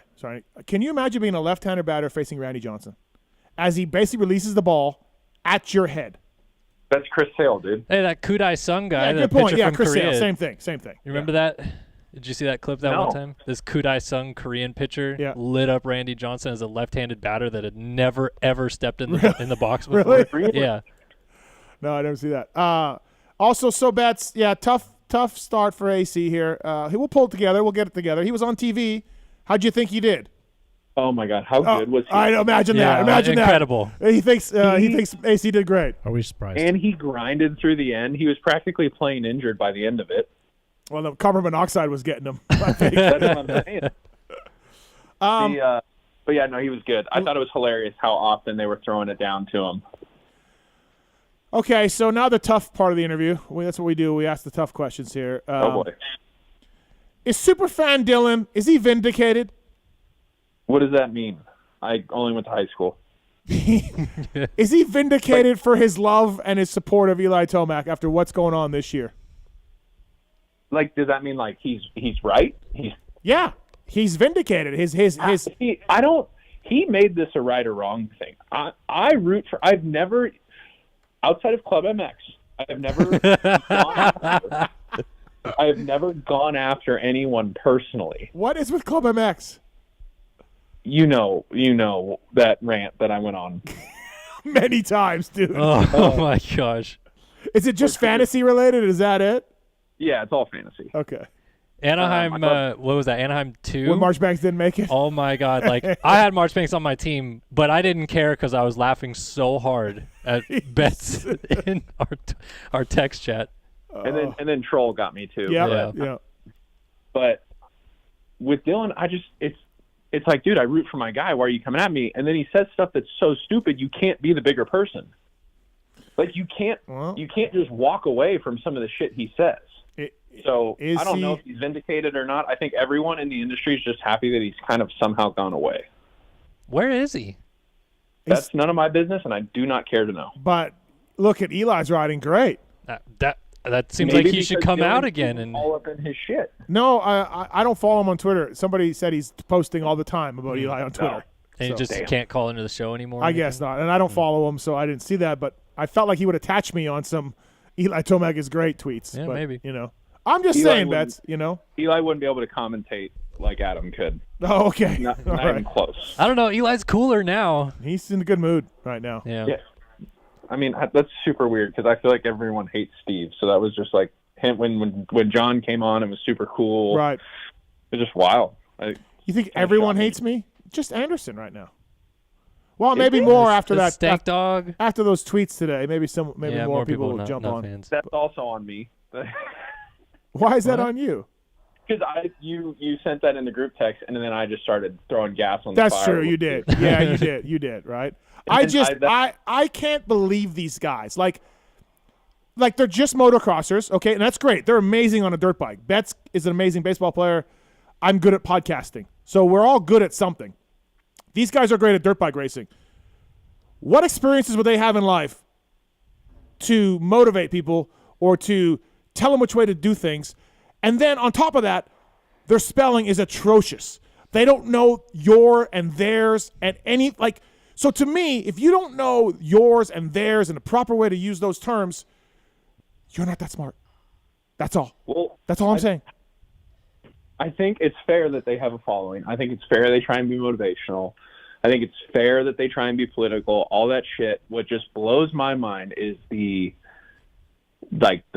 blind agreeance and following. But that's not for me to say. That's your I just look, I think your hill to die on. Everyone has opinions, and I'm not saying no one should be allowed to post their opinion. But when you are telling people how to live life, not how to ride a dirt bike, because they're experts on that, and not how to raise a kid in the dirt bike world, because you're also good at that. When you're telling people how to live life, and you can't use the words properly, that tells me I don't want to live the life that you tell me to, because you can't use the words properly. That's all. Race Tech Rant 2.0. That's all. That's all I'm saying. I just read this stuff, and I'm like, oh, my God. Like, are you serious right now? And there's 3 or 4 of them. Yeah. Ex-pros. Yeah. And I'm just like, come on. Like, okay, so maybe it's me. You know, I got some tweets today that people said, I don't give a fuck how they spell words or they use words. I don't care, Mathis. And that's fine. But to me, like, if I have a toilet problem and I want to get the toilet fixed, I call a plumber. And he comes over and he says, this is what's wrong with your toilet. This is how to fix it. And I go, okay, because you're a plumber. You went to school for this. You're smart about this. I don't call a roofer to fix my toilet because he doesn't have experience with it. So if I want to live my life right, why am I asking a motocrosser? Or why am I reading a motocrosser about how to live life right? Like, that's where I'm at. Like, what? Like, I'll look at, like, you know, there's a guy on Scott Galloway. He's a guy on the internet, business-wise, a smart guy, you know, investments, living life.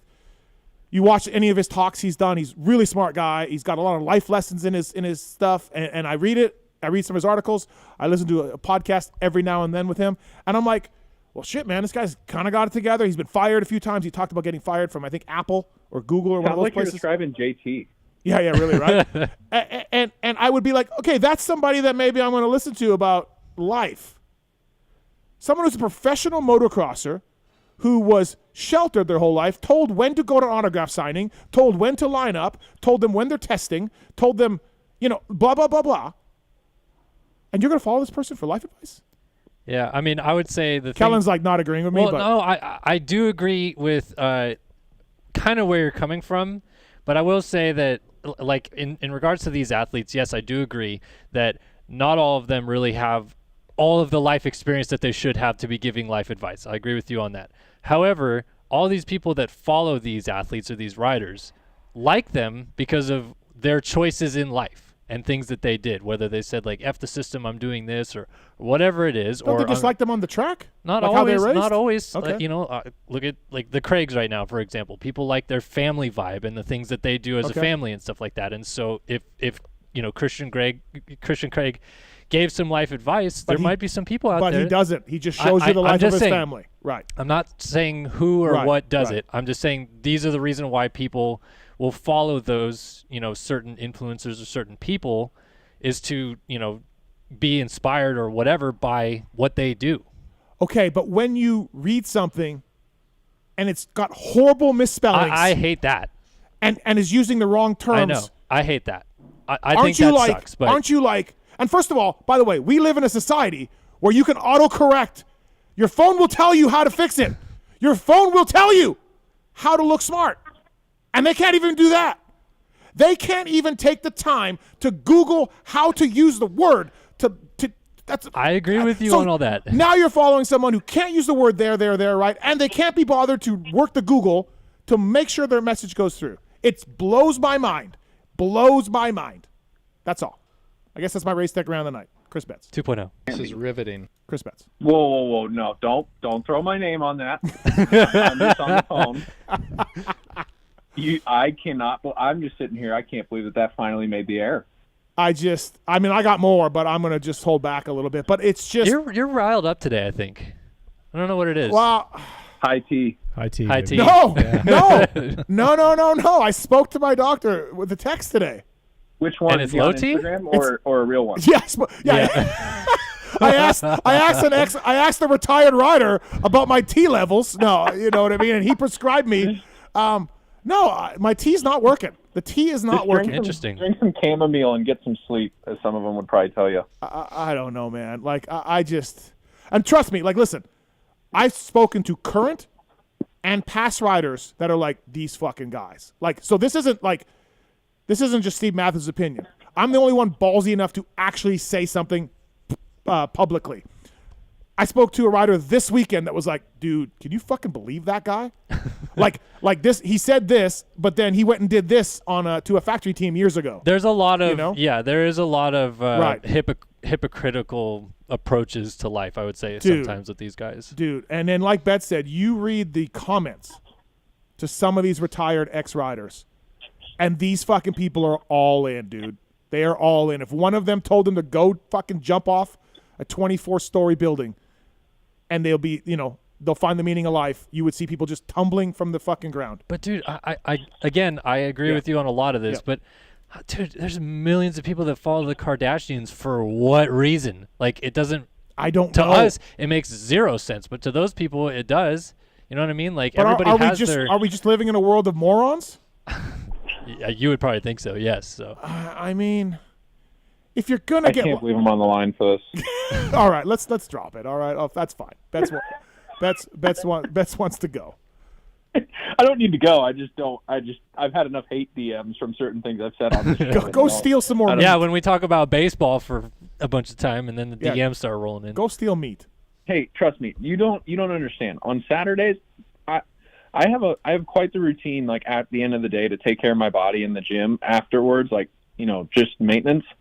On Saturdays, I get the fuck out of the field so I can go watch the race. Like I'm borderline like dirt bikes first, then I'll just do my job later. So have you talked to anybody from the Dodgers or minor league people or anybody like that's like, hey, your social following is rather odd? Yep. Yeah. There must be more coaches and players here that follow me on Twitter than with Tampa, because after I forget what I tweeted, but I said some shit like I'm gonna have to go to the field the next day and have no one to talk to about what the hell just happened. Yeah. And some coach came up to me, he's like, so what happened last night? And in my head, I'm like, I'm not staying at the team hotel. I don't think I did anything wrong.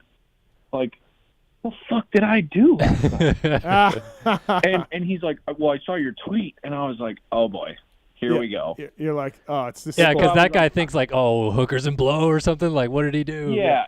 So I told him, I was like, so basically Mike Trout, Bryce Harper, Fernando Tatis, Manny Machado, they were all just laying on the ground hurt at the same time. And he's like, oh, and what sport? And I was like, Supercross.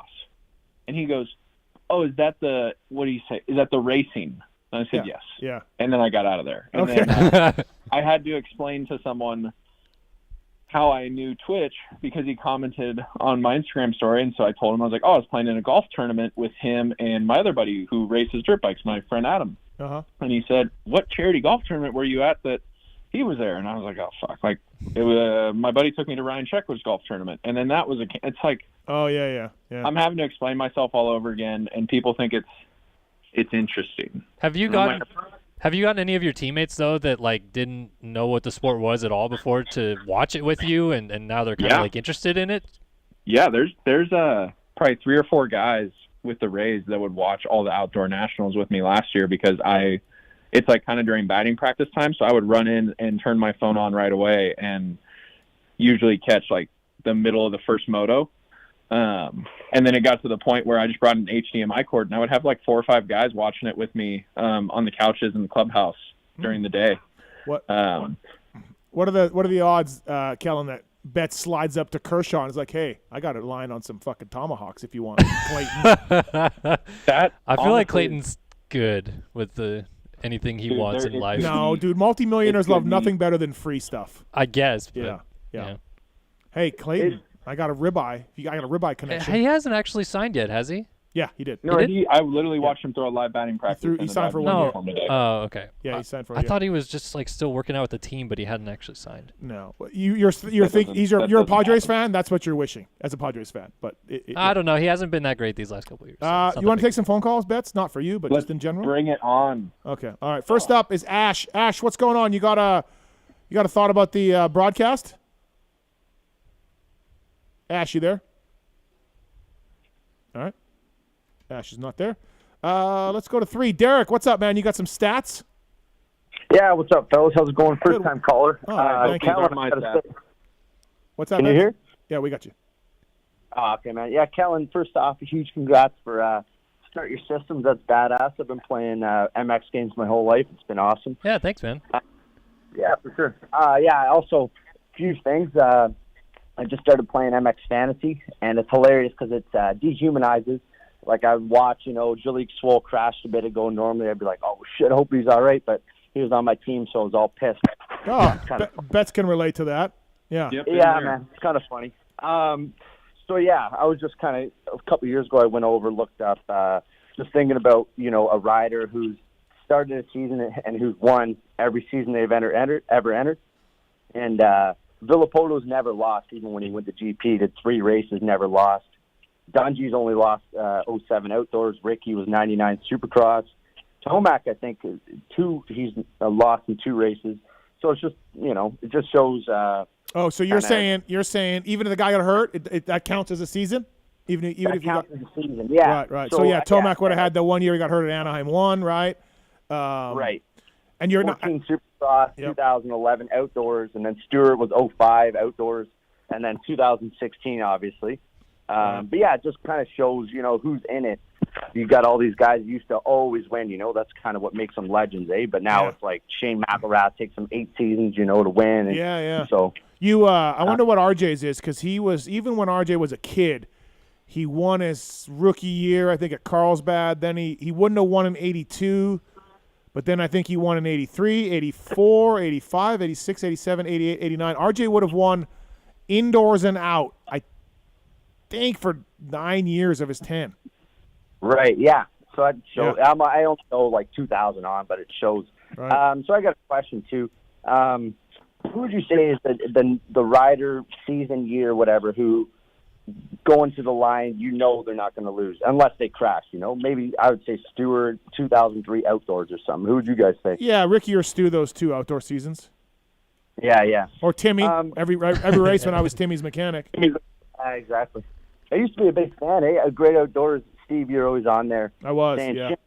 And they're filming me, so I've known you all the way since then. It's been pretty cool. Yeah, I always used to tell Timmy, like, hey, on a line for the main event for the Supercross, I'm like, hey, start next to Ricky. And he's like, why? I'm like, we'll get on TV. He's just like, are you fucking serious? I'm like, yeah, bro, I want to get on TV. They're going to show Ricky. I'll be on TV. So this is all about that TV time. This is maybe why I didn't become a successful mechanic, Betts. Nah, good. Sorry. Me and my wife, I just got her into Supercross. We're in Tampa, Florida right now. We're Canadian. I'm just wondering, have you guys given tickets away for that at all? Or for what? For Indianapolis Supercross? Oh, yeah. No, we already gave them away to a guy. Oh, you already did? Yeah. Sorry, man. No, that's all good. All right, fellas. Keep it up, eh? Thanks, Derek. Appreciate it. Thank you. Yeah, Betts, I really wanted to get on TV next to Ricky. You can't blame you. I mean, you did get on TV. It's just he was in your face screaming at you. Yeah, there was that. There was that point. I will say in relation to that guy's point, though, like, dude, we've been pretty fortunate, like, the last decade that there's been enough parity in the sport that we don't have to be like, how is this guy going to lose? Yeah. You know what I mean? Like, Like, it was that way for a long time. Decades of that. Yep. Yeah, Jeremy McGrath in Supercross. Oh, my God, here he goes again. Yeah. So, all right, Ash is on 4. Ash, what's up, man? Hey, Steve. Sorry, my connection dropped out. Hey, you were at home last weekend watching the races, weren't you? So I just wanted to ask about the starts. I don't know if you've ever noticed this, but on both indoors and outdoors, they always set up the camera position shooting at the wrong people. I want to watch the superstars get a whole shot, and they zoom in on the fucking C-grade riders out on the end. because they're on the ends, right? They're on the ends. That's where the camera guys stand. Yeah, come on, man. We're fucking trying to be a professional sport. And then another thing they do is they zoom in on the rear tire. And, I understand. It looks cool. I know. But by the time they cut away... I know. Like, they're halfway down the straight. I know. And you know what? We're good with just one of those shots. We don't need 4. We got the one. Agreed. Like, I get it. Get the one. I'm fine with it. Like, honestly, though, Kellen and Mark's yelling about Race Day Live. I watched Daytona. Was it great? No. But was it anger level 10 worthy like Kellen and Mark's act? No, it wasn't. It was fine. The worst thing about it was Daniel Blair. Other than that, it was fine. I mean, Betts, do you have a problem with the race day live stuff like Kellen and Marks do? I mean, everything outside of DB on it absolutely sucks. Okay, all right. So DB is the highlight for you. Yeah, he's solid. I don't know. I feel like he's way better than that. He's way better than the position he's got right now. I have a question. So Answer. I like Todd Harris, professional announcer. He's been in sport a long time. Oh boy. He called him Justin Anderson multiple times. Okay, I've live announced, and I've made mistakes on this show, and I've made mistakes live announcing many times. It happens. Why is nobody in Todd's ear saying, "Hey Todd, it's Jason." You know what I mean? Like, you okay back there? You okay back there? Like, yeah, like I don't know. Like, mistakes happen, but dude, after like 2 or 3 times, can someone go in Todd's ear? They have the ability to do that. Yeah. Bondo, or can someone be like, "Hey Todd, hey, just FYI, it's Jason Anderson." Well, Ricky was saying Jason Anderson after. Like, he would say, "Oh yeah, Jason Anderson this and Jason Anderson that's true. that." Yeah. But like, he wasn't picking it up at all. Ricky was like, "Hey Todd." Yeah, Jason Anderson sure did that thing there. Right. And again, like, it's hard. I get it. Mistakes happen. I'm not one of those piling on dudes. But at some point, there's got to be an intervention. Did you text Weege about that at all? I did. And did he say anything or? Yeah. Yeah, we just like, I don't know, man. It should have happened. Okay. Like, not the first time, because that happens, but. Yeah, I mean, as far as I'm aware, like, I've only done spotting for TV once, but man, Bondo is talking a lot when you're doing it. And I know it's not all going back to those guys. Yeah. But you're saying he has the ability. you can hit a button and talk to Todd Harris or Ricky or whatever. He definitely has the ability to just real quick, "Hey, it's Jason Anderson," or whatever. Yeah, you know, "Hey, Todd, it's Jason." Right. And that's it. I don't know. Yeah, Ash. So I don't know, Ash. I didn't think it's that bad. Like, I see so many complaints about it. You're at the race. Yeah, you're at the races. I see every Supercross and Moto on the TV. Right. So it gets annoying. But tell Weege to fix that shit, at least for outdoors. Yeah. Hey, Ash, do you think Dylan, superfan of Eli, has been vindicated?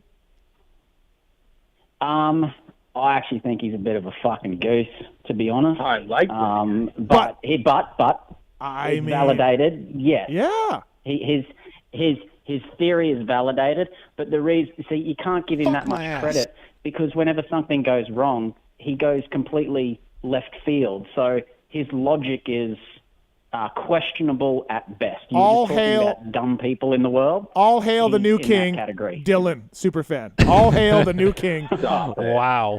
I mean, look, Eli's maybe better than ever. I'll take my talents to swap if you don't stop. There's one man who saw this. The one man foresaw all of this happening. Oh, so we're just going to act like none of us thought that Eli could win a championship or lead. We're just going to act like none of us thought that this could happen. Did we think he'd have a 42-point lead after 10 rounds? You didn't. I didn't. Dylan did. Honestly, the great Randy Richardson. Let's talk about Randy Richardson. Oh, my God. All right, Ash, anything else? Hey, I wanted to ask JT, but I'll pick your brain. I know you're not a big fan of Formula 1. JT's terrible. He's terrible. Yeah, he hates Mumford. Yeah. Well, he's not terrible. He's a very smart guy. F1, they had Hunter on the Daniel Ricciardo section. So I heard that. I haven't watched it yet. big Yeah. deal. Did you watch it? Did you see it? No, I haven't. Check it out. Yeah. What was this on Sky Sports or? No, on the Drive to Survive. Oh no, I came out while we're in Detroit, so I haven't. Yeah. I was gonna watch it with my wife this week. Right. So. Yeah, I saw that. I mean, no doubt the big contracts are coming. I don't know. Yeah. All right, Ash, thanks. Thanks. All right, thanks, Ash.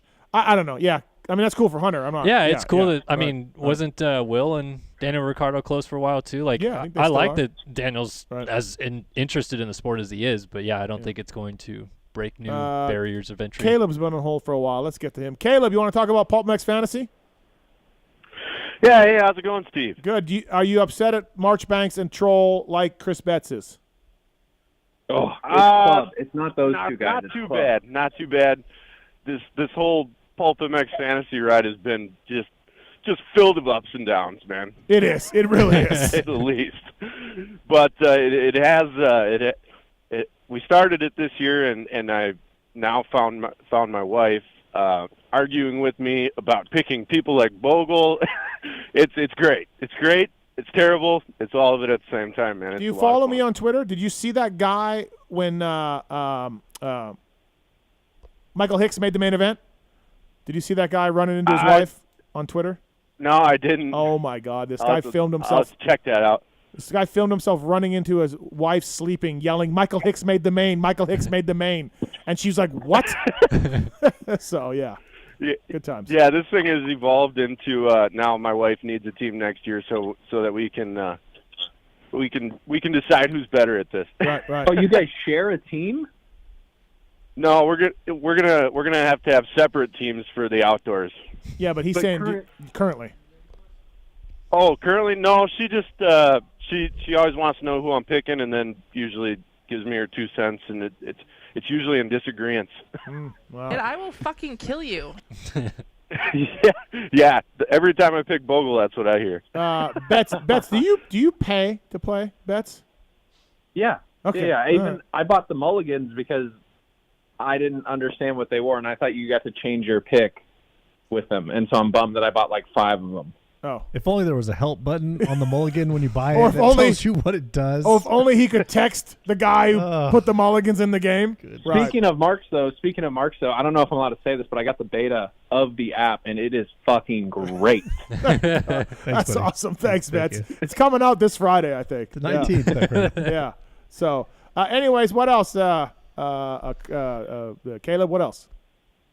Yeah, not much, man. Okay. I just wanted to say thanks for all the content you guys are putting out for idiots like me that can't get enough moto. Oh, thanks, man. I appreciate it. Thanks for supporting the show and the codes and the sponsors and all that. Thank you, man. Absolutely. Have a good night, guys. All right, thanks. All right, Betts, we got Lars Lindstrom on the other line. He's the Honda team manager. We're going to grill him about Kenny and all of that. Do you want to stay on for that, or do you got to go? Can I fill in over there? Am I? I don't know. Hold on. Let's get to Lars. Lars, you there?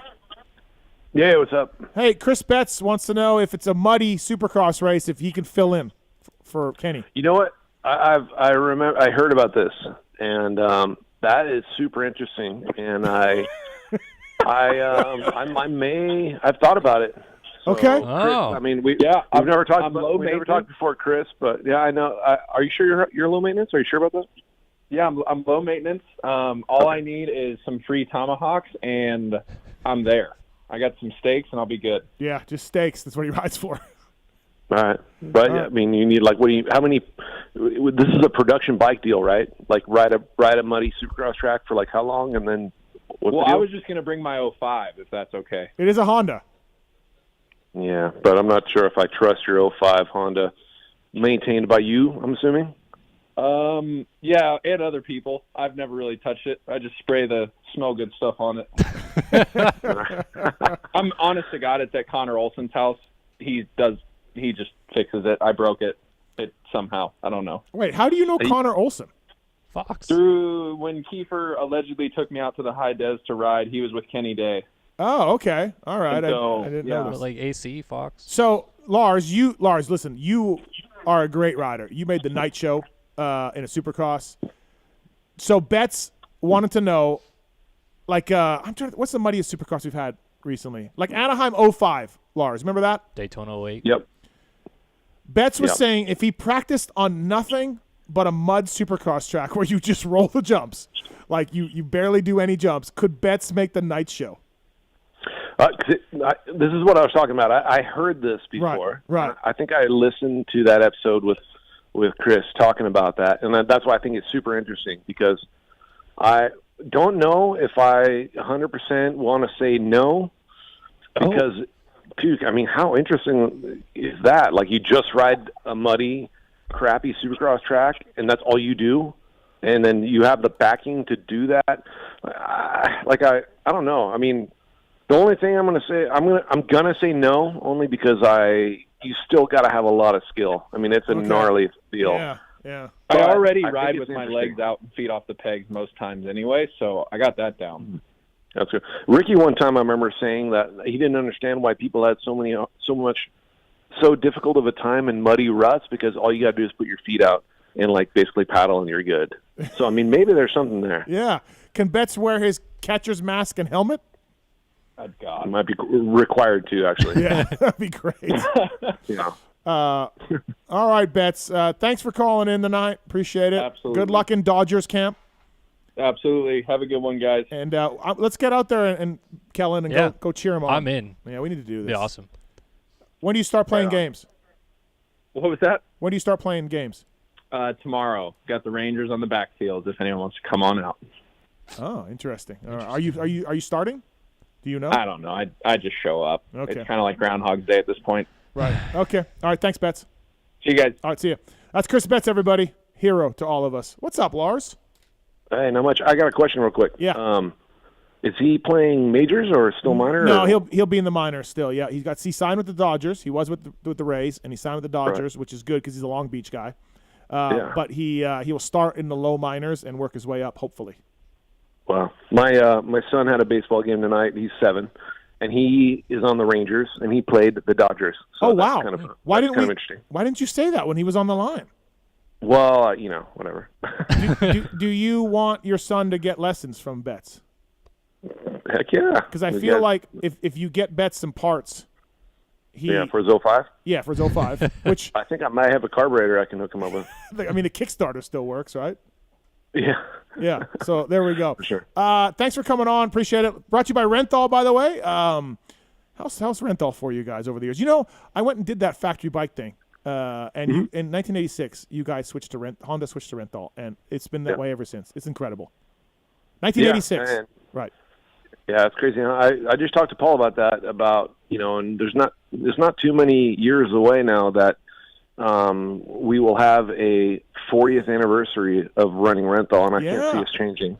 No. So if that happens, we're gonna have to do something special. But I am pretty lucky that first of all, we don't have any issue with our handlebars and sprockets. And the other thing is that I get to work with Paul Parabinos, who is a buddy of mine, and within Renthal, it's just pretty cool to have somebody like that I get to deal with and bounce things off of, and we get to it's just we've known each other for a pretty long time now, we talk often. I lived at his place there for a little while, and it's just kind of cool that work. It's really good. Renthal.com. Bringing you Lars Lindstrom on the show, and grips, bars, sprockets, chains, all of it. Renthal, been with Honda almost 40 years. So, dude, that poor Chase Sexton. I mean, okay, the Minneapolis thing was his fault, but it was so weird, right? He was on his way to win. And then this weekend, not his fault. Don't know what Cooper Webb was thinking, and he took another hard hit. Like, oh, my God, this guy. You got to feel for him. For sure. Yeah, he's had the short end of the stick a few times, and I don't know if you noticed too, but he always catches a lip somehow. No, I haven't noticed that. No. It's every time his poor face just gets smacked around. I don't know why, but his lip, he had to get it sewn together. But other than that, he was pretty unscathed. Other than his tire doing a burnout on his back. You're saying this weekend's crash got him in the lip? Oh yeah. I didn't. In his first truck. Yeah, dude, his poor face. Yeah. Jesus, he's a good-looking guy too. He's probably going to start looking like Kellen. Dude, he's coming with new hairdos every weekend. He has, yeah. Him and Bogle are big into the entrances and stuff and the look, So, real bummer there. Do you think kind of a debate tonight on the show with JT and myself and Kellen? You think Webb just lost track of where he was? Do you think he was trying to triple in? Or do you think he knew he was trying to just double in, but he got whiskey throttle? Like, that was so bizarre. Do you have any thoughts, Lars, on what possibly could have happened? I mean, you don't know for sure, but what are you thinking? I think that he had a lot of pressure right there. He was Webb was jumping into that left-hander, and he was trying to avoid the lapper to his right. That was Cade. That was Cade, by the way. Yeah, Cade Clayson, and he was trying to avoid that while at the same time trying to avoid being stuffed by Chase, who was coming in pretty hot. And so I think in all of that going on, which is a lot to take in a few milliseconds, I think he just lost track of where he was, and he went to go 3 in, which that 3 in, Chase was doing that on press day. Yeah. He rode press day. Yeah. And was able to go 3 in. So they could have done it, and I know that section was controversial because there's a few things going on there right before. Yeah, they forgot to tell the riders that they smoothed the third one to try to enable tripling in, and then the guys were not getting as much pop, and then dudes were eating shit. Yeah, that's funny though, because I heard from from Jet's mechanic that they were down there on the line telling everybody. Oh, really? So, okay, all right. Yeah. So yeah, So I told they didn't tell you. Usually, I have to say that usually we have like a team manager text message group, which is great, and they'll usually be like, hey, we changed this. We changed the section here. We took this down, or we added this, or blah blah. We didn't get that this time, but then again, it's not like something that we always get. It's just kind of sometimes it kind of works out, and it's kind of nice. But they apparently, they usually come down on the, even as me as a mechanic, I remember them coming through the lineup and going, hey, there's this over here, or we need you guys to pull off the track over there. They're usually pretty good about that. And so when Jets mechanic Christian told me, that they did that, then I was kind of like, okay, well, I'm not going to be too mad because they did go around telling everybody. Yeah. But whether they did that or not for the B group is one thing. I obviously don't know about that, but from all the crashes, it seems like, there was some miscommunication there. But as far as Cooper goes, I think he just kind of lost track of where he was for a second, just came out of there trying to stay in fifth or whatever he was, and or fourth maybe, and then just tried to triple and then case the crap out of it. And unfortunately, I think it seemed like Chase, he went 2 and he was committing to 3, and then at the last second, he realized, oh man, like Webb's there. I think that all happens so quickly in the mind of you trying to race that you could look back and go like, why didn't Chase just jump to the left more, or why didn't he do this, or whatever? But it just happened so quick. There's no way to avoid it. So no. A-Ray attached me on Instagram. Dylan did it on Saturday in practice, 3 in.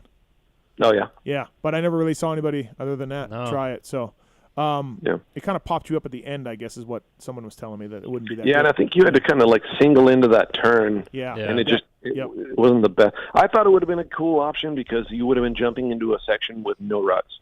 Right. So right. I thought that for safety and all that, I thought it would have been smart, but it just didn't set you up good for that turn, which that next turn was super important, Yeah, no, for sure. Rental.com for more information. Lars Lindstrom, factory Honda rider. Yeah, Betts is now texting us. Right, I'm a rider? Sorry, factory Honda team manager. Betts, you are a rider. For a second. No, because Betts is just texting us about how now he's a factory Honda rider, possibly. So that's what. Yeah. He's very excited. So. No. It's been tough for Chase, man. God damn, he should have had a few wins, and he's had some hard hits to the ground for sure. But I guess he's okay though, right? He's fine. Yeah. Yeah. Should be no problem for the weekend. I mean, the most important thing was that even though he had a huge hit, he was checked out in the A-Stars rig, which the A-Stars rig was they had a sign outside and it was flashing. The vacancy sign was lit up because.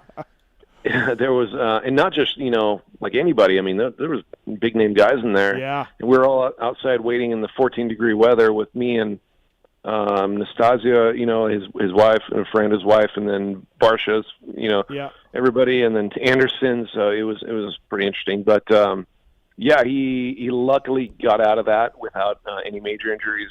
No concussion. What's funny is that I'm sure everybody saw that his visor was off, but his visor blew off on its own, like third lap or something or whatever it was. So he must have like hit the bars or something, or I don't know what happened there. But so I'm not sure how hard he actually hit his head, but obviously his face got some contact because of his lip. But we're all really happy that he's going to be able to ride and not have any major issues this next weekend. What's it like as like a team manager when you have a situation where obviously Jet wins a 250 main event, but then Chase has this big crash? Like, what is the vibe within the team? Like, is everybody suddenly just gutted and bummed and like Jet kind of doesn't get to celebrate, or is there still? I can speak to this. Okay. I can speak to this because I've been on teams where the guy wins and you have a terrible night. Yeah. And everyone is happy except for you and your rider. Okay. Like, everyone is happy. It's all fucking party time, and you and your rider are miserable, moping, and you hate life. So that's how it is at teams I've been on.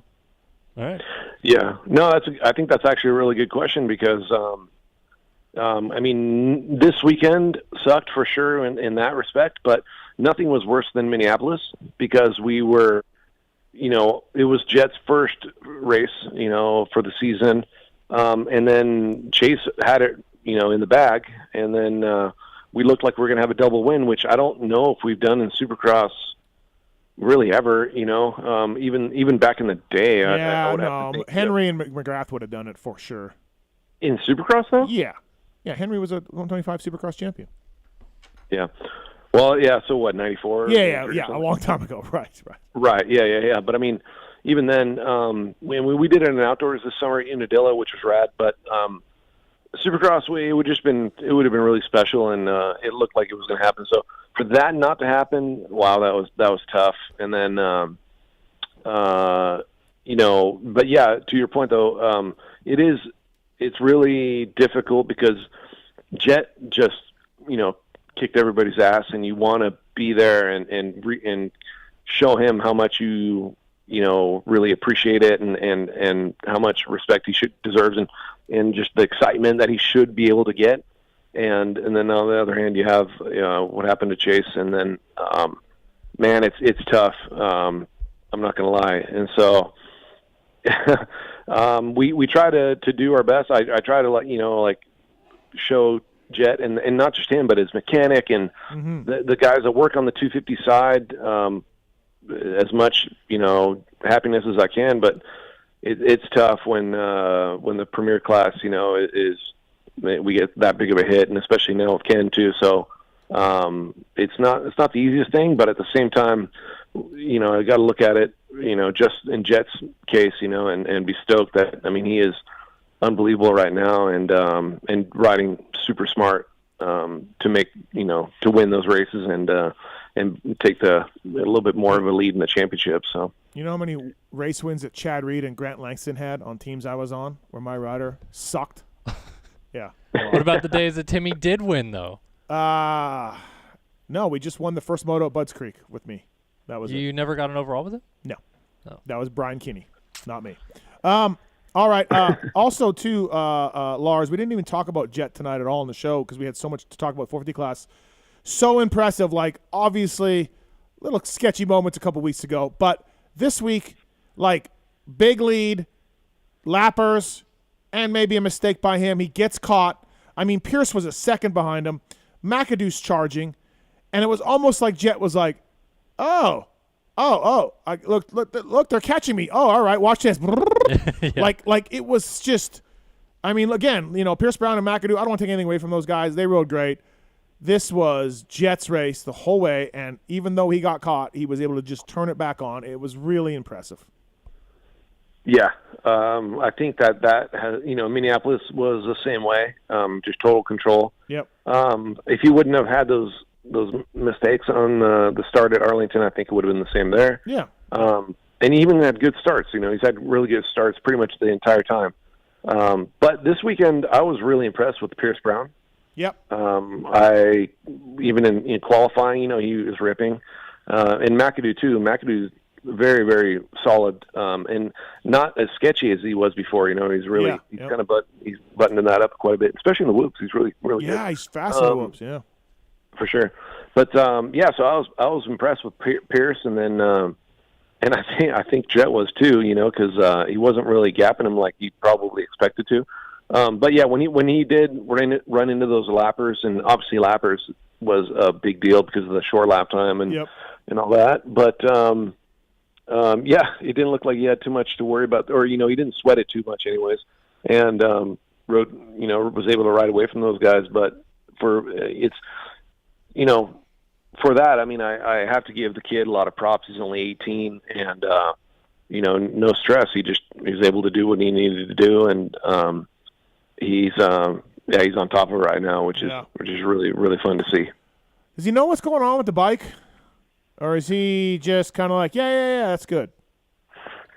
No, he's actually pretty good. I mean, he doesn't really sweat it too much. As far as he gets he's had his setting that he really likes, and and I really like Johnny O'Mara, like having him on the team. Mm-hmm. He is, got a kind of obviously he's got a ton of experience, but he's also kind of got a good idea of what if we need to change something or not, and then obviously Jet's dad too, Darren Dazzy is him and Johnny have been together for a while now too, and they definitely, if they have a difference in opinion, they're able to talk about it and figure out what they want to do. But I know that some of our guys wanted to make some changes to Jet's bike to just get the suspension in a little different spot. And Jet was kind of like, yeah, whatever. He's like, I like my bike, but we can make some changes. Yeah. And so they were able to get it in a little better spot last week that they wanted, and so that was kind of ongoing during the day. And I think that's kind of the first qualifying session when he wasn't fastest. They were still kind of working out some stuff, and they were able to figure that out before the last qualifier, and then he threw down some heaters there. Yeah, it was good. It was impressive. Yeah, but he knows kind of what's going on. He just doesn't really.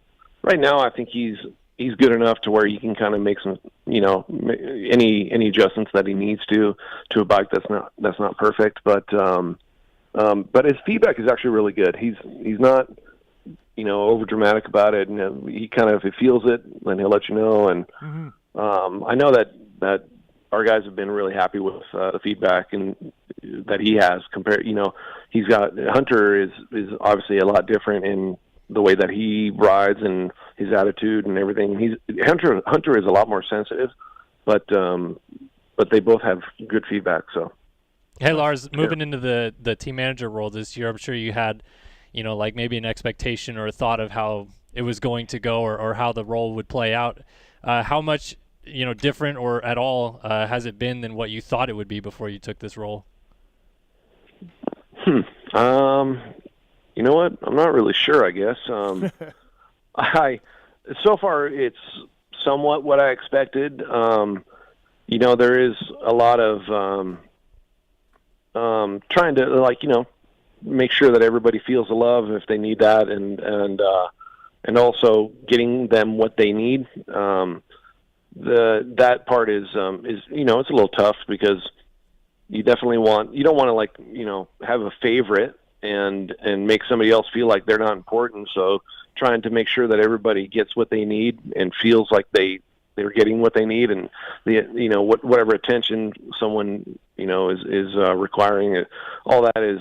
I kind of expected that. I guess it's I've been around for a little while, so for that part, it's kind of something that I'm okay with.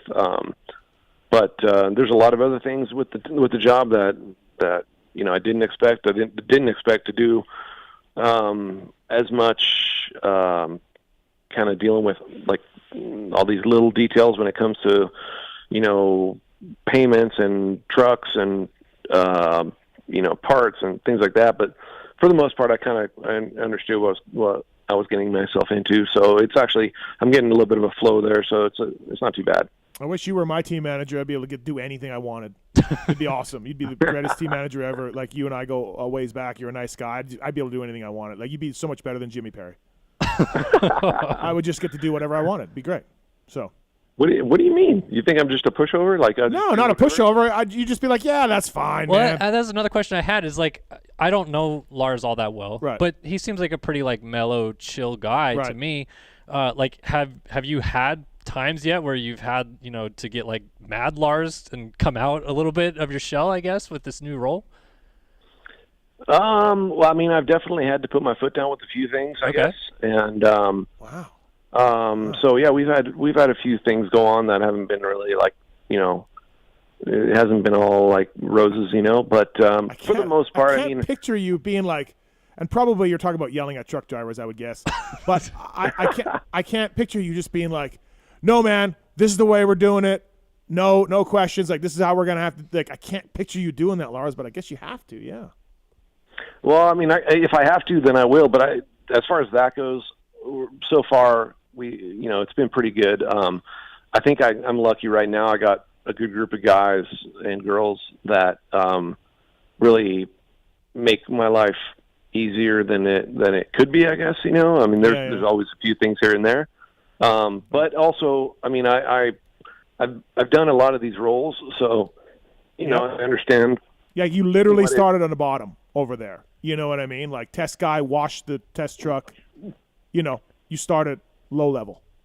Right. Yeah. I mean, I think that helps me because when somebody is like, hey, I can't make it in, or I want to do this, or I want, take some time off. I'm always, I kind of understand. I've been watching. I see what everybody does on the team. That, we all put in a lot of time and effort, and if you're not happy, then you're not gonna like your job. You're not gonna work hard. And so I try to be fair with everybody and make sure that they, are okay with whatever they got going on, and whatever they need. If they need something, then I definitely will quiz them on why and what we need it for and those kind of things. But yeah, I mean I've so far it's been pretty mellow. I haven't had to really get too crazy on anybody, I guess, and I've already accepted that part of the job coming into it, that I'm not going to make everybody. I can't please everyone. Yeah. Not everyone's going to be happy, and if I need to be the dick basically at some point, then I will have to. And I learned that from my buddy Double D, from Dan Bentley. He told me that. When I took the job, I kind of called all the guys. I think I talked to you before that on the last show, maybe, that I kind of have a relationship with basically every team manager since 1979, which was my dad. Mm-hmm. And when I called Dan Bentley, he was a little, I don't think he was concerned, but he just kind of gave me some advice and said, hey, sometimes you got to be kind of be a dick, and you not everybody's going to love that. And so, obviously I have a lot of respect for all those guys, but when he told me that, I knew that, I realized that, and so you kind of got to step up and not just be the nice guy all the time, and be ready for whatever you need to do. So Rental.com bringing you Lars Lindstrom on the PulpMX show. 702-586-7857. You got a question for Lars? All right, the Ken Roczen deal, huge blow to the team, to the series. Kenny won, Anaheim won, and then I don't know what the hell's been going on. Props to the transparency in the press release saying he got COVID, and we saw him jet off to Europe to do a procedure there. I spoke to him on a text the other day. I think he's in Europe again, trying to figure out what's going on. That's a tough decision.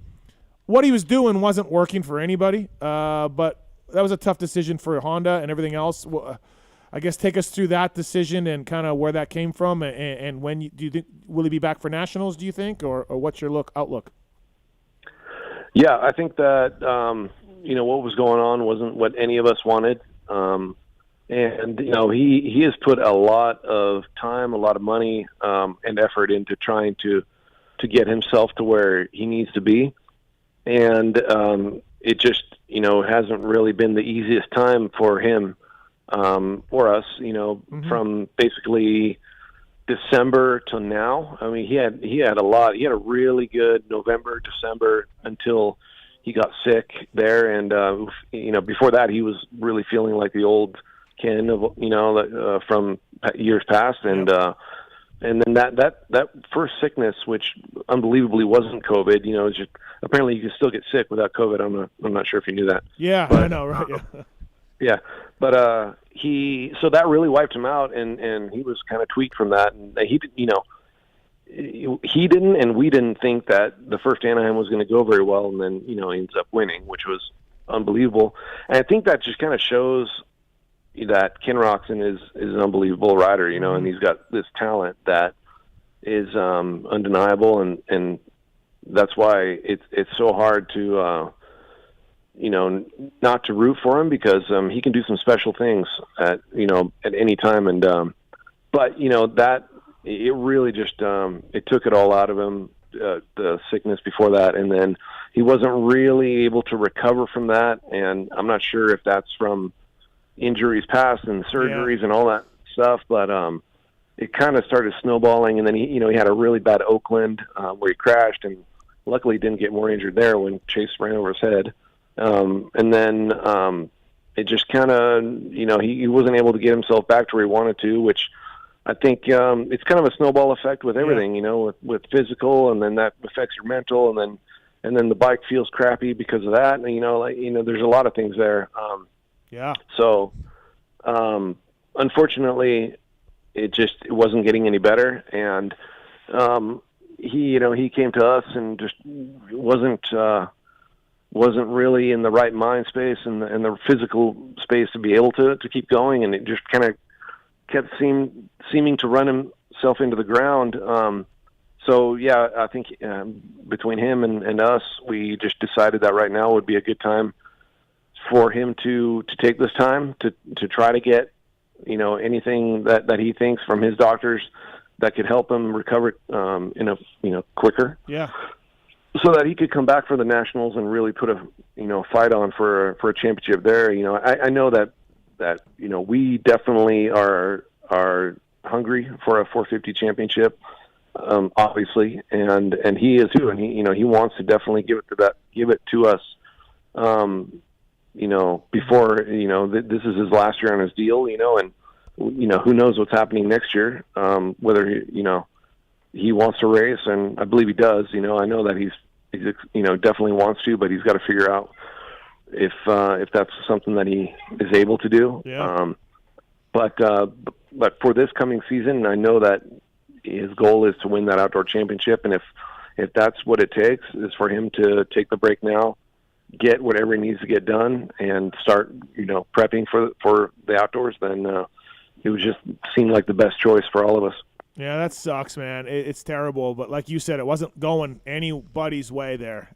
I couldn't believe what I was seeing from Ken Roczen, and not good for Honda, not good for him. And I think whether it's Jason Anderson a few years ago, or it's happened a few times non-publicly where they say a guy got hurt but he didn't get hurt, like just resetting helps. You think, anyways, because it's week to week, man. It's hard to make gains, hard to get better, hard to do any of that when it's week to week traveling and all that. So, yep. Yeah, for sure. Bummer deal for you guys, though, absolutely. Lars Lindstrom on the show, brought to you by rental.com for more information. Great website, everything else. So earlier in the season when Kenny, I talked to him at the second round, and he just said he was having a tough time kind of figuring out the bike and everything like that. And it kind of struck me as weird because it's the second year on that model for him, and he was pretty good on it last year as well. But so what you're saying is that like all these other issues that he was having kind of carried over to him not gelling with the bike as well. And did you guys kind of, I guess, struggle with that with him? Well, I mean, I think that, obviously this is the second year on this chassis, and, last year we had a lot of success, pretty quickly without a ton of development. Luckily, because it didn't seem like it needed it. There's always going to be weaknesses in any bike, and especially when it comes to Supercross, because, no bike is really developed for Supercross.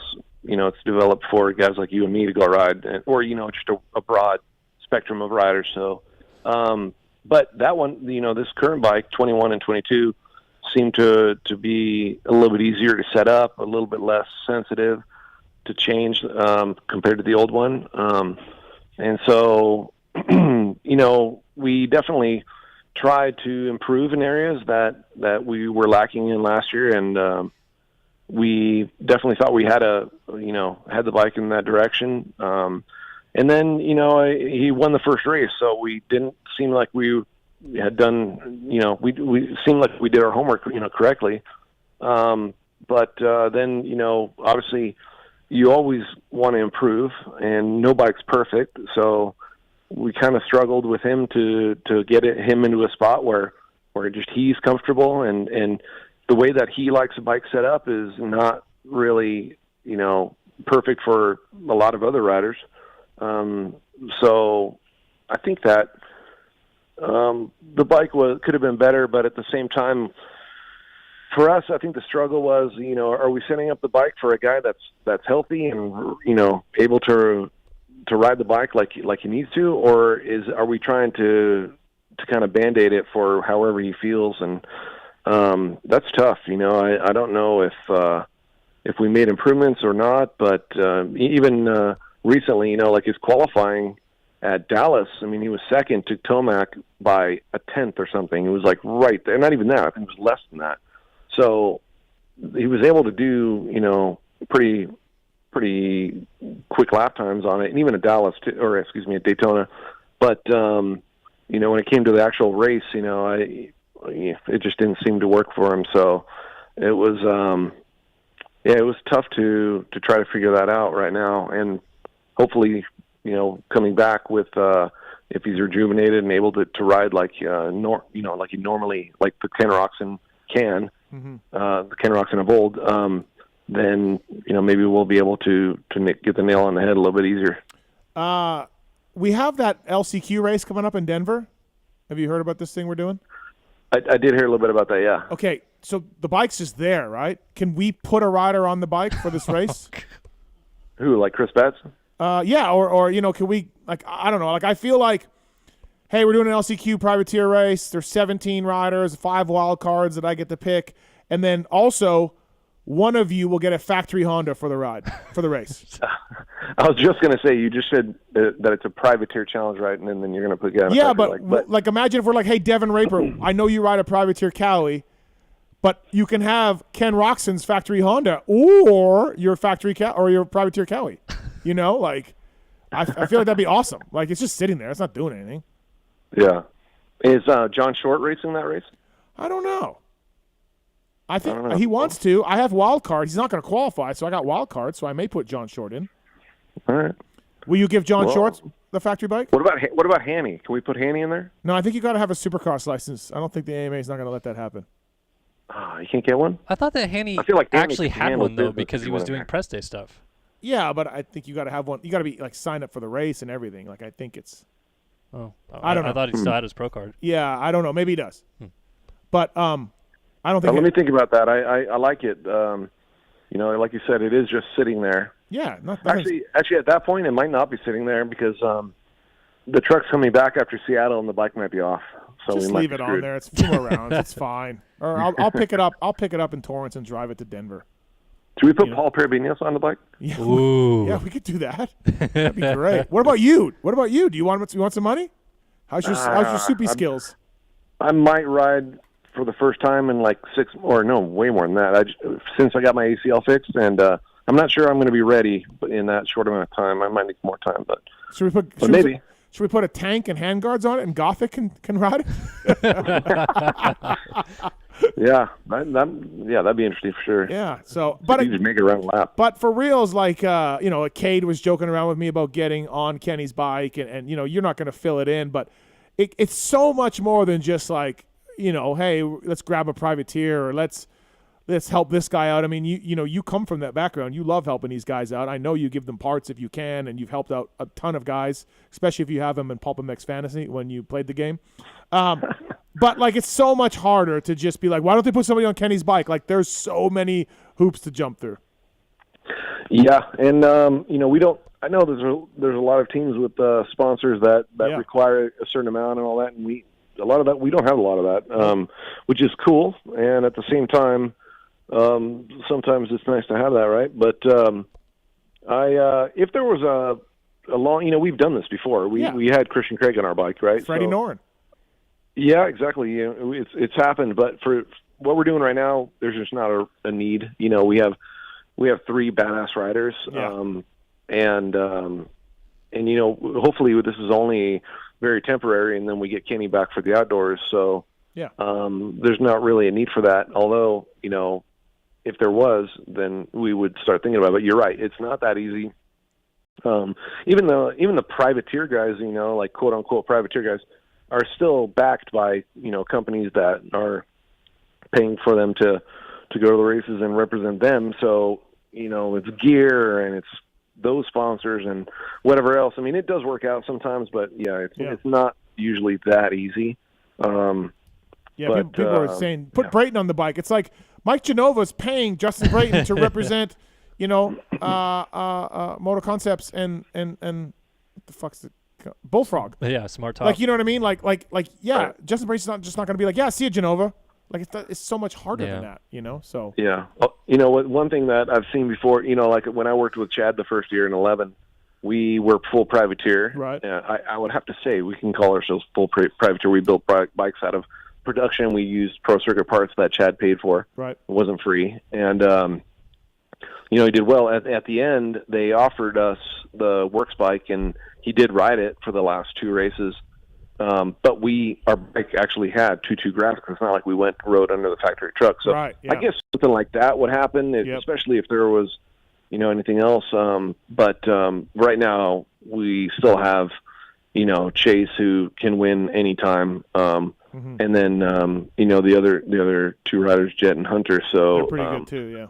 Yeah, we're represented really well right now, and there's no need for us to jump through any hoops to get, especially if we're going to put somebody on the bike that's not going to be at the front with Chase, then I'm not sure there's really any need for that. I would love, though, it would be cool to be like, here, Cade, here's put your SGB graphics on it, you know what I mean? Just do what you just said, Lars.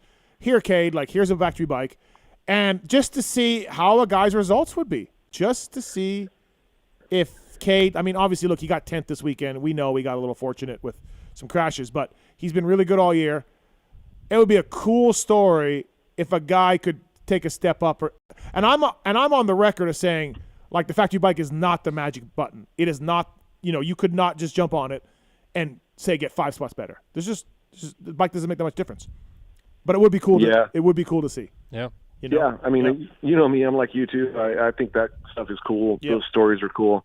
And maybe in the future we'll do something like that just is a feel-good story and, whatever. But you're right. It's not 1985 anymore, if you put some struggling privateer on a factory Honda in 85, it might make a big difference. If we put a guy like Cade or someone on that bike, the 450 right now is so good, in any any production form or anything like that. I think that what we would do for him, as far as I think the bike would be quite a bit better, but just putting him on some kind of program and giving him the confidence, I would hope that he would do quite a bit better, and we could probably tailor the bike to him, whatever. But unfortunately, production bikes are good right now. Dude, look at Chiz. Chiz is riding with a muffler, race gas, and ignition.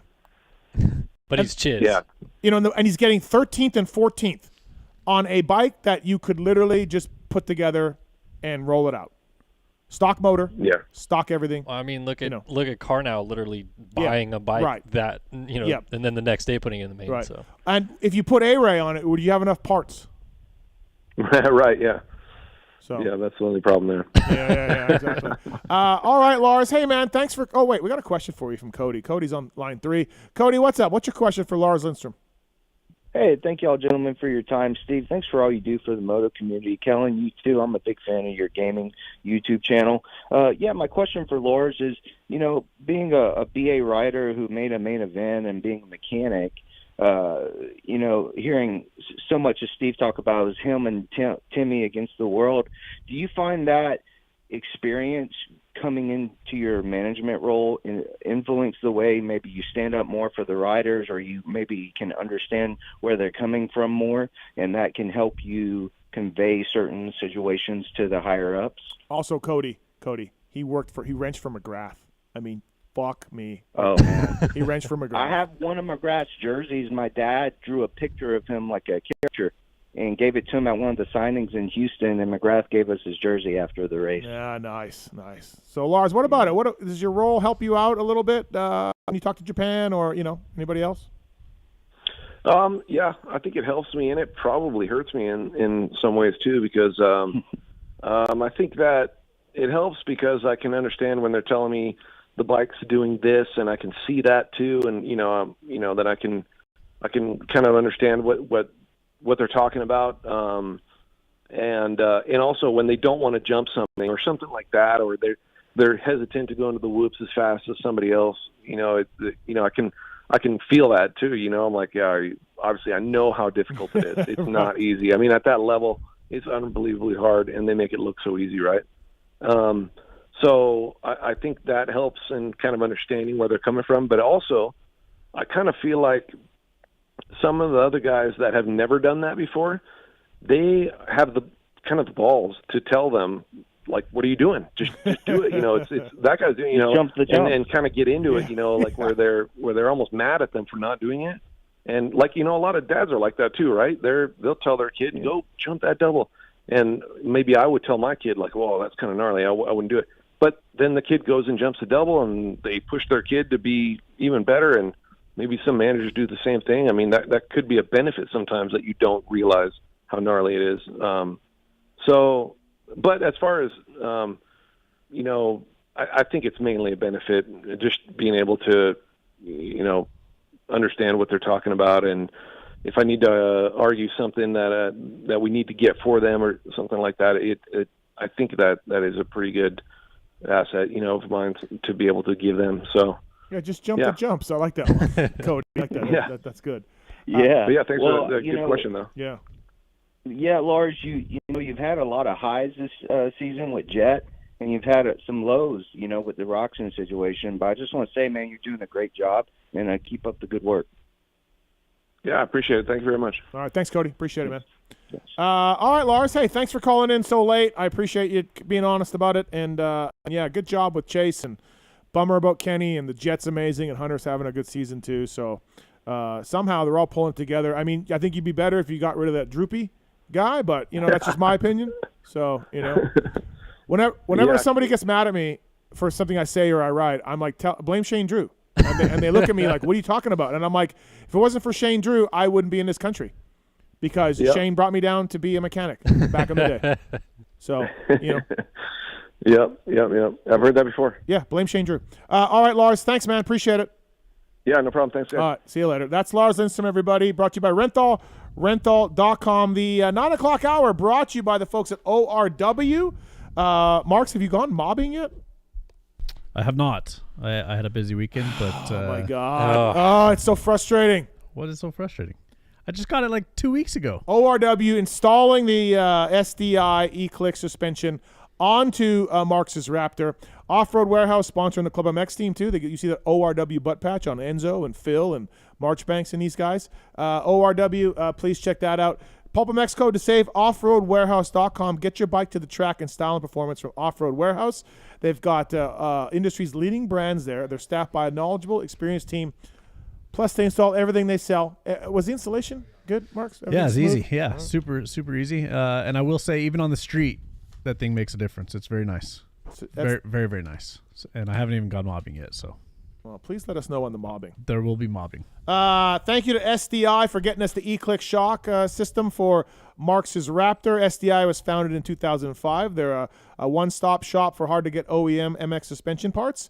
They've got tons of stuff for UTVs. That's really where they're crushing it right now. They got the E-Click shocks for Ford Raptors, UTVs, and more. Jeeps as well. E-Click is available for all of that. The code is PulpMX to save. It's suspensiondirect.com. Please check out suspensiondirect.com. And again, UTV stuff, shocks, hard to find suspension parts, all of that available at suspensiondirect.com. Code is PulpMX to save. Thank you to those guys. Let's get to our next caller here. Oh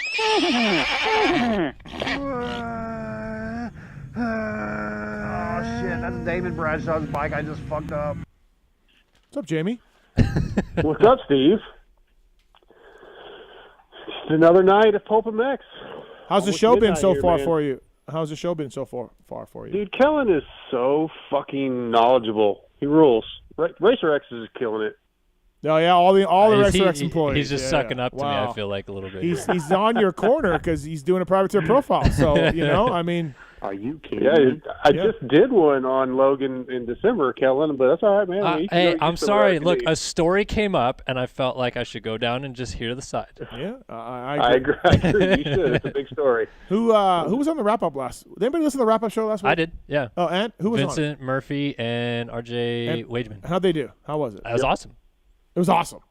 Well, here's the thing, right? Awesome. You pick on Dark Side and this wrap-up show and all this stuff like that, but I'll tell you what I love about it is that it's not even really like a wrap-up show so much anymore. It's like that's right. He gets guys on that are interesting to hear from. Like these are cool privateers, and they react to the same topics that you guys are talking about in the show. So it's that's like not what I want to hear, Kellen. It's because not what I want to hear. It's like an extension of the show. He's got the pony pod for that.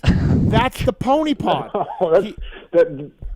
My show doesn't talk about your show. The wrap-up show is still talking about your show. Yeah, but you can ask RJ and Murphy on the Pony Pod about, whatever we talk about. Like, it's because it's the topics of the sport. I'm saying it's cool, though. Like, run with it. I'm not even going to listen now. I'm not even going to listen. All right, whatever. I'll just get mad. He since the haircut, he has gone his own way in every which way. You think? Yeah, absolutely. Why are you? No, man. Why are you so passionate about Dolly Parton in the Rock and Roll Hall of Fame? Oh, I just, who said I was passionate? Just because I reposted it? I mean, I feel like that must be pretty close to your heart to put out something like that on your social. So yeah, Eddie Trunk posted that, and he's a big guy in the music business. And the Rock and Roll Hall of Fame, there's so many great bands that are rock and roll that have been ignored, and then people like Dolly Parton, and no disrespect to LL Cool J or whatever, that's not rock and roll, but they're getting in. And then there's bands that, hard rock bands or classic rock bands that deserve to be in that aren't. I don't know. Who's not in that should be in? Dude, I don't even know off the top of my head right now. I couldn't even remember because some have gotten in the last few years that have been ignored. I'm trying to remember. There's somebody. Okay, first of all, just passed away. It's a fan vote, right? It's a fan vote lately. Isn't that how they've been doing it? I think there's people that get the option, like Eddie Trunk. He's a voter, so they get. It's not just fan vote. I think there is a fan vote for part of it, but there's still like a board or whatever. A group of people that they acknowledge get a vote. Is Rush in the Rock and Roll Hall of Fame? Yes, I believe they are. Good. Yeah, I think they got in. Yeah. Marks, do you have any feelings on the Rock and Roll Hall of Fame? I sure do not. Okay. Not even a little bit. The Rap and Roll Hall of Fame. Yeah, I just thought it was cool that Dolly was like, I don't deserve to be in this. I'm not rock and roll. I mean, I think that was. I mean, could it be called the Music Hall of Fame? I guess more than the Rock and Roll Hall of Fame. I mean, I don't know. I mean, yeah, if they changed it to the Music Hall of Fame, then I guess there would be no argument there, right?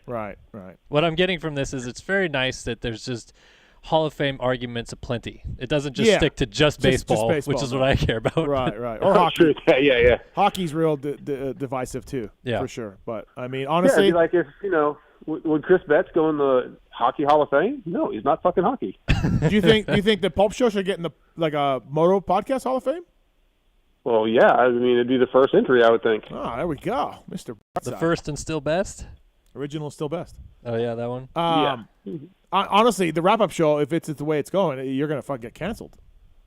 That might happen. I don't know. Ask them about the show and what we said. We do. They do. And it's still good. It's funny. The reactions are good. But I do like that there's still a little bit more of like, what do you guys think of Daytona? He asked them, and because they should have their own show on the Pony Pod. Oh my God, Jesus! Steve, Marks, do you listen? You talked about Daytona. You said Daytona sucks. It should be taken off. JT doesn't agree with that. Hey, Vince, what do you think? No, they're fucking. Steve's ridiculous. That's a ridiculous response. Of course, it shouldn't be taken off. I don't listen every week. No, I try to when I can. Okay. I listen when I think they might be talking about me. I listened to the one after Yari was in. Oh, you did? Okay. Of course he did. Of course he did, right? 6th time over there. Wants to see what Yari's going to be on this week. Good job, 6th time. Yari's on this week. Yeah, Yari's wrapping it up. Yeah. No, not really. Oh. He was worried. Nah, this week I got Jason Murr from Grill Your Ass Off and Clay Olson from PDR Performance Race Tech Service Center in Minneapolis. Can you make sure to pump up the Grill Your Ass Off stuff? It's really good, and I want to keep getting it free. Yeah. So. Yeah, absolutely. Yeah, I always, like, anytime Kiefer After Dark's on, when we wrap up, I still mention Grill Your Ass Off, even though they're not a sponsor of the wrap-up show. Right. I love beating my meat. Okay. All right. We ran out of our care package of it, so we bought more. Oh, wow. I'll give you some before you leave. I have some. I mean, no, I have lunch, so I'll give you some. Yeah, right. Just to stock up. I was supposed to get some last time I was there, but we forgot. PulpMX code to save at grillyourassoff.com. And honestly, I got to reevaluate the wrap-up show, it sounds like. Clippy. Well, hopefully you won't do that. Wow. Yeah, hopefully that doesn't happen. Fuck you. We wrap up. And then sometimes it goes into other topics. Dark Side, what should I do for the 5 wild cards for the Yamaha race? Man, that's tough. Have you decided if, like, 450 guys, you're going to let 450 guys in? No, the 450 guys are in. 250 guys. Sorry, No. like 250 guys can come in, right? Like Carnell. Yeah, I feel like I can put 250s in there, and I feel like there'll be. I'm saying right now 17 guys and 5 wild cards, but like RJ's hurt. He's not going to make the race, and so I'll need 6 wild cards. You know, like I feel I'll have more wild cards than 5, and so yeah, like why not a 250 guy? I think that's good. I'd throw out my guy John Short. He texted me. A good guy. He texted me about it. Did he? Yeah. Sounds like he's got a factory Honda if he wants it too. Yeah. Lars is all about that. Dude, I texted him just a minute ago. Said you better go talk to Lars this weekend, even if it's not. You need to go at least put your face up there and like, hey, I'm here. Why did Why did Lars bust John Short out of nowhere? I don't know. Has he tested for them ever or something? He rode Hondas, but I don't know. Yeah, he's talked to Geico a couple years ago, but that's all. Went over and talked to some of those guys, but. As far as factory Honda, not that I know, but that means that Lars is aware of them at least. By the way, the Yamaha LCQ race, Denver, Friday. We're working on getting it on social or getting it on video or whatever. But I also want to thank the folks at Blowfish. Blowfish for Hangover stepped up, gave us some money, and we're going to give some of that money into the purse of this thing. Blowfish is a hangover remedy that actually works. When you wake up, drop 2 tablets in water and drink when the fizzing stops. The hangover product recognized by the FDA. It starts to work in 10 or 15 minutes. It kills the headache, wakes you up, gentle on the stomach. This sounds like it's all good for Tallon. Or Yar. Yes. Marks? After a long night of... Yeah. Pulp22 at 4hangovers.com. 4hangovers.com. Pulp22 is the code to save. I could have used this Saturday of Daytona. Because the Friday night was not good. What happened? Did you know that Uber charges $150 if you throw up in their car? Oh, jeez. I feel like there's a story here that $150. we need to... Wait a minute. This was you? Or I Pookie? cannot confirm or deny. Oh my goodness. I haven't heard about this. You told me that you got tuned up a little bit on Friday. I didn't know it was that tuned up. I got $150 for cleaning. I think Weege would have just committed suicide if he got that. Weege just sort of slit his wrist. Yeah. I was not aware of this. I'm getting tuned up over here, bro. Yeah. So, anyways. Tuned up, bro. Man, I want to hear the story. 4hangovers.com, Pulp22, available at CVS, GNC stores, Amazon as well. These guys, Blowfish for Hangovers, are giving us money to give to the privateers again. So, again, 20 prizes. Are the prizes up? We're good? Yes, they are. Prizes are up. 20 prizes. 20 prizes. First prize is a 2022 YZ450. Thank you to Yamaha for that, and you can win 19 other prizes. Tickets are $30. All the money goes to privateers. Thank you to guys at Blowfish as well. So it's awesome. Can we skip tweets and do your story instead? My story about throwing up in the Uber?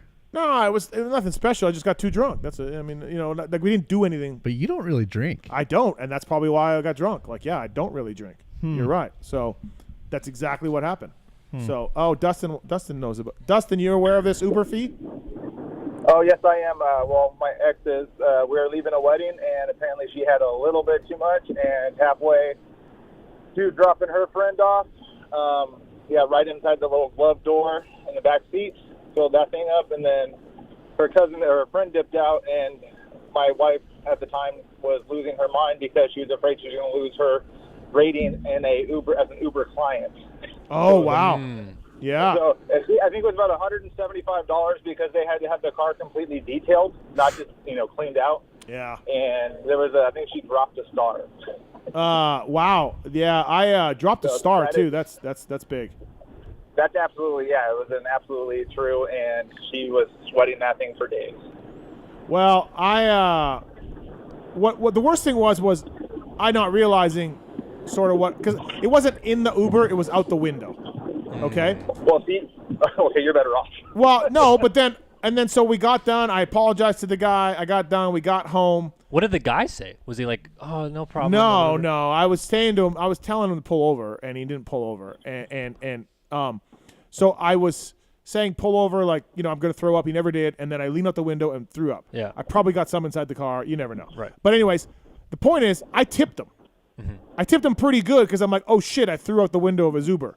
Right? But so, like, he didn't say anything? No, Like- he didn't say a word. Wow. So I was like, okay, I tipped him because I'm like, oh, shit, like I better tip this guy pretty good. So I tipped him pretty good. Well, guess what? I woke up in the morning, $150 charge, and then that great tip. It might just be policy. Like, they have to do it for each time.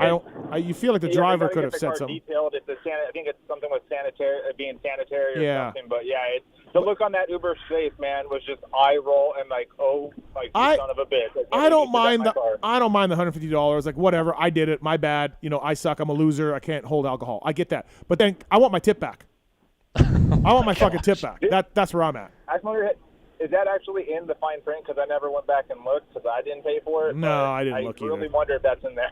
I didn't look either. But yeah, I do. I would love to see Weege's face to see that. So He's pretty fast. I can imagine him just dipping out and running. yeah. All right. Thanks, Dustin. Thank you, man. Thanks, guys. All right.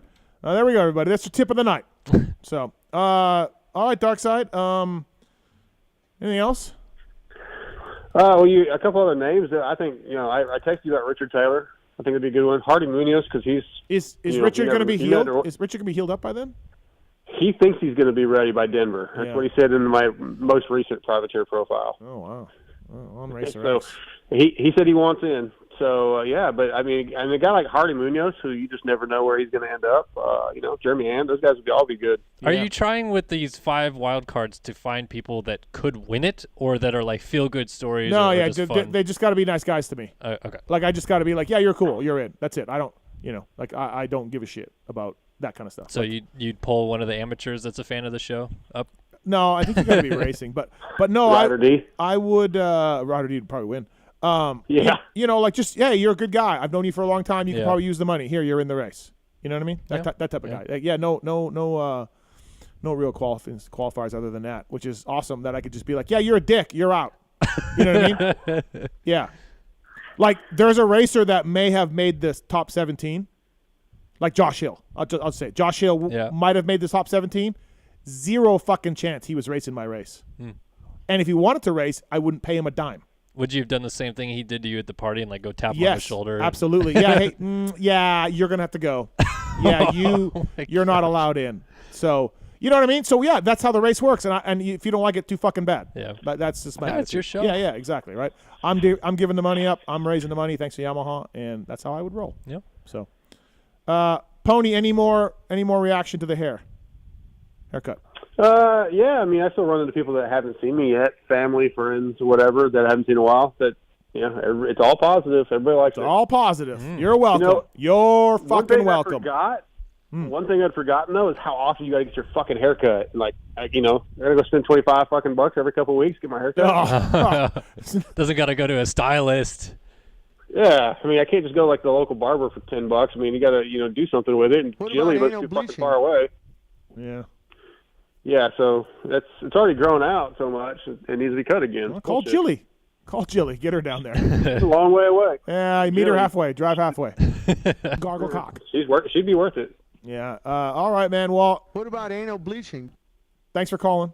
Appreciate it. All right, man. And again, please, let's work on that wrap-up show a little bit, all right? Hey, we're killing. It's getting better every week. No, boy. All right, thanks, Pony. See you, man. All right, that's Jamie. You guys Guida, are all pussies. everybody. Ride Engineering, ride-engineering.com. The new CRF 250 and 450 handle amazingly well, but they can be a handful on high-speed tracks. Ride Engineering makes a bolt-on bracket to add back the Showa damper that comes stock on 2016 and older models. Remember this thing behind the front number plate? The little shock absorber? Yeah. Dampener. Combine it with the triple clamps and incorporate the lower mount. Triple clamps are available in 2 offsets, stock 22 or 23.5. Clamp $649, bracket $49, damper start at $275. Pulp Fan 20 discount at ride-engineering.com. Pulp Fan 20 discount code saves you at ride-engineering.com. All right, it's time for the motorsport.com tweet at Tallon segment. No, that's my mom. It's the motorsport.com tweets at Tallon segment. Motorsport.com, everybody, please check them out. Great products, OEM and aftermarket parts. They'll dial you in. They got customer service, dedicated team of gearheads there waiting for you, and they really know what's going on. Use the banner on PulpMX or PulpMXShow.com, and we appreciate it. Please check out Motorsport.com. These questions are submitted to @PulpMX on Twitter, and the guy in the corner takes the best one. Reads them to us. All right, first one from Brad GMX95 for Kellen. What's a gear company from the 2000s you'd want to bring back? No Fear, Alloy, Oxbow, One Industries?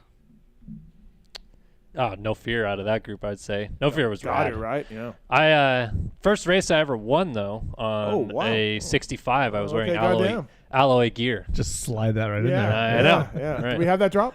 Yeah, I don't have it super quick right now. Okay. Sorry. But I still have the little like leg patch, so it's like the alloy logo from winning that race. So. Wow. Yeah. I picked I don't two think from. Get a blowjob before the main event. Was that you? Okay, goddamn. Better late than never. Yeah.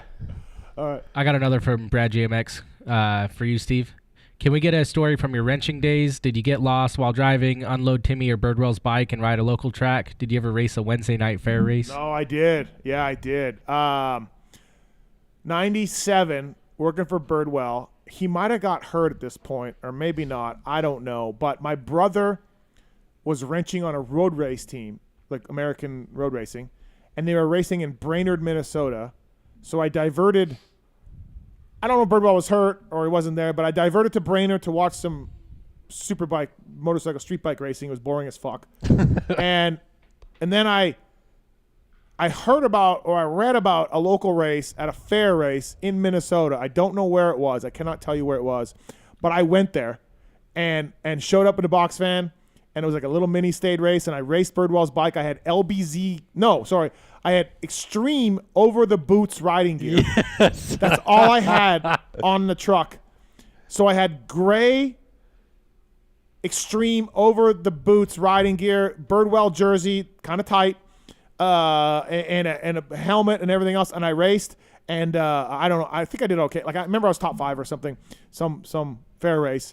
And I don't even remember what class. And then the best part was we were sponsored by Pirelli. Hopefully nobody's listening to this from Pirelli. I sold some Pirelli tires to other racers after the race to make some money. And then I went on my merry way. It was amazing. Yeah, I just stopped at a local race, number 89, KX 250, raced and sold some tires and left. They still talk about you at that track to this day. They're like, remember when that guy came? Remember that weirdo guy with the he was just with the selling tires, baggy gear. Yeah, so that's funny. I did in Minnesota years ago, 97, I think. All right. And then FMF Honda. I was a mechanic for FMF Honda. We were in Ohio, in Steubenville, Ohio. That's where the race shop was. Don't ask why. I don't know why. My buddy and I, Stevie Van Zylen, took up some XR600s that we had for shop bikes and rode them to a track to go race on the street, and then raced our XR600s, and the tool bags were flying off, and the light was bouncing around, and we had a dice of death. I think for the lead. I swear to God, I think it was for the lead. He got me, I remember. But we raced XR600s, handguards on, and then we drove home with our lights on, beeping our horn back to the race shop. Yeah, that was fun. Oh, my gosh. I wonder where that track was. I got to ask Stevie where that track was. All right. From Dobson 110, what are the chances that we see double Supercross motocross champion in both 450 and 250 this year? Will be the first time in the modern era of four-strokes. Like Jet and then Eli? Tomac, yep. Probably since like RC James or something. Yeah, I don't know. Yeah. Because didn't Dungeon Villapoto like alternate? Oh, he's talking 250 class 2. Yeah, both at the same time. Yeah. I'm trying to think last time that was. I don't know. Sure, yeah. Right on. Cool, man. Maybe we'll see it. Cool. I don't know. Like, what do you, like, yeah, whatever. It's not like we've never seen it before. Do you think you'll see it this year, though, with Tomac and Sure. Jim? Yeah, I think so. Sure. That's definitely very possible. Yeah. From Lax Defense Coach, with Cody Shock's injury, has his window to potentially earn a factory 250 ride closed with such a small sample of Supercross results? No, he could, he can heal up, and nobody remembers those things if you crush it at the races when you come back. From Storkin MXS, Kellen, you might know him, I don't know. Kellen, how do you stay motivated streaming, especially when streaming alone? That stuff killed me. Guess it's kind of the same for Mathis, force behind the grind. What do you mean? How do you stay motivated for streaming alone? I think he's saying, so like there's times that like I'll stream these outdoor races for this game, right? And it's just me. So it's kind of like the Malin thing, right? Where he's just talking to himself for like 5 hours at a time. And they're like, how do you stay? Are you calling video games? Yeah. You're calling people playing video games? Yeah. But that's Like how that's e-sport part of your racing. systems, right? Yeah. So he's saying, how do you stay, I guess, like motivated well, to you make money. That's your job. Yeah, I mean, I don't make that much money, but yeah, like I would say that you just got to like ingrain yourself in whatever's going on. In this case, there's a cool video game race going on that I'm calling, and you just have to kind of like live vicariously through it, I would say. Like in your case, there's a cool show going on right now, and you have to, This show is never tough to get up for. Like I always enjoy it. Yeah. There's always a lot of topics. I enjoy the co-hosts. I enjoy interacting with everybody. But there are definitely podcasts that I do where I'm like, I don't want to fucking do that podcast right now. Like, Right, you know what I mean? But yeah, you get into it. You sit down. It's your job. You grind away. You never stop grinding. You just that's how you succeed in life. Yeah, there's definitely times. That's my that, like, motivational thing from a podcaster. Well done. Thank there's you. definitely times going to these broadcasts, I'm like, man, this is going to be a grind and whatever. And then you start doing it, and you're like, oh, this isn't bad. Do you get a Jack in the Box before you, and that helps Yeah, you? tons. Yeah. Mhm. We're gonna go to Jack in the Box after the show. There we go. Yep. I asked him if he wanted Jack in the Box for dinner tonight. I would have done it. And he said we should get something better than Jack in the Box. Hell, I definitely did not say that, but you can run with it. Maybe Pookie said that. Sure. Somebody said we got to get something better than Jack in the Box. I got it last night, so I mean, I've had my fill in the last 24 hours, but I noticed how you were silent when Betts was on the line. What do you mean? Silent about the Jack in the Box thing. I forgot. I meant to bring it up. Go ahead, call him back, bring it up. My biggest gripe with you guys in that whole thing is that you guys were just crapping on me in the text group, and then you called Betts, and then you called JT, and you're like, haha, let's just continue to crap on him. And you never called me to say, like, can you explain this, defend this, whatever. You just got into a big let's crap on Kellen fest on the show and moved on. Why would we want? Why would we not want you to? We don't want you to chime in. We want to crap on you. Whatever. Fuck my ass. I mean, your take on Jack in the Box being in the top 5 is insane. Stand by it. Wow. Y'all sleeping on them tacos though. Sleeping on them tacos. I told him today the Sour Jacks aren't so bad. So The egg rolls and ultimate cheeseburger, not bad. Know what I'm saying? any place that makes burgers and egg rolls, like, stay away. No, dude, you get whatever you want. Hey, you got Mexican, you got egg rolls, you got Mexican, you got burgers. Get whatever you want. Stay away. One-stop shop. Oh my God. All right, from Filator. If Commercials are Anderson, good though. The commercials are really good. They're funny. I think they bought Del Taco too. Oh boy. If Anderson is out for Indy, does Cowie temporarily fill his spot or just skip Indy? No, Who would they- even be they available to skip, fill in? but Anderson will race. Yeah, Anderson will race. It's way too soon for them to. I mean, fill that spot. Tickle's waiting, but I don't feel like they would throw him in a week. Yeah, I don't think so either. Jacket on the parade lap wants to know what's more disappointing, Dylan's Supercross season after his outdoor performance or Weege's burnout? We just burn out. We should have learned. We should have learned our lesson with Zacho from Dylan. Yeah. I don't know. Maybe we need to stop rating the outdoor stuff as as a kicker to your Supercross series. Yeah, I would say that. Yeah. By the way, that guy, what's his name? Jackets on the parade lap or whatever. I wanted to bring this up, and it's probably too late because we're going long. But I wanted you to tell the story about why you do those tweets, because I asked you and you told me, but I had always wanted to know, and maybe the fans do. They said about when I was a mechanic. Was that why? Yeah. Yeah. So, as a mechanic, I hated nothing. I hated more. Well, lots of things I hated more. One of the things I hated most was my rider saying I need to have a jacket to bring down to the line for a fucking parade lap. I'd be like, okay, wait. You're in a stadium of 65,000 people. You're riding 30 seconds, maybe a minute from the truck to the stadium. You're in a stadium of 65,000 people that's most likely covered. Your fucking adrenaline is going. You're about to race a race, and you need a fucking jacket to stay warm? Yes.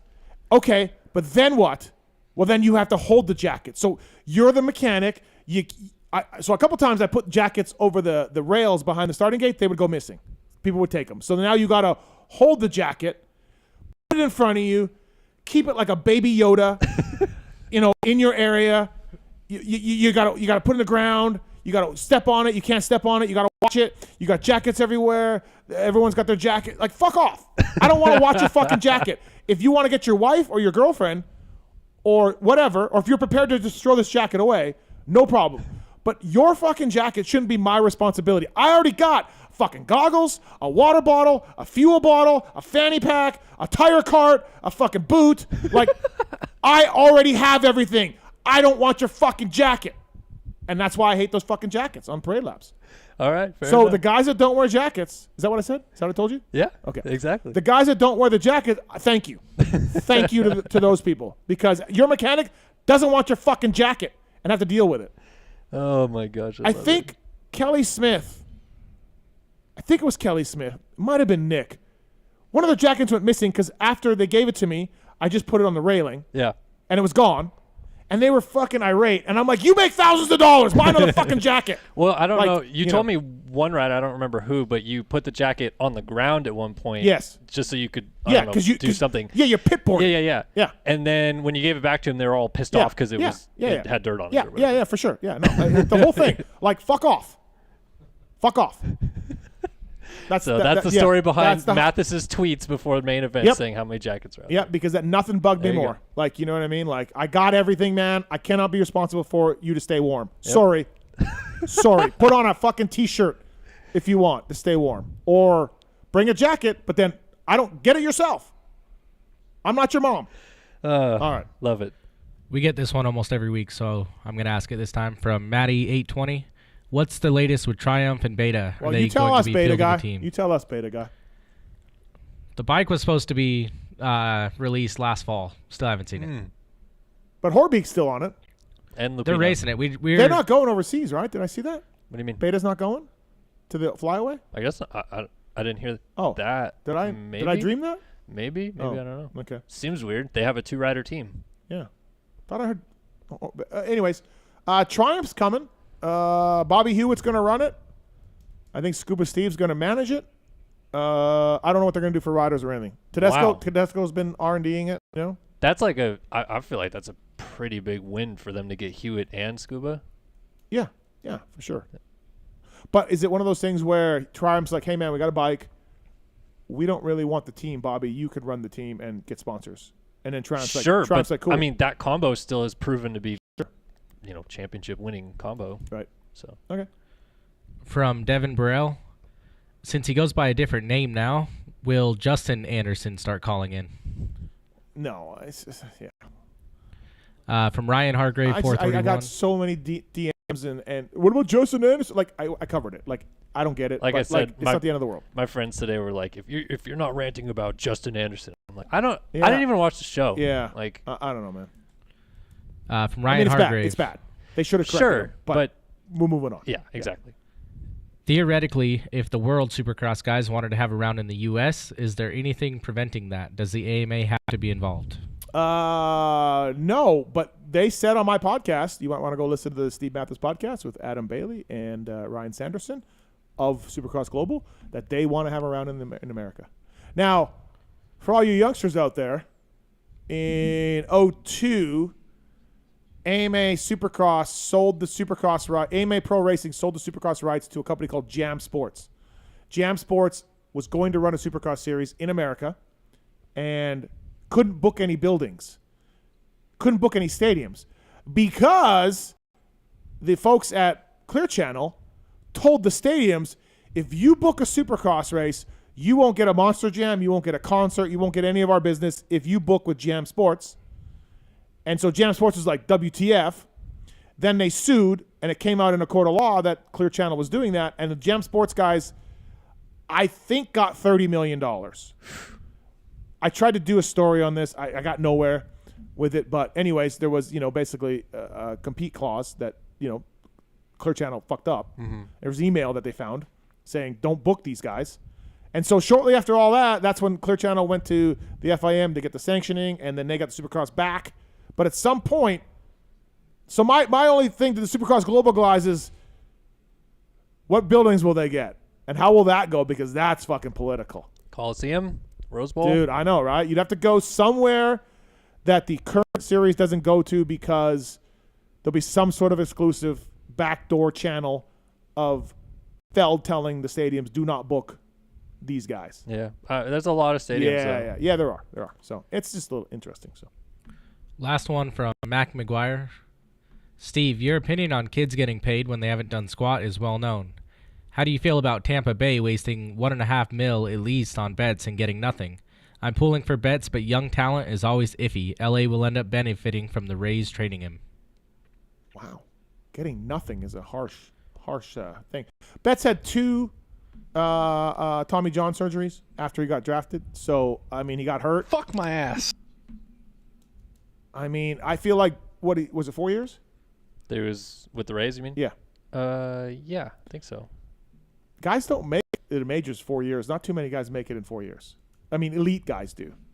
But Vlad was 3 years in the minors. Yeah, but I mean the story of this is that there's not many people that make it to the majors, period. So they're always taking risks or gambles or whatever you want to call it by spending money on kids. And there's people that have made way more money than Betts. $1.4 million for Tampa Bay is a drop in the bucket. Yeah. So yeah. No, that's horrible. OGO Power Sports, great company. Backpacks, travel bags, 9,800. We gave one away last week. They got the rig bag as well. OGO Power Sports. Email us using the contact form on PulpMX.com. If you want to, traveling sucks, but if you want to travel in style, use an OGO. Laptops. The backpacks are amazing. They got laptop sleeves. They got pockets everywhere. Zippers are great. Thanks to the folks at OGO for supporting the show. OGO, again, if you're going to travel, use an OGO. It makes it much easier. Thank you to those guys. Thank you to Arthur Draper as well. If you've been in a car accident or a motorcycle accident, Arthur Draper's your friend. Help is only a phone call away. He only gets paid if you get paid. ArthurDraper.com. I think Sexton should call Arthur Draper. I loved it earlier in the year when you told Christian Craig to call Arthur Draper after the freeze thing. Yeah, that was good. I think, honestly, I can't take 100% credit for that. I think that somebody tweeted me that. Oh, okay, yeah. Yeah. So, but yeah, absolutely. He had some problems with another person. So, ArthurDraper.com. Again, he's licensed to practice in a lot of states. So, thank you to those. Thank you to Arthur Draper, his personal injury lawyer. Motorsport.com, Fly Racing, Decal Works, Race Tech Suspension and Engines, X-Brand Goggles, Renthal, Michelin Motorcycle Tires, Acerbis, Firepower Batteries and Chains, Maxima USA, Pro Filter, Scoche, ORW, OGO Power Sports, FMF, Guts Racing, Atlas Neck Brace. Chiz looks a lot better with his Atlas brace, with the Star bike, Yeah. So, like you said, he looks stylish. He does. It was like odd. Yeah. Yes. Atlas Neck Brace, Child Chisholm using them. Logan Carnow also, Privateer Hero, Logan Carnow losing Atlas Brace. Works Connection, again, they make great starting devices, and they won this weekend in both classes with Jet and Eli using the Pro Launch Start device. PulpMX20 is the code to save with WorksConnection.com. Get Data, WUSA, Ride Engineering, Intense Cycles, Suspension Direct, Manscaped, Wiseco Pistons all on board with us. I was bummed you couldn't come up for the Intense Cycle ride today, but you're busy. Another time. Yeah, Sorry. we'll try to make it work.